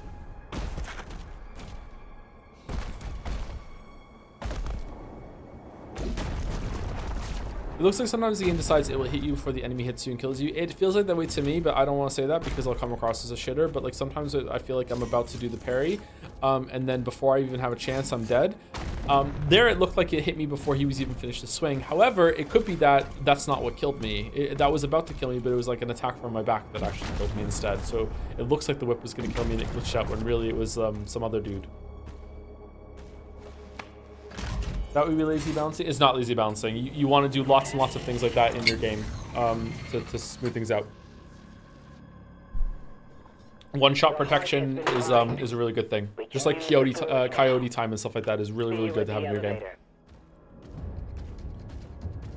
For example, is that you might want to say that hitboxes are something that should just be as objective as possible when it comes to the visual matching with the effect, but in reality you probably just to make it feel good for the player, you probably want to have enemy hitboxes like on their attacks be a little smaller than the visual, so like just to make sure that when it does hit you, it absolutely does feel like it hits you. And the opposite is true on your attacks. You probably want to have the hitboxes on your attacks, like your bullets or your swords in a melee game, be a little wider than the visual is, so when you when you're attacking in the midst of a battle, it doesn't ever feel like you miss when you actually didn't.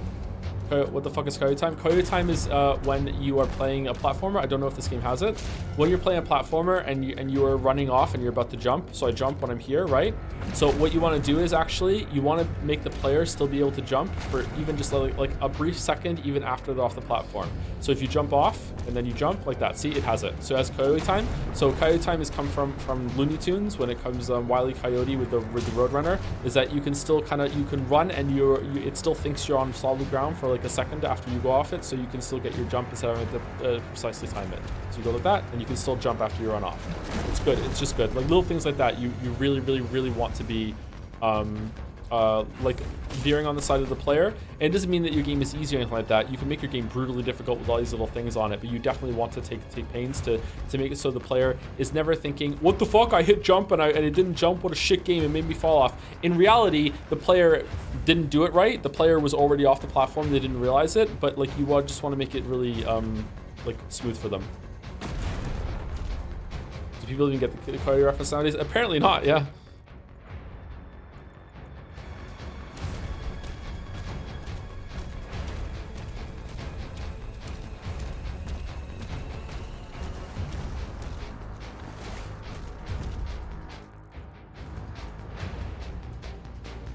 No.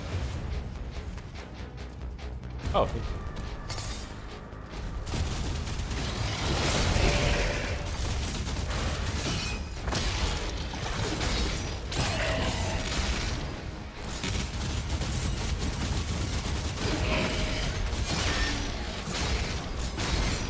This game probably has, oh god, do I want to risk it? Let's say tens.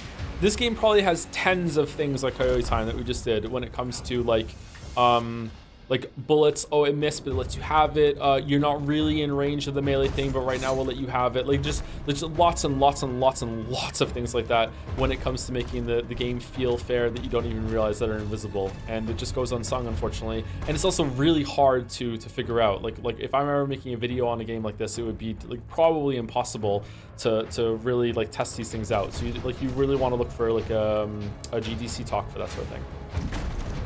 Are you still working on the game you're making with Seraphim Morgie? Not at the moment, no.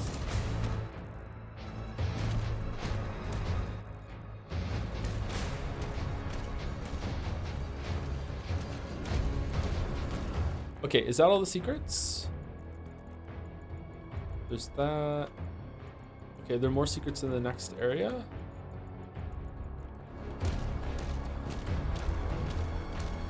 Even traditionally punishing games have coyote mechanics. Did you know Sekiro Sword has almost twice the hitbox on the shit? Yeah, like shit like that. It's really important. Yeah, you want to favor the player in a lot of ways. Oh shit, another one. Not because you want to make your game easy, but because you want to make your game feel good to play.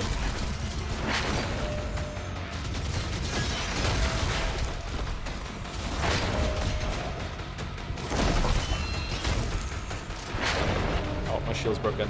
Remember what I said a long time ago, chat? It still holds true. I don't always say good things on stream, but this is one of the things I really feel strongly about. The worst thing you can be in life is annoying. It's the worst thing. Like, there's nothing worse than being annoying. Okay? So it's the same thing with video games. Like, your game can be brutally, oh my god, punishingly, ball-bustingly hard. Okay? It can be really, really fucking difficult. However, it can't be annoying. And this is what we're talking about. When it comes to like taking all these little things out of your game, it makes it less annoying. You just do not want to be annoying.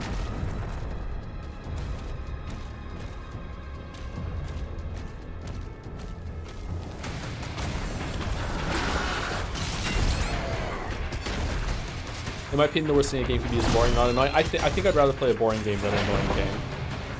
Like, boring is kind of a neutral state to be in, whereas annoying is like negative, but you know. I hear you.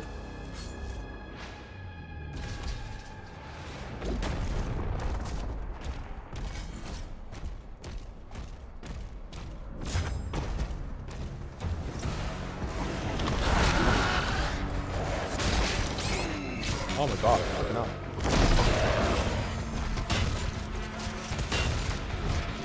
Oh, okay. Nothing personal, kid? Alright, we're gonna learn how to fight this enemy right now, chat.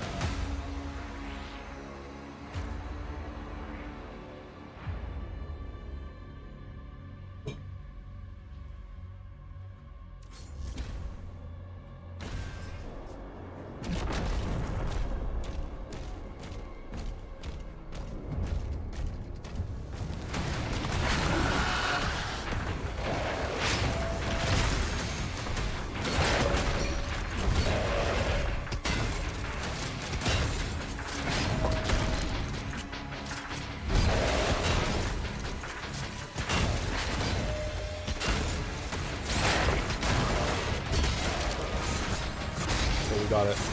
Doing some big tree sentinel vibes there.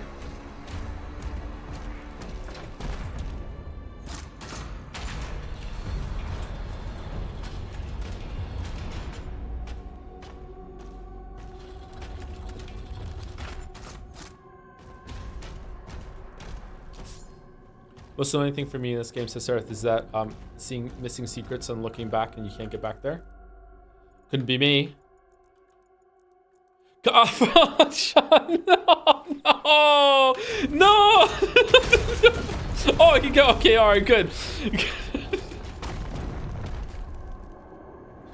The door opens. All right, phew. It was almost me.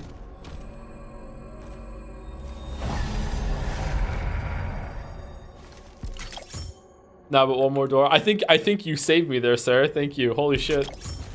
We got a Wraith Stone, that's good. The game explicitly tells you when you're reaching a point of return, that's cool. Oh, does it? I haven't seen that because I'm not paying attention.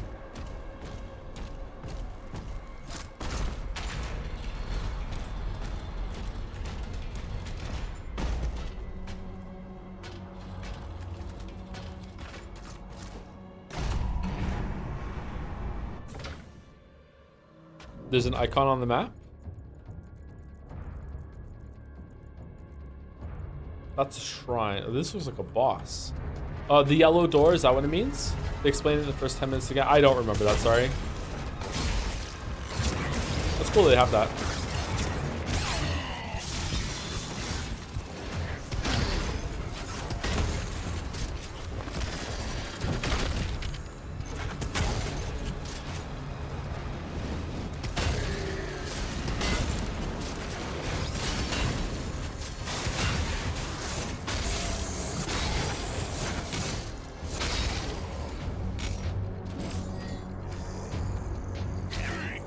Game of symbols which specifically show you when you're reaching a point of no return, but they're not used consistently. I'm currently replaying a level because I hit a massive point of no return and that wasn't labeled. Oh shit.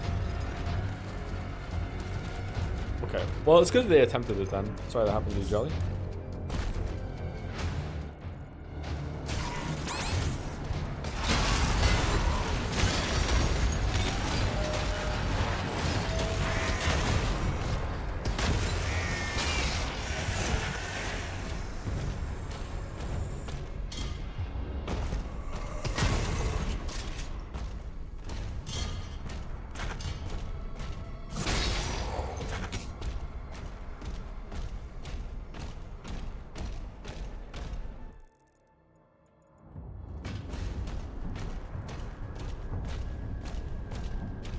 If you think annoying is bad, why do you think Umineko is good? That's true. You got me. Or why do I have a good time streaming? I don't think Umineko is annoying.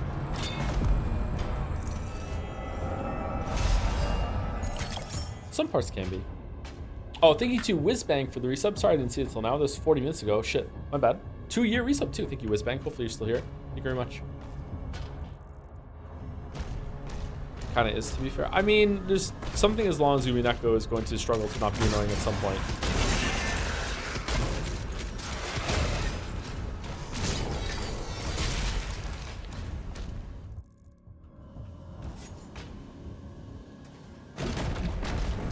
Well.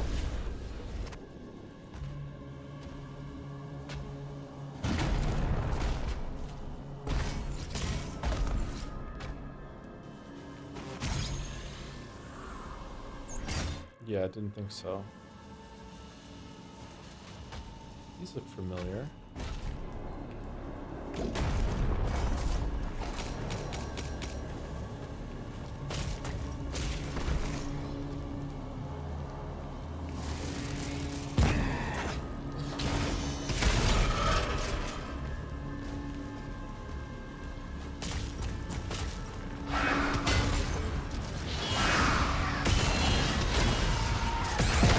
Oh no!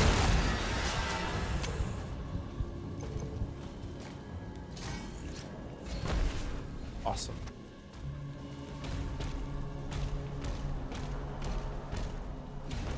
This is a crazy place to respawn?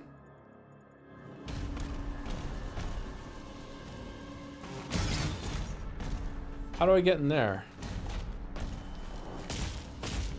I'm free falling. Oh, that's gonna be on Bandle soon, isn't it? We all ready for that?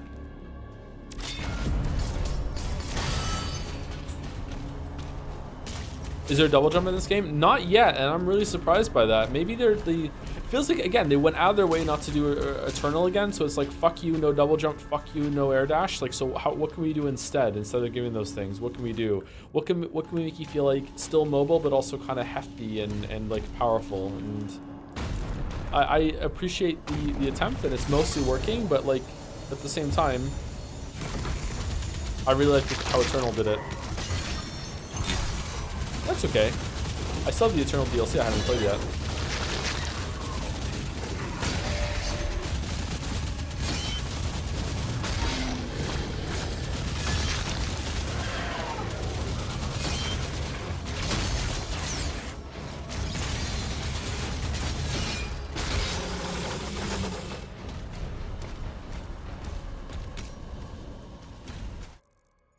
Oh. Oh, this is the way. Oh god. I thought I was in a...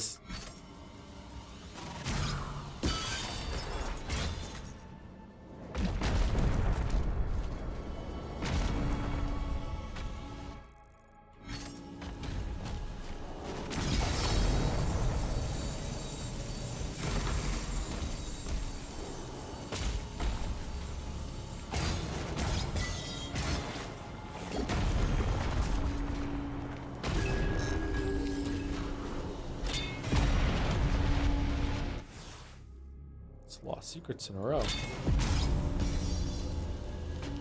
How do I get the gold?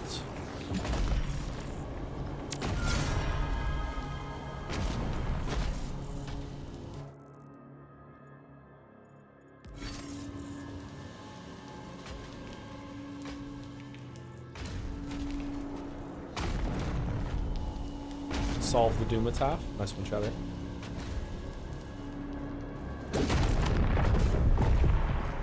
Damn, the thunder crash when you drop.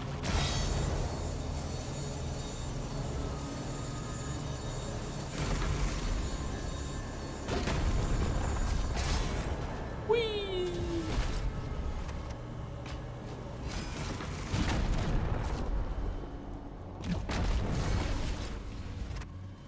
What?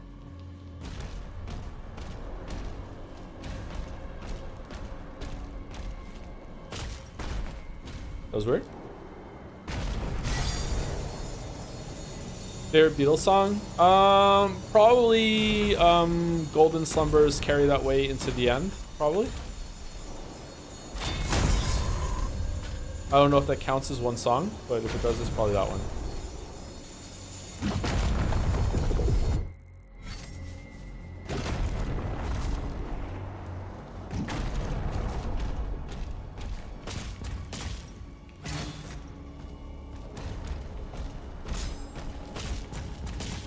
Favorite Queen one? I'm sorry, it's Bohemian Rhapsody. I'm sorry. I know it's basic, but like fuck it. I'm not gonna have contrarian picks for everything. Sorry. It's gotta be Bohemian Rhapsody.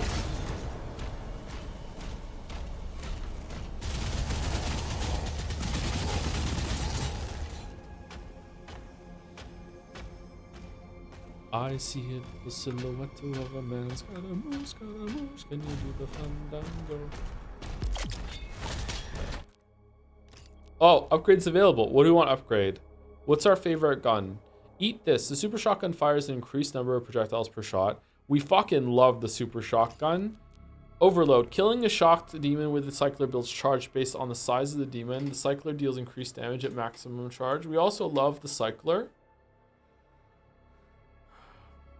If you have to go back to Steins Gate or Romance Sky, which would it be? Steins Gate. I Want to Break Free for me. I Want to Break Free is a really good song too. Favorite Nickelback song? Probably somewhere. Probably somewhere. What do we want? Do we want the Super Shotgun? Feels like an easy, like it's always going to be there, right? Any thoughts on the Ghost Runner games? I think I played the first Ghost Runner game and I liked it quite a lot, but I haven't played any other ones. I haven't played the second one. Favorite Stroke song? I don't know. I don't know any Stroke songs, sorry. Let's get the shotgun one.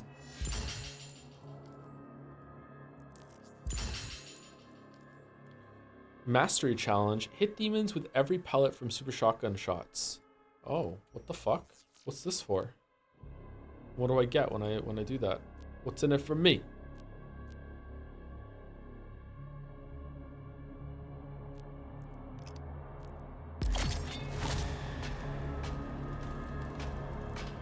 Favorite song ever?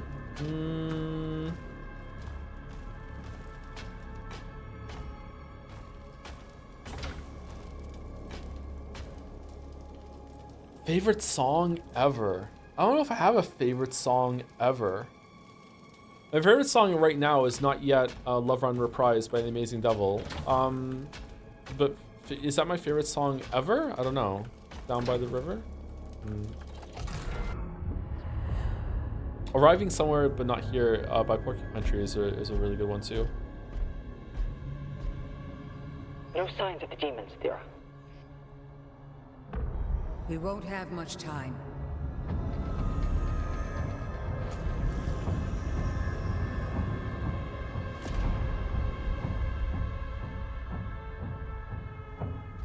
Is it boss time? The Ancestrals never really Favorite meal of all died. time? Probably prime rib The heart with some endures. mashed potato with garlic in it. Harvest the energy. Love prime rib. I've had it in fucking years.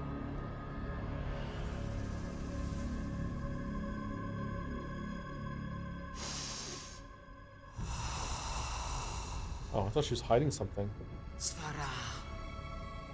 Nim unvek Anme Veseque Svara Nim Unve Anme Veseque.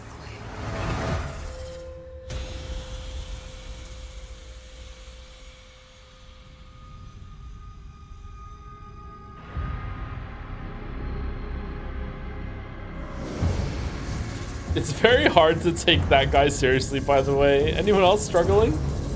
Are you not meant to? He's really funny.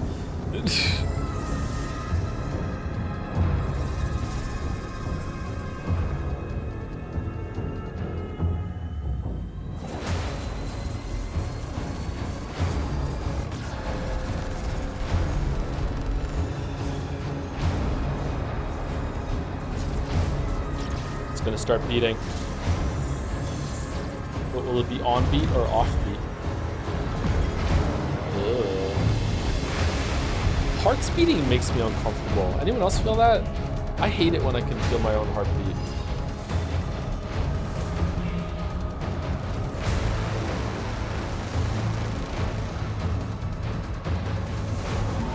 Slime?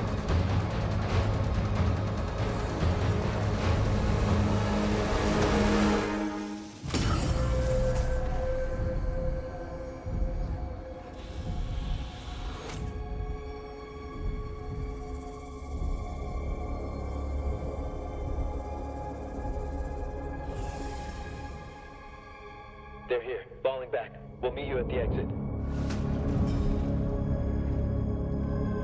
Okay, am I supposed to know why we just did this? Our shield can now block twice as much. Shield runes. Leader detected. Parrying Hell Surge projectiles will not activate the power of a shield rune. You have been granted the power of Ground Fissure. The Ground Fissure creates a linear damaging ground attack that will also interrupt enemies. Okay. You've unlocked access to shield runes. You may now select your active shield rune on this tab, as well as preview upgrades for any shield runes you have acquired. Upgrades for shield runes must be purchased at a Sentinel Shrine. Oh, these are the runes. Okay, good. Good. All right, so Ground Fissure. I want to know the other ones first before I start like spending money. So it's just making parry even more powerful. Wow, they really want you to parry.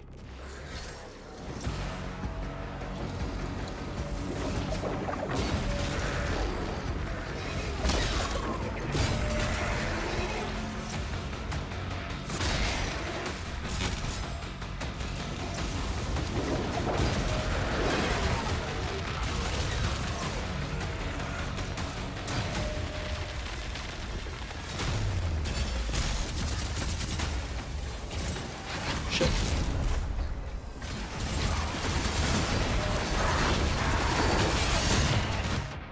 Oh, I'm dead. All right.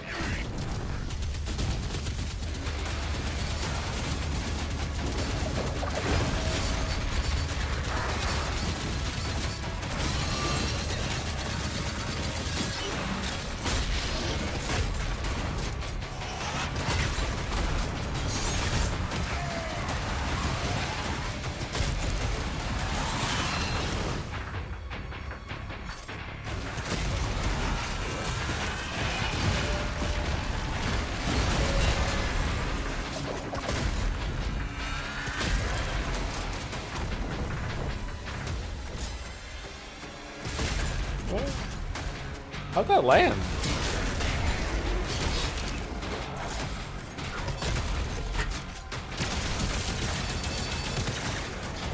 Oh, he's still not dead. Okay, we're still not vulnerable.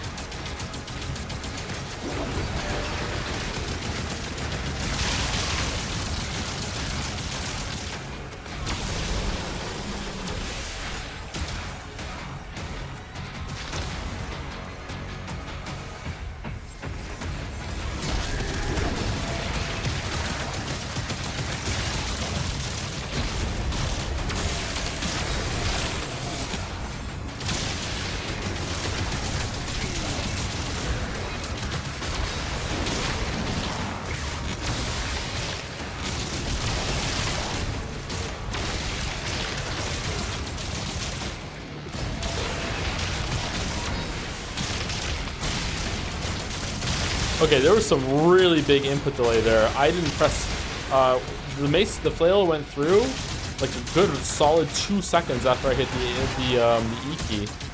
That was weird.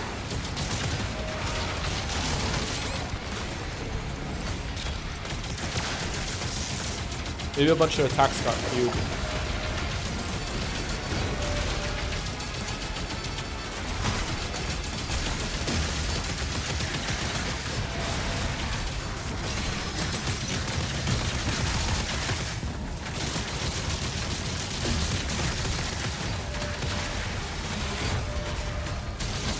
That's Fimbulwinter for you.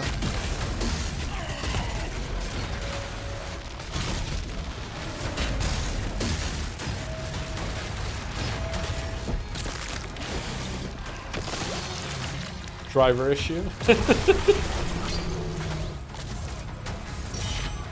Maximum cell ammo increase. That's good.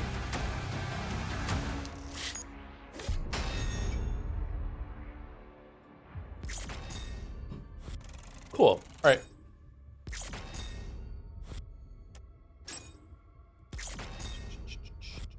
Wraithstone.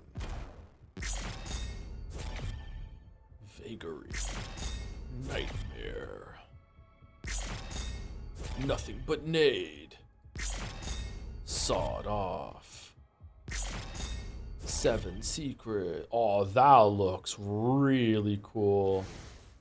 The Forsaken Plains. All right, we're about halfway through the game, I'm guessing now, because there's probably going to be some vehicles. Oh, we did vehicle sections before, so maybe it cancels out. Is the gameplay loop still fun? Is the game still? I really think it's fun. Yeah, I like it a lot. Yeah.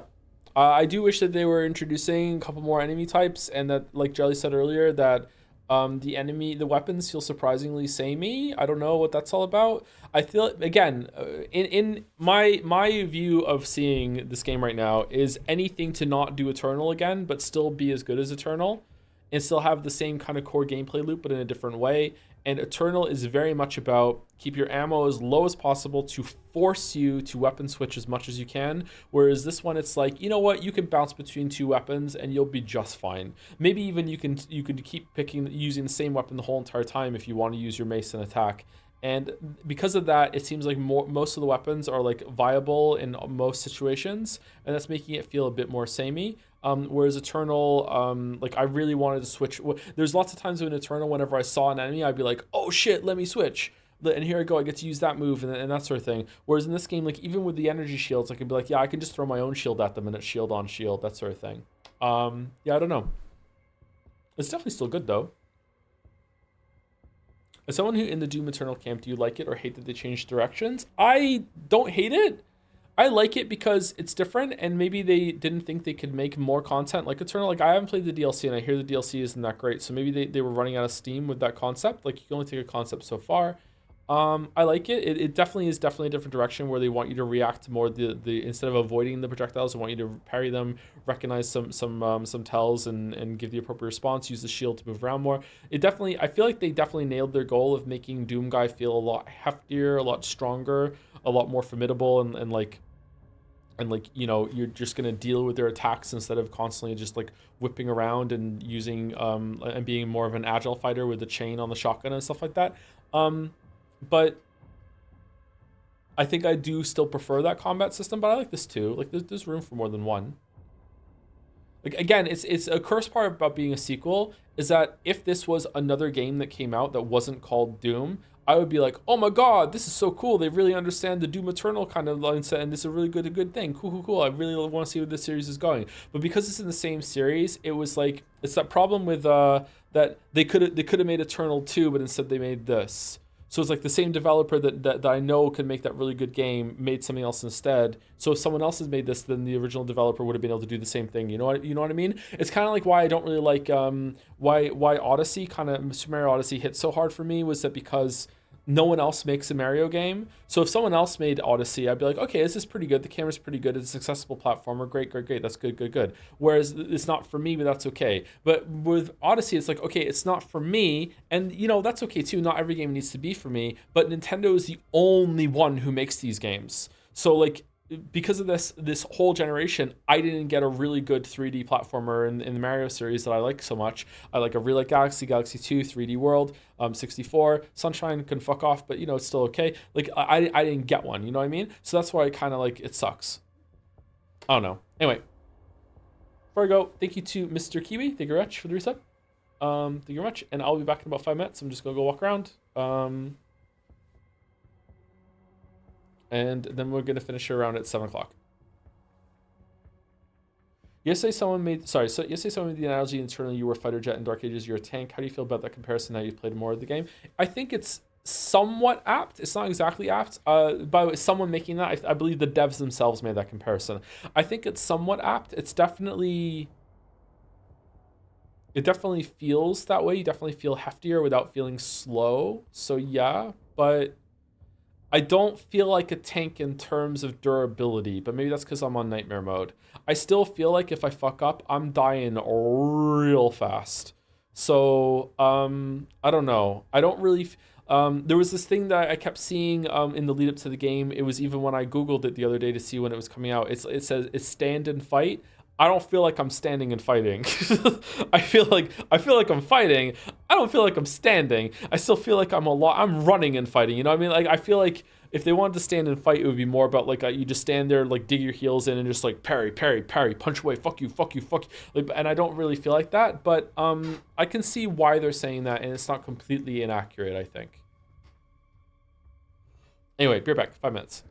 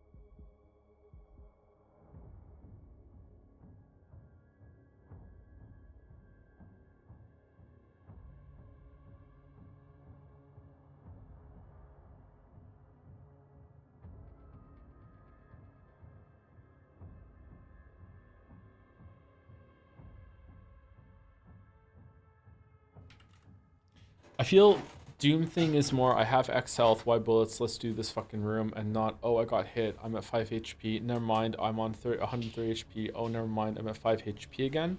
I feel like a lot of people have really strong opinions of what they think Doom should be. That surprises me. I wonder if it's because it's just a really long series. I'm not saying you're wrong, but like it's quite a wild variety about that sort of thing. Is that just because we're on the hardest difficulty? Like on the, like, is it just a difficulty problem? What's it like on normal difficulty?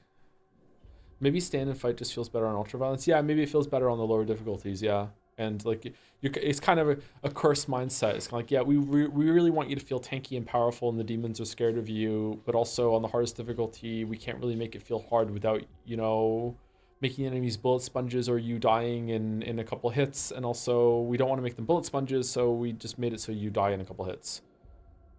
I played on ultra violence and you still die real fast. Oh, do you? Okay, I don't know then.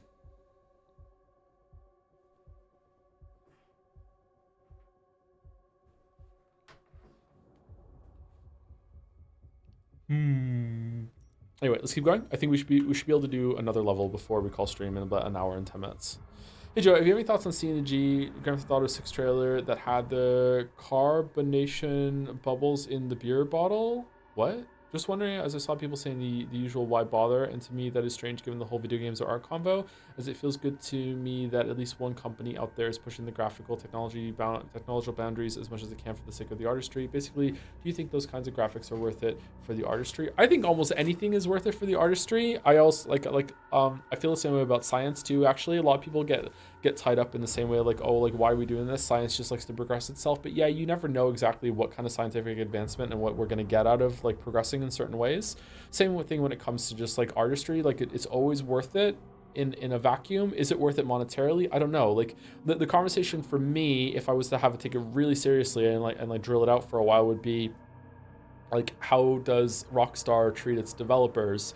Like, are they paid well? Are they do they have to like, and how do they treat their customers? Like, because they spent so much time doing the carbonation on their bubbles or whatever, did they have to like immediately like sack a bunch of people after it to save money because they spent all this stuff in? Are they gonna have to nickel and dime and do a bunch of microtransactions for this? I have no idea, by the way, because like Rockstar to me is like, I've never played a GTA game, so I don't know their practices, so I have no fucking clue if they're good or not. So like it's a trade-off to me. Like what are they like? If they have the means and the resources to do a huge amount of stuff like this and to really push the boundary when it comes to that, then okay, cool, that's great. And if they're doing it in a really like amicable or sustainable, I don't know what the word would be, then I don't see a downside. Isn't Red Dead Redemption or Rockstar? I think I only played Red Dead Redemption 2 on stream once. And that was a game that also felt very like decadent, like opulent when it came to a lot of its like interactions with picking things up. And I really like that commitment to, you know, it's not just going to be like things teleport to your inventory or whatever like that. We're trying to put more effort into it, but it's not always going to be necessary. I'm worried it also sets a bad standard for other games, but so far it hasn't. I don't know. Nikki Jakey is a good video about Rockstar being outdated and stuff. I don't think I've seen that one. The Slayer sent out on a one-man mission into Hell where previous Sentinels attacks have failed, targeting a demonic fortress. Excuse me? Umineko?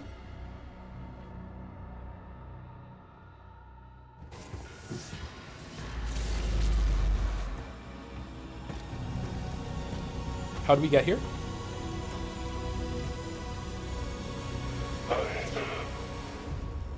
I can help you target her location. And the Slayers, using the tether. Yes, that would be most useful.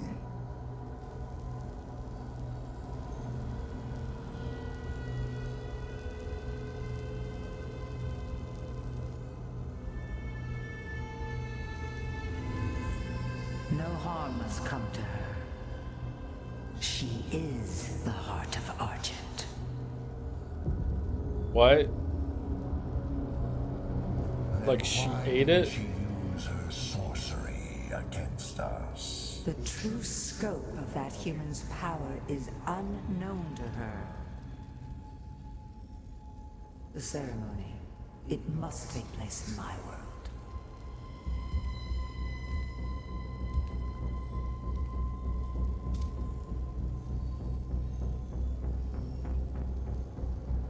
Of course.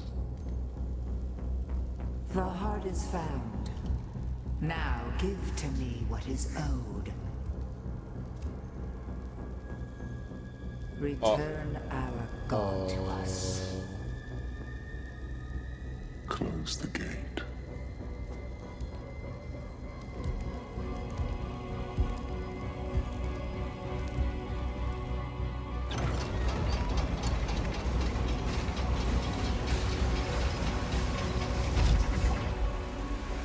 Is that a coffin counterweight?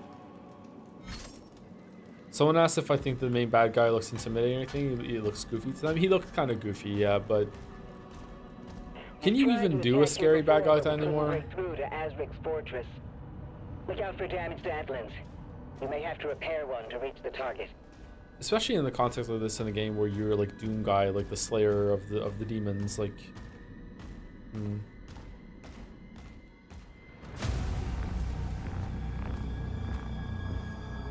Hey, dude, you got something in your eye.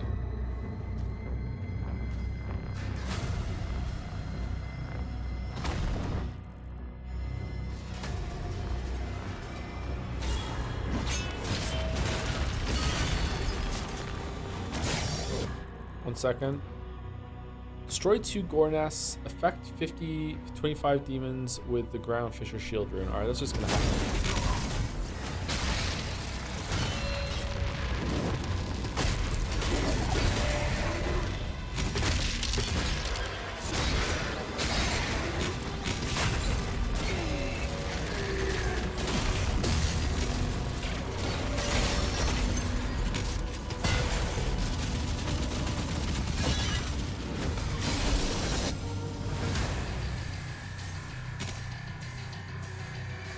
Do you think she's even trying for a story in Doom?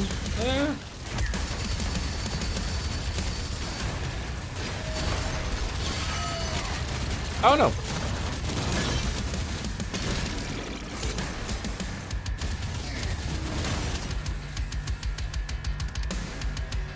So, wow, we're pausing a lot in this playthrough. So there's 2 ways to look at this, right? So on the one hand, it's really easy to focus on a player experience and an audience experience, which is that I, as a player and as someone who is consuming the story or experiencing the story, want context for what I'm doing. And a good way of providing context in a game that has a story but doesn't really care too much of a story is through those kind of cinematic set pieces, characters. Like, here's a bad guy, here's a goal for you to do. It kind of frames it a lot and makes you feel like you're doing something with a purpose instead of just running around aimlessly killing a bunch of monsters. The opposite can be true in a game like Witcher 1, where the story is the main focus and a lot of the combat is kind of shit, but it's there to give you context and make you feel like you're actually this person that's a monster slayer and can do these things that the story is making you do. That's one way of looking at it. The other way of looking at it, which I think is more seldom done, at least I don't do it as often, is thinking of a creator context, or sorry, a creator standpoint. The creator might have a lot of trouble thinking of like levels, enemies, objectives, goals for the players to do without having a story giving it context in their mind as well. So to them, they might be building a narrative as they're making the game, and they're being like, okay, well, what are the motivations of this character? What are the motivations of the scenes that I'm building and the set pieces that I want them to go through? That sort of thing. So I feel like maybe that's how we end up with a story and stuff like that. With in a game like this, it doesn't really care much about it because it just provides more creativity and opens more doors for thinking like how things can be done. I don't know if that's the case or not. Maybe it's just like, oh, we need it as a breather for the story, for the gameplay, because it can't just be gameplay all the time. So we want it to be there to bridge scenes together and also like just give you some downtime so we can pad out the length of the game as well. I don't know. It could be that, or it just could be that it's like someone saying executives. Maybe it's just like it's just games sell more when they have money. Games sell more when they have a story. I don't know, but yeah. I think 2016 did it well enough. I think so too. Yeah.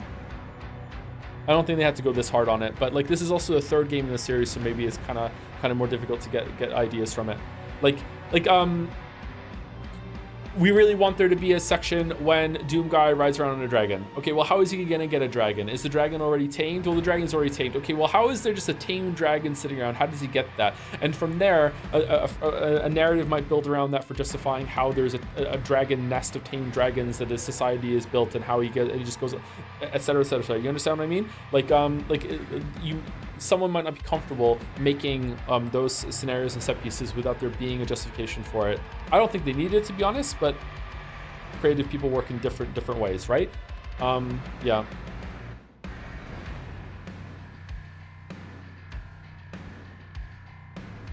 Someone asked me another question during this. Oh, I still prefer Witcher 1 combat to 2 and 3. I do too sometimes, actually, yeah.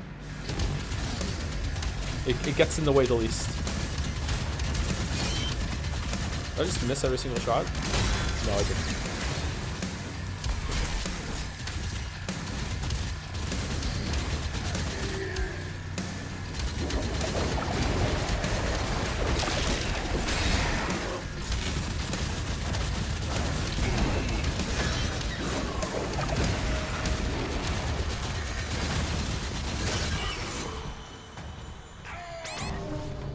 Oh no! Lava! Oh man, what was that dramatic death there? Oh. Very nice, okay.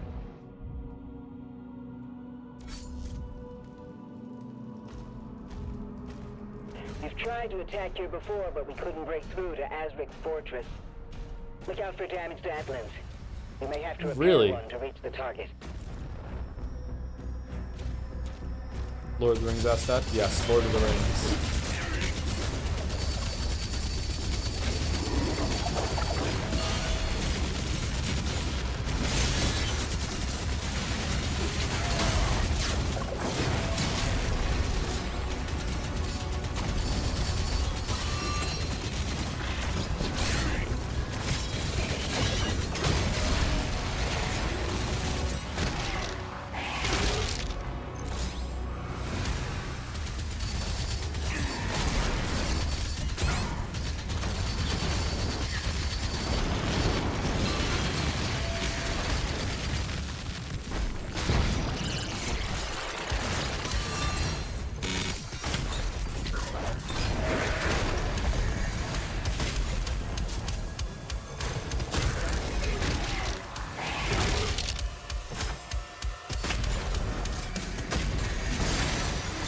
Who put this here for us?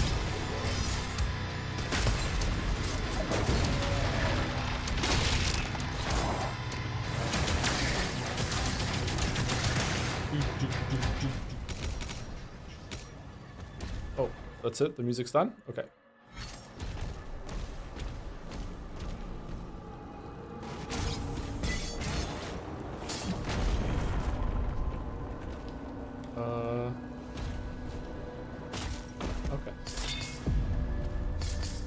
I've seen lots of director streams of Eternal. I really believe Doom Guy is their beloved character and they want him to be as cool. Don't want him to be cool and look cool doing it. Is Doom Guy cool? I feel like it's... It's kind of cool. He has no personality. Yeah, that's the dream for a man. So they have no personality and just like walk in and just be like, yeah, and everyone just thinks I'm super cool even though I didn't need to do anything. I didn't need to talk. I just look around. Oh my god. That's the dream. That's the dream, yeah. Sounds amazing. Exactly, yeah.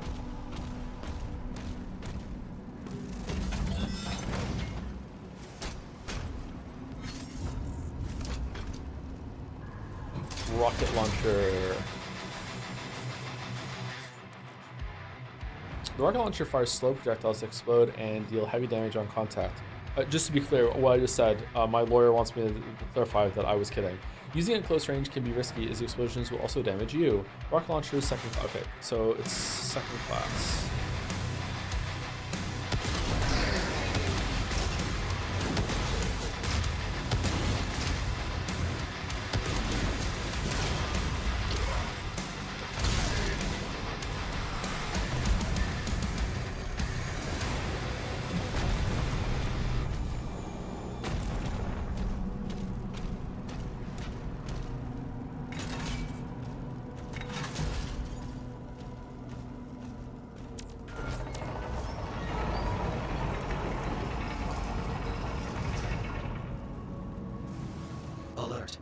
2 hell cannons detected. I wonder if we're gonna kill a really big thing in here that ends up being a corpse in Eternal or 2016 when we go to hell.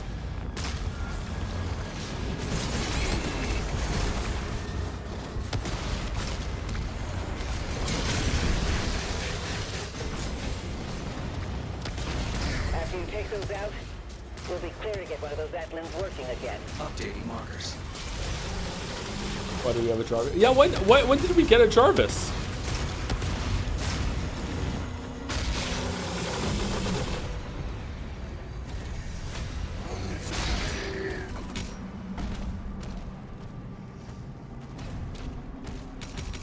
Maybe we don't. Maybe that's Doom guy talking. That's just how he sounds. His voice suits him. Rocket Man.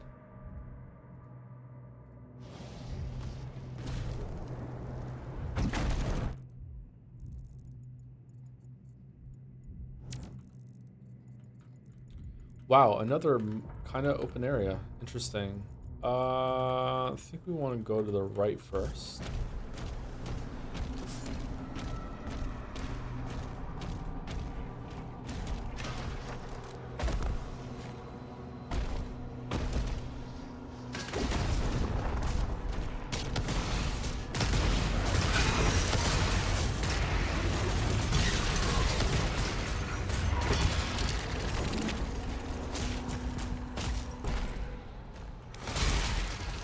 What are these Gornaths I keep hearing so much about?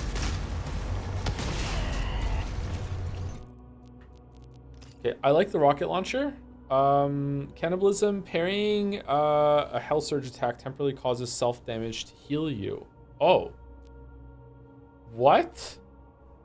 Oh, that's cool. Cooked, parrying a Hell Surge projectile empowers your next shot. Rocket launcher projectiles deal increased splash damage at the cost of more self-damage. Okay, so I feel like Cooked is better because Cooked is building into the synergy of run in, get a parry, and then just point blank, kaboom. Right? Yeah. That's again with the cannibalism. You're right, Chatter. Holy shit.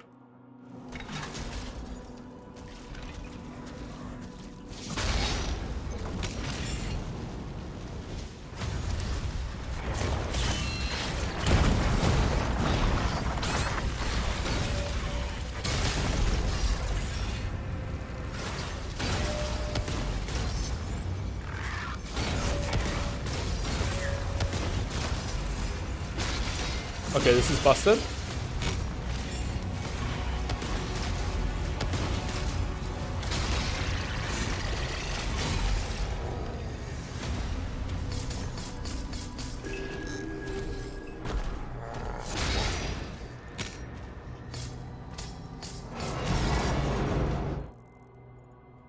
I really like that actually. That's really significant and impactful, but maybe it's too strong. I don't know, but kind of neat.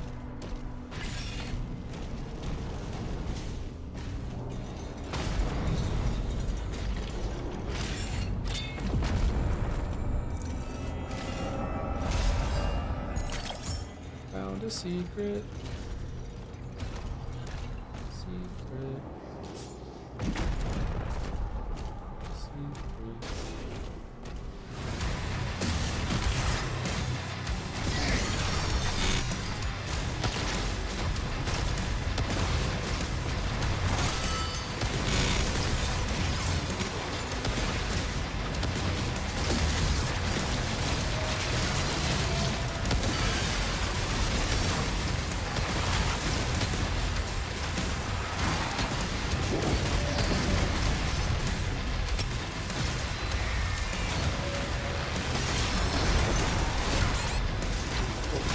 No. How'd I die? Eggs killed me.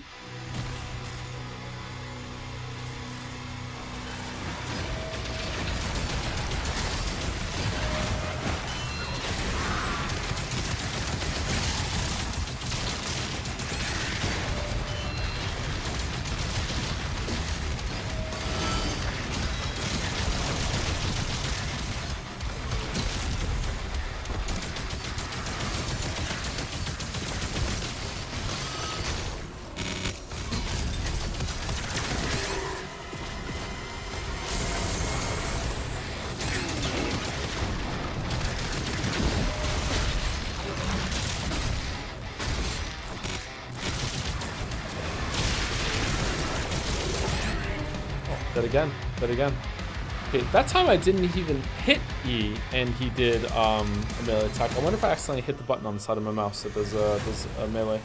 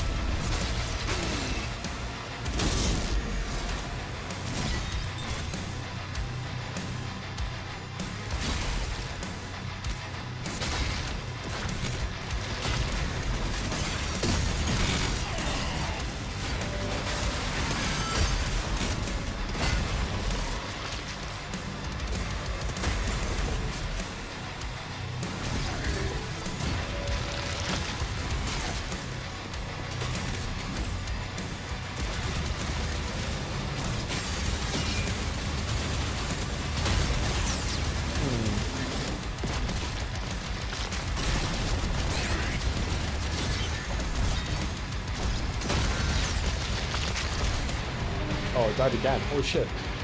What killed me?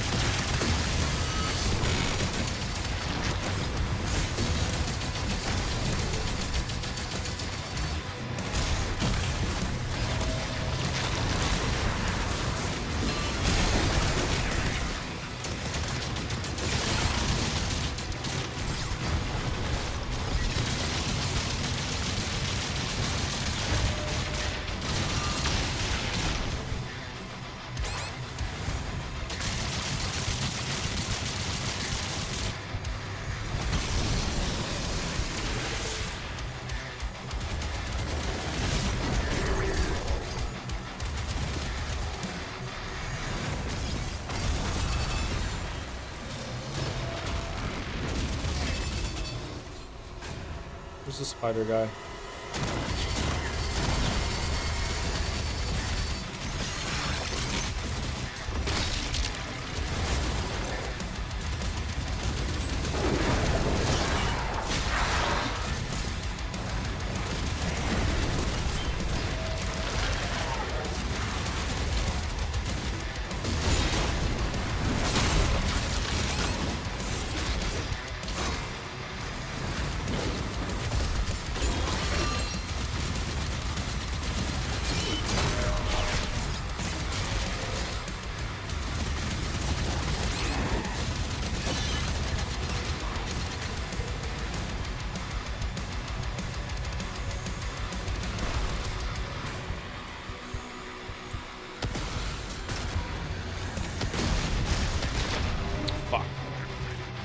Oh, fuck, that sucks. That sucks, that sucks. All right, pretty hard room.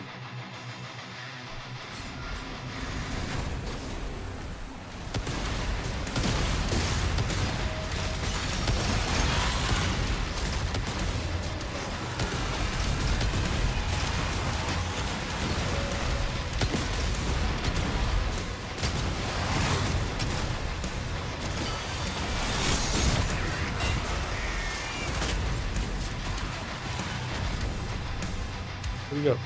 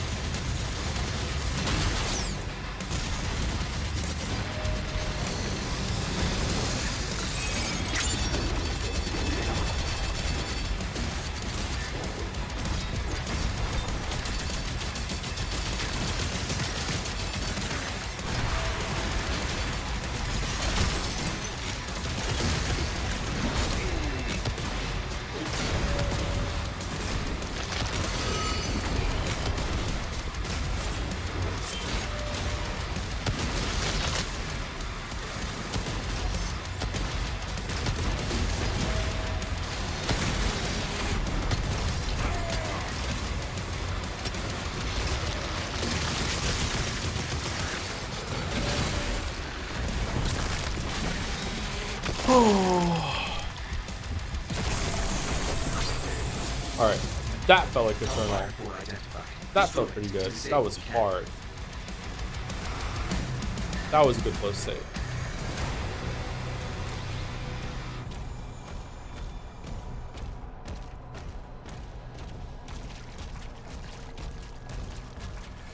With the amount of projectiles on screen in combat, would it have been a good idea to have third-person view option? I don't think that suits this series. It doesn't really feel like what Doom Guy would do to me. I don't know. I'm kidding. I don't know. I think first person is where this belongs, but I could see this kind of combat benefiting from third person. Sure.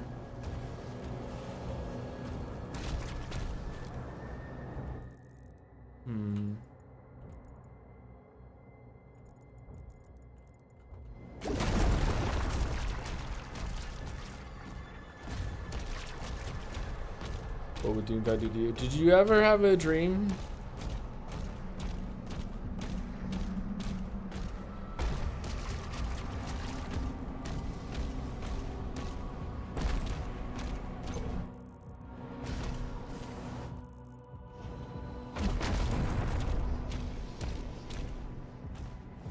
Oh, we're stuck in here.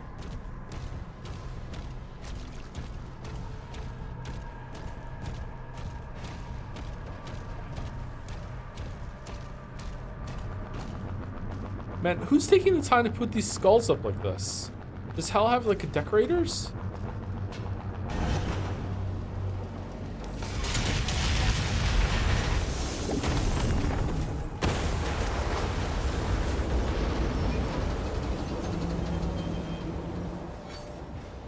Do they have like R&D?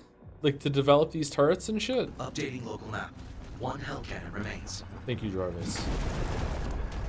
Thank you, pilot. One of my earliest crash outs. Okay, so we can go here for gold. Oh, there's a whole optional fucking fight over here.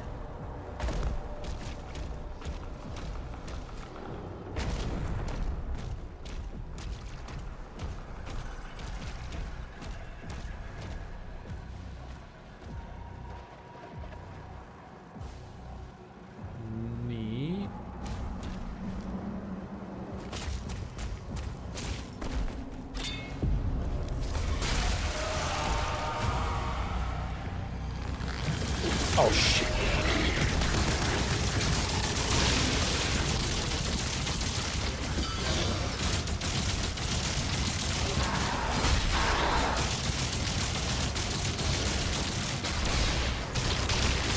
Oh, that was a gore nest.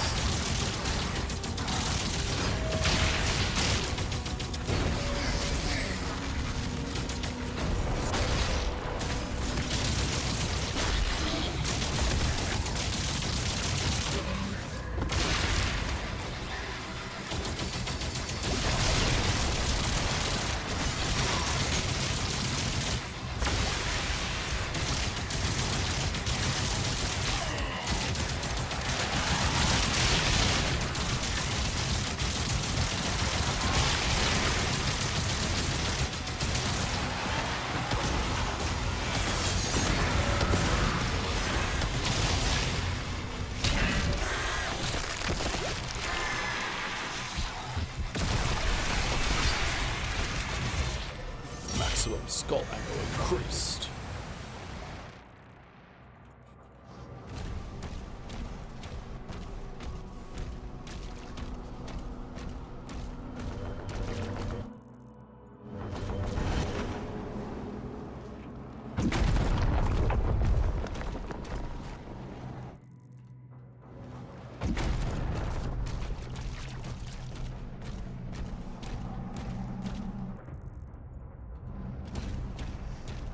Do we come through here?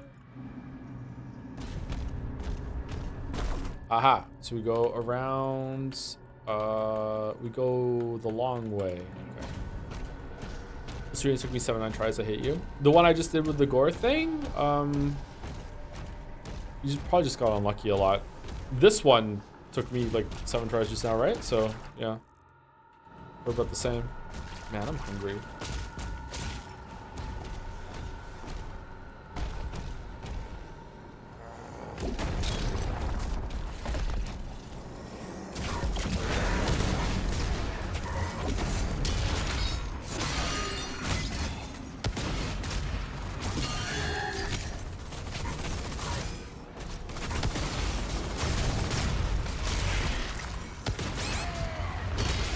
Whoopsie.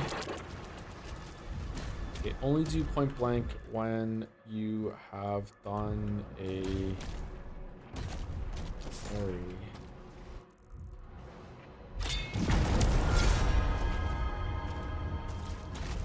What's for dinner?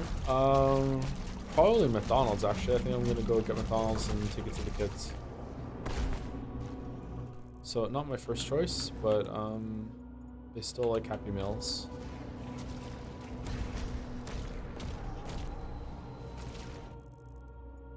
Get some flapjack burgers.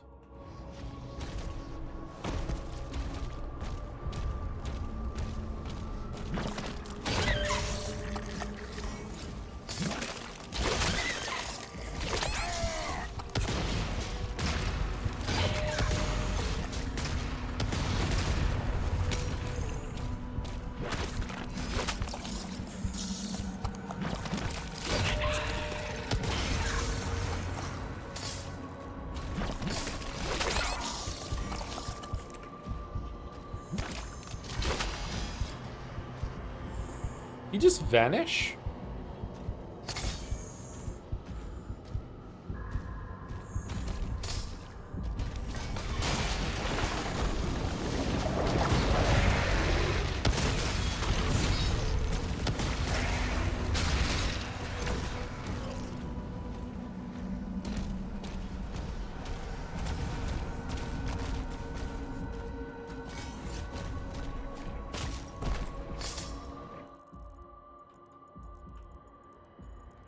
Okay, what am I doing here? How do I get... Did I miss a... It's feel like there's like some spike things I need to open in order to get there, but like walking away from this seems wrong. Do I have to like tear them open? Do I... Excuse me? It just went straight through? Do I teleport in here from somewhere else another time, or...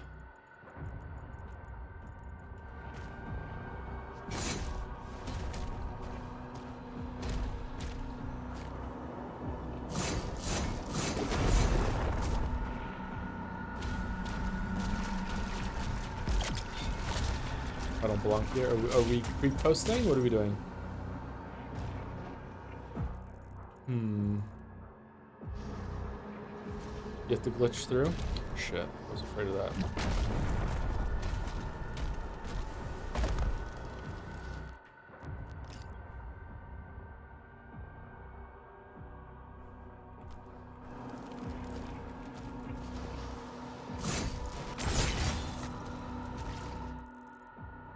Okay, I guess we come back here later. That doesn't seem right to me, but okay.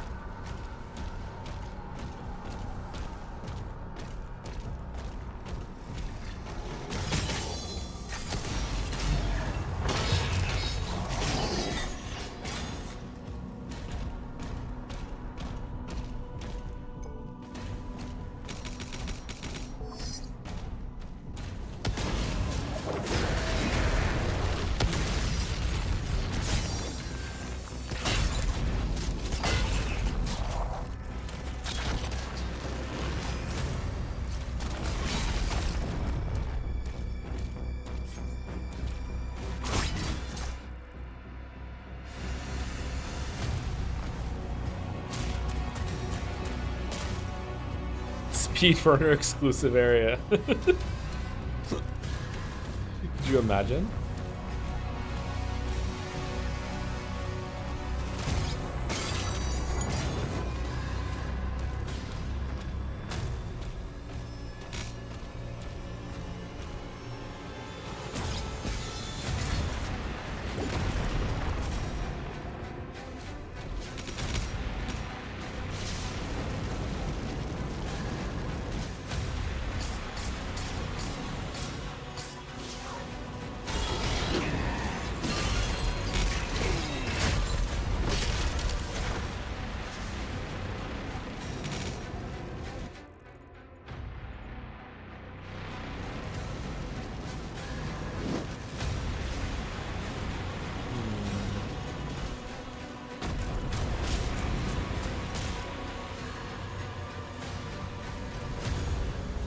Why can't I get the Guardian skin? If Twitch is telling you that you can get a skin from watching me, I don't think it's telling you the truth.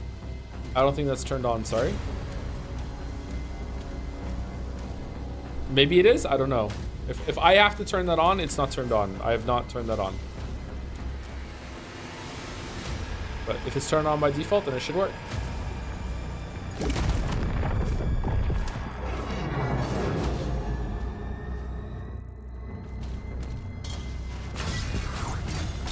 I'm bad at turning things on, sorry.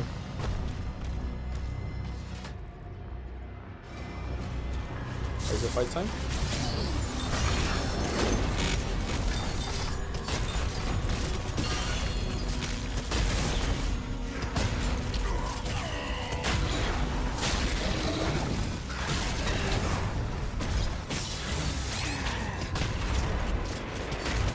Oh my god, what the fuck? What hit me? This thing to the left?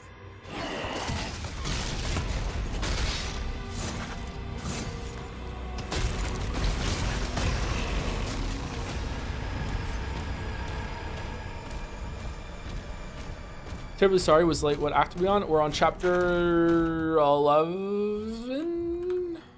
11? 11. I think we're on 11. All right, we can go down to the right. We can go here, get this, turn around, get the gold, go back, see if that opens now. Oh, we have to go down here too. Oh, we missed a shit ton of stuff over there. No kidding, when did you add the Twitch emote attribution to the to-do list again? Didn't we do that?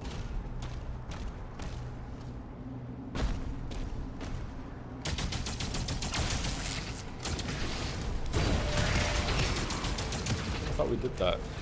Did we not do that? Or am I thinking of that we did on the wiki?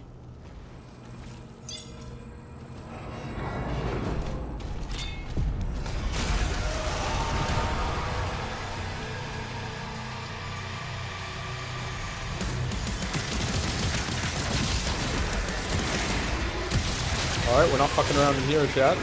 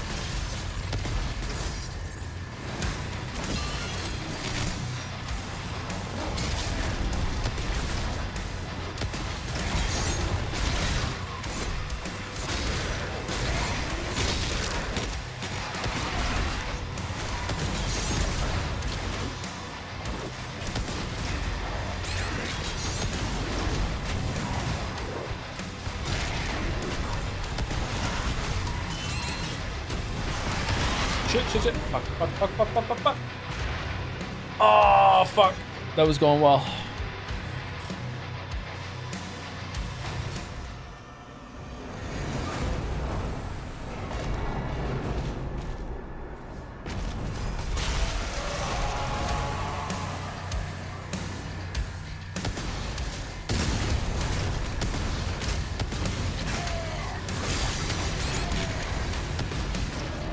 Oh, okay. Dead real fucking fast.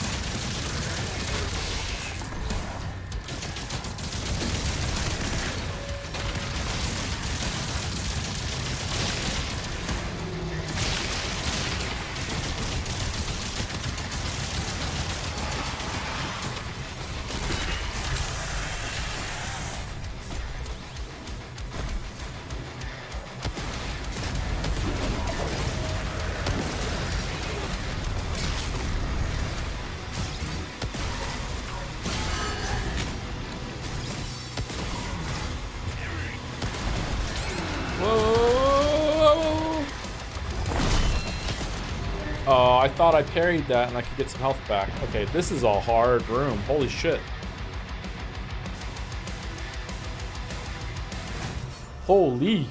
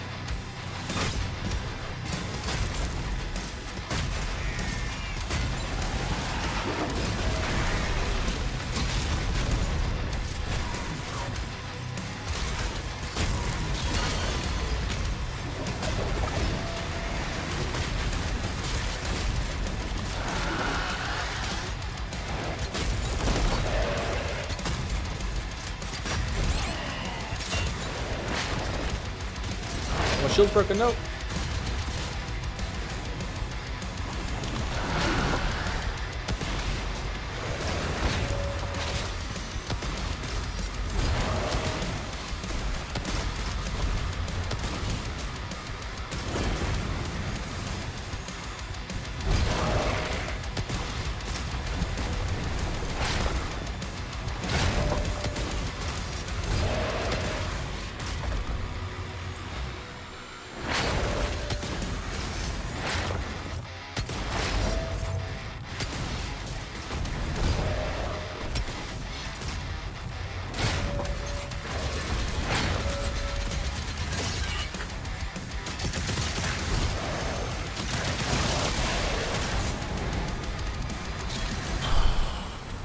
What are those things called in Zelda that look like those?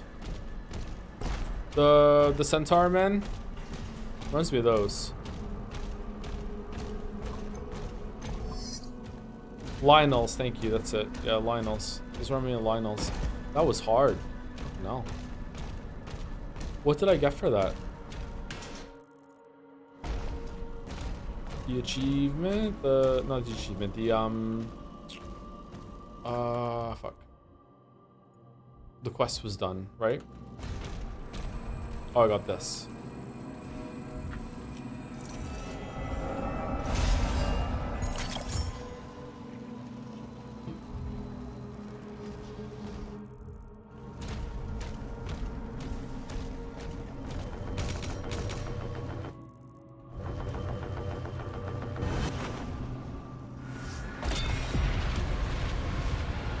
Ooh, will this teleport me into the room I've been trying to get into for a while?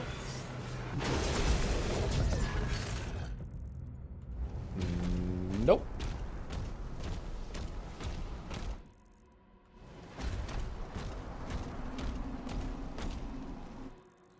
Okay, go down, then up.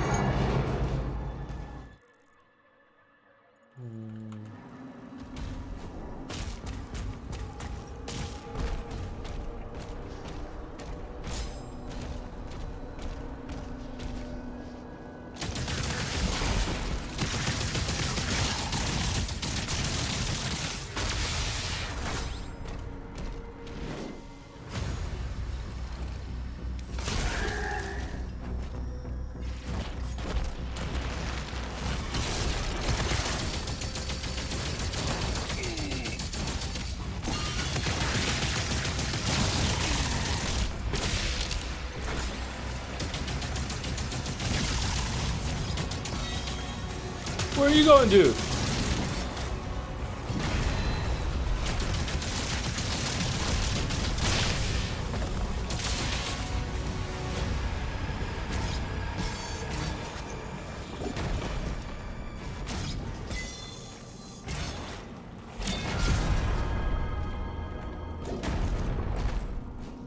What was the upcoming game allegedly designed for the TikTok generation? Expedition 33? Wow. Damn. There's an Expedition 33 hater in the chat. Get him. Get him. Get him. That's not allowed. Mouse, are you streaming that tonight, or are you streaming something else?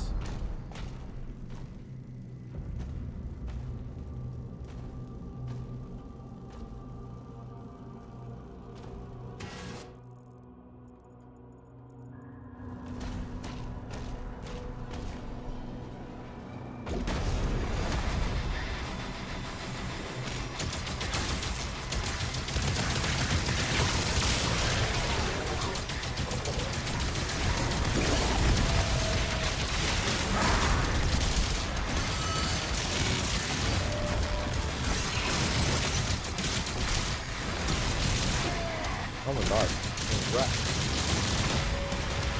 Why Jobu?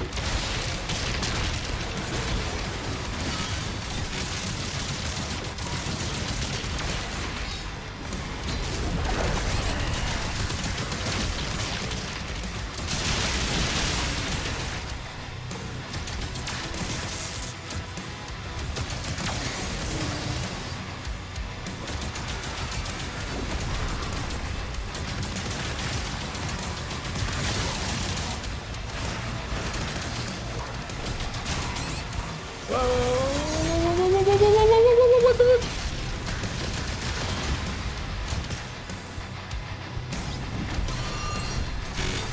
Oh shit.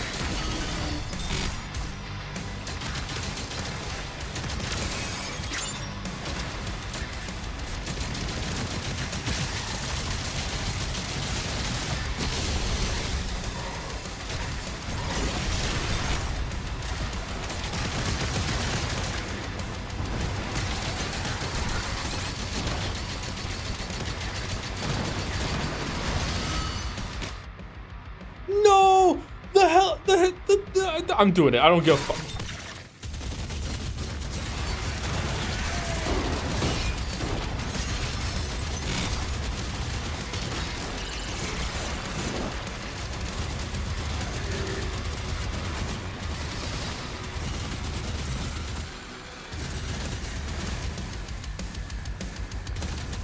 Two inches. I have inches to spare. I'm fine. I'll take an inches hit.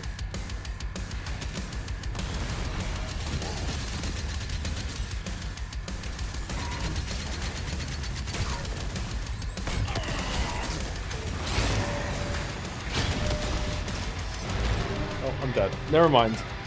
Never mind. Can I have my inches back?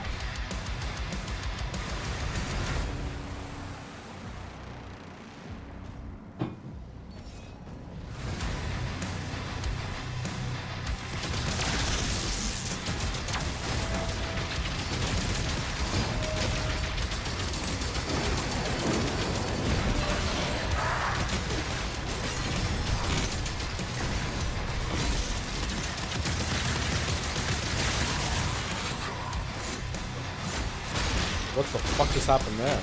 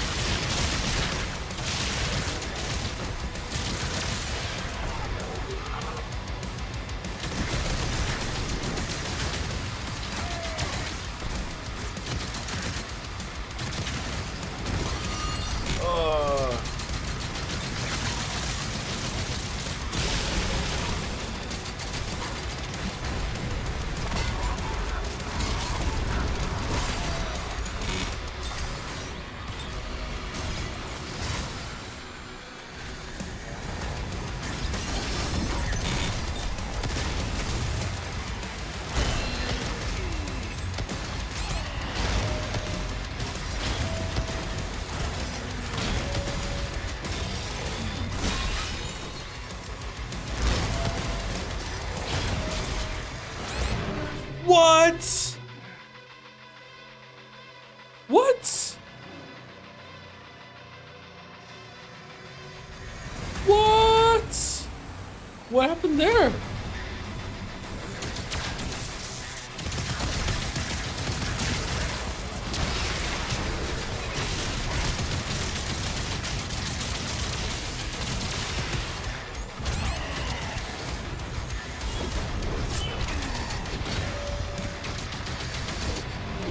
Okay, that one was deserved. I think you died at the house. I did die, yeah. I thought I was doing well there. I was parrying all the stuff. I was getting my rocket launcher hits that was healing me and doing damage to him. And then all of a sudden, after like not getting any damage at all throughout that, I was just suddenly beat. I don't understand.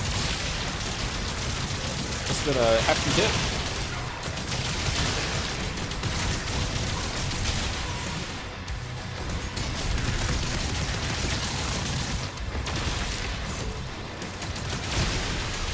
I think the first 3 shots hurt yourself. I was parrying before I did every single rocket launcher. So if that's the case, I think it's bugged. Or I misunderstand the mechanic.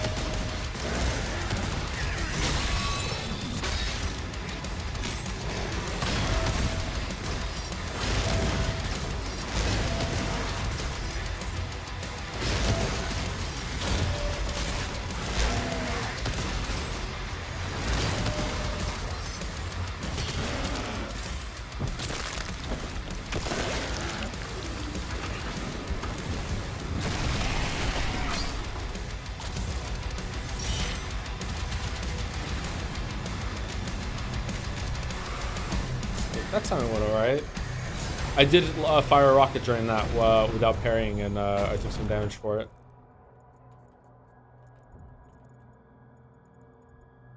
Okay, this is the objective. After I do the objective, is it going to push me into the next area? It might, so we probably want to go and do all the stuff first.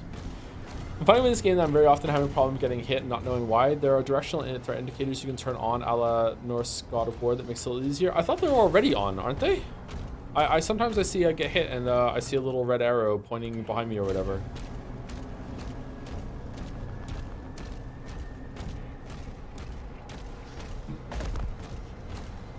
No threat indicator. Oh, it's not just damage, it's also threat. Oh, okay.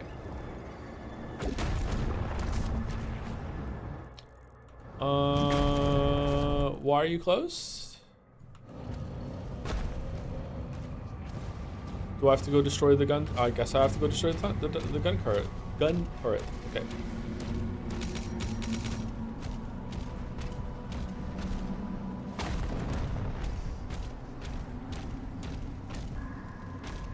You want to go shopping? Why are you closed? I want to shop. Tell us why you're closed. You know, it's at the Eaton Center in Toronto. I've been there. How's the game so far? So it slaps. I really like it. 6 out of 10. Destroyed. Was it closed? When I went there, now. Ah, now it's open.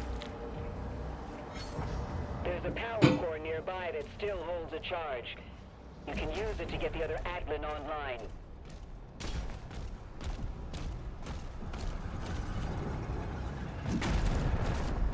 6 out of 66 or 3 out of 33.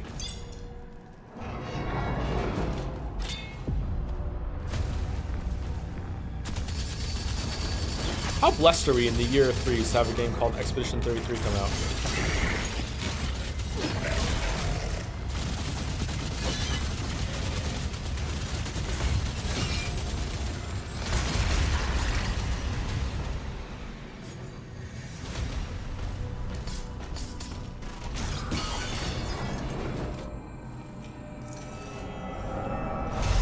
Now we need part 3 of the video. Want me to skip over part 2? Just go straight to part 3? We can do that.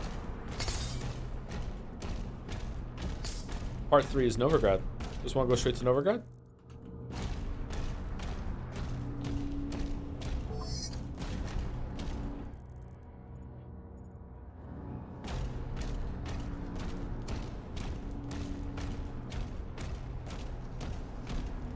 Part 2 is on my relaunch Patreon. Oh my god, can you imagine?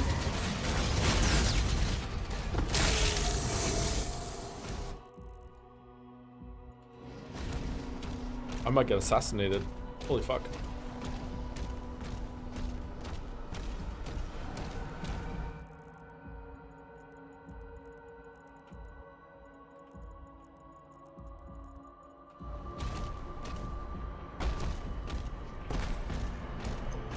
Joe, when was the last time you laughed at a poop joke legitimately? My weeb, you were there.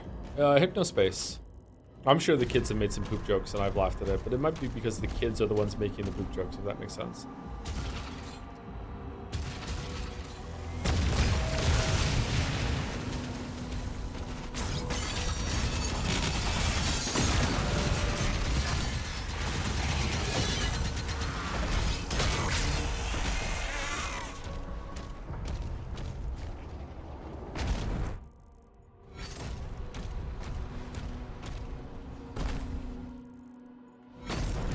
Wait, why am I all turned around?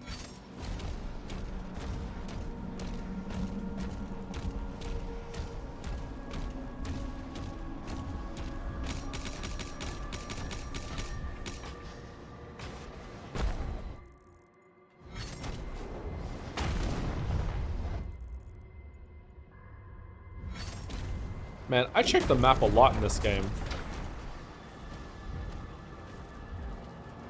Huh.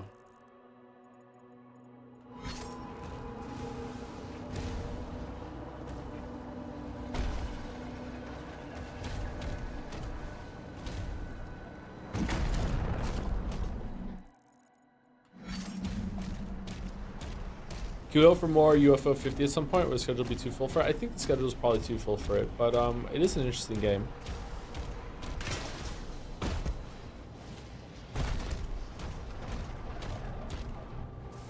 Why? Which one does chat want me to play the most? Okay, I'm confused about where to go in this game a lot.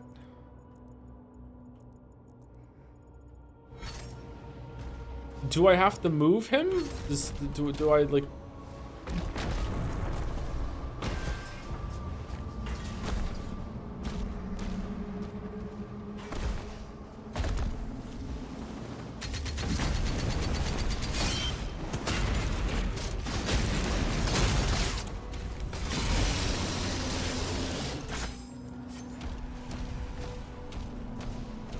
You already did the majority of Barbuda on stream. I played it again off stream too. And I got to the last boss and died and got really, really mad and never played it again.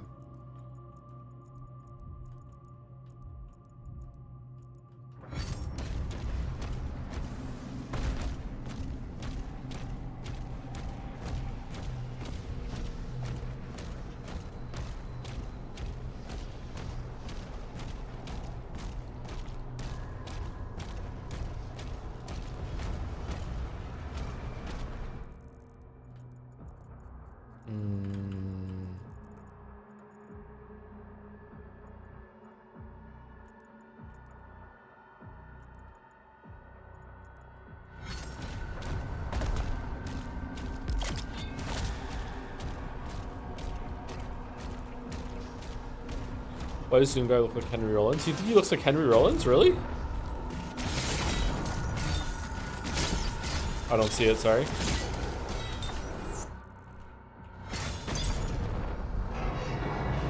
I haven't got a good look at him yet.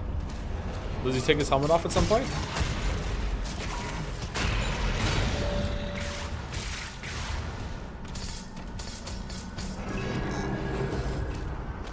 All I can see is Greg Davies. The Taskmaster master guy?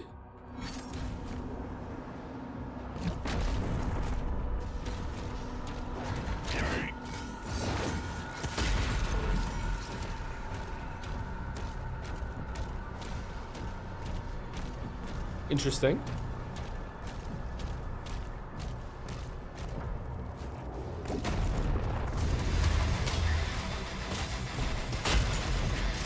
Oh.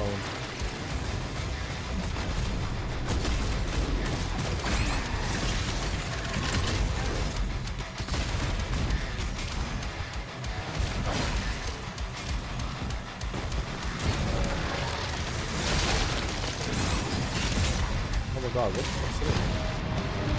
What? Is there lava on the... Oh, he put a poison thing on the ground. God damn it.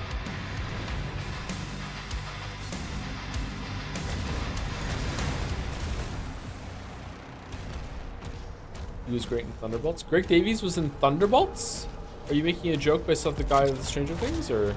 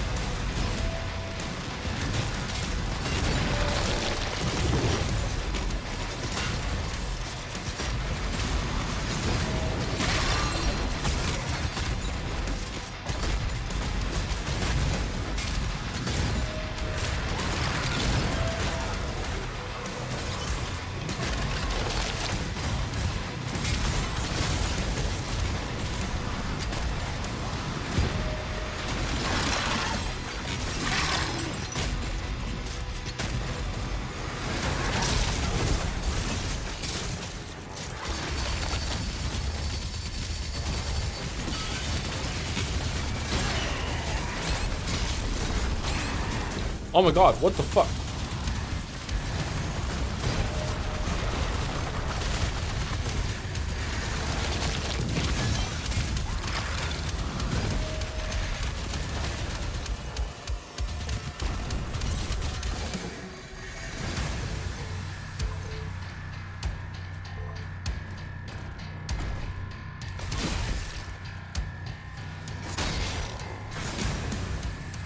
All right, did we win?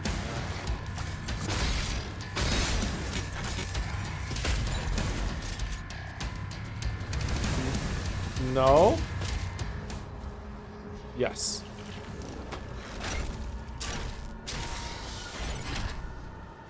Energy level stable at 92%. Not a hit against Expedition 33. It's just that like, we made French Paper Mario just isn't that exciting for me personally. Wow. French Paper Mario. It's gonna let me get that Wraith Stone, right? It's not just gonna end the mission right now without getting the Wraith Stone, right? Okay, good.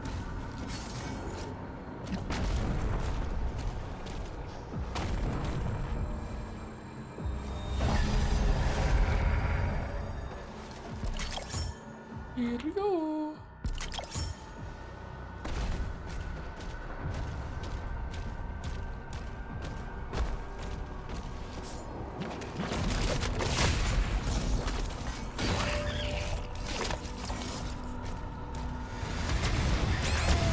Whoa! I killed you already.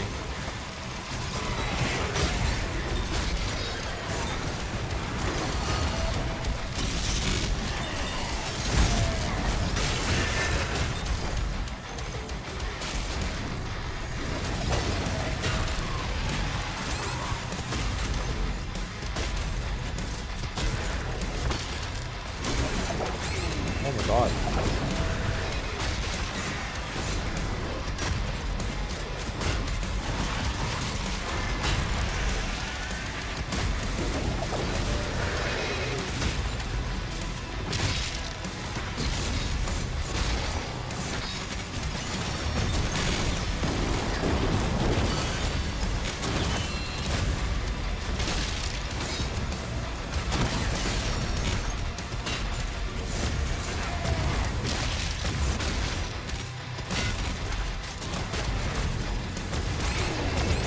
Oh, fucking hell. Oh, why didn't that not parry? Oh, I thought that was gonna parry.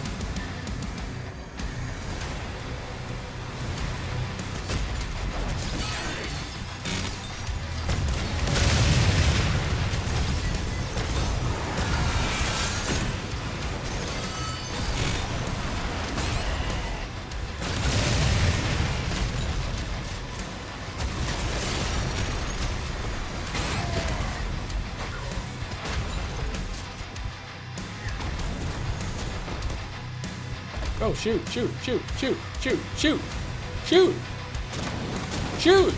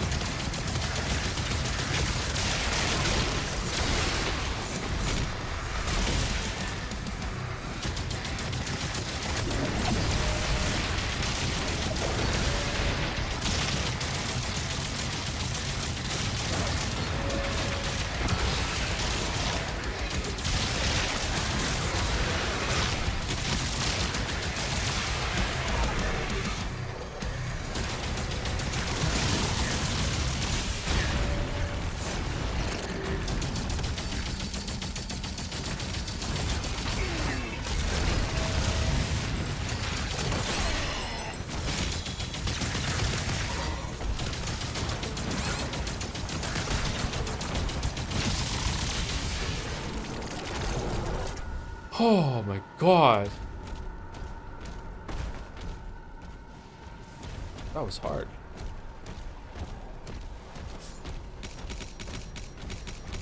Alright, I feel like this is the end of the level, and then we can raid and stop stream.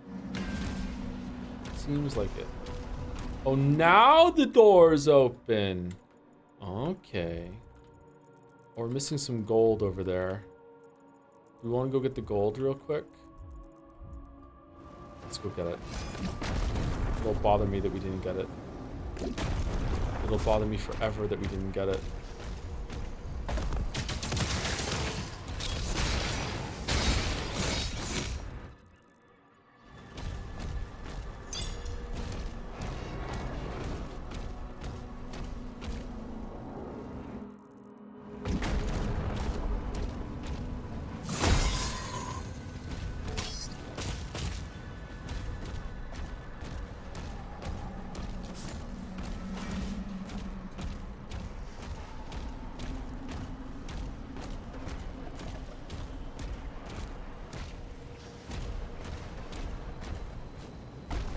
Listen, the more non-weaves you get in here, the more likely Joe will play interesting games in here instead of dating my maid Ninja 3. They made a third one?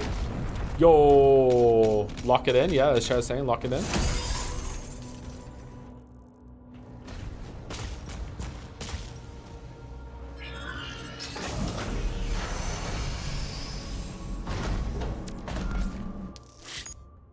Chapter complete. Summary. Gold. Cool. Seems like we got everything. We did all the challenges. We got all the shit. And now we're doing Hellbreaker, which I'm guessing is going to be another mech mission. Then there's going to be another dragon mission at some point. And then we're in the last, like, the third act of the game or whatever it is. I think that's what it's going to be. Oh, I forgot to say thank you to Silver999 for tier 3 resub. Holy shit, thank you very much, Silver999. Hopefully you're still here. Thank you so much. And thank you, Ryan Mulvey, for resub as well.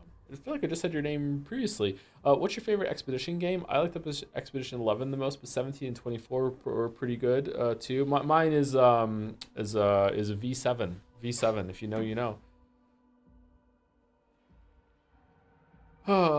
Anyway. I believe Mouse is live, streaming Expedition 33.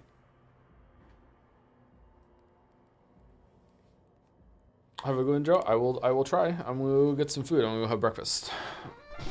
Unless you count the protein bar as breakfast. I guess it was kind of breakfast. Thank you, stream. Thank you, Merrick. Glad to see you here again, Merrick. Hope you're well. Well, I need to contact you about an emote commission for Metal Gear. If you want to do it. If you don't want to do it, I'll be sad. But like, I can talk to someone else. Thanks for the stream, Joe. Have a solid meal, Joe. I will try. Anyway, Raiders, you're out. See you tomorrow for Umineko with Mouse. We're doing Umineko tomorrow. On Sunday, I'll probably do a stream, which is going to be more Doom Dark Ages. And then on Monday, I'll probably do another stream as well. I'm also reading Sekime with Mouse on Sunday. So we're reading a lot together this week. And then Tuesday will be more Umineko. And then Wednesday, we'll be back with Baldur's Gate 3. I will do my best to finish Doom the Dark Ages on Sunday. On Monday, we should probably be able to do it. So much reading. I know. So much reading. Anyway, see you later. Have a good weekend if you're not going to be here on the weekend. A racing game emote? All right. Nice callback. Nice callback. And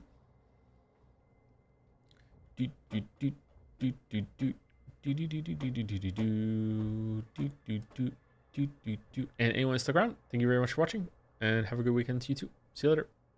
Do do do do do do do do do do do do do do do do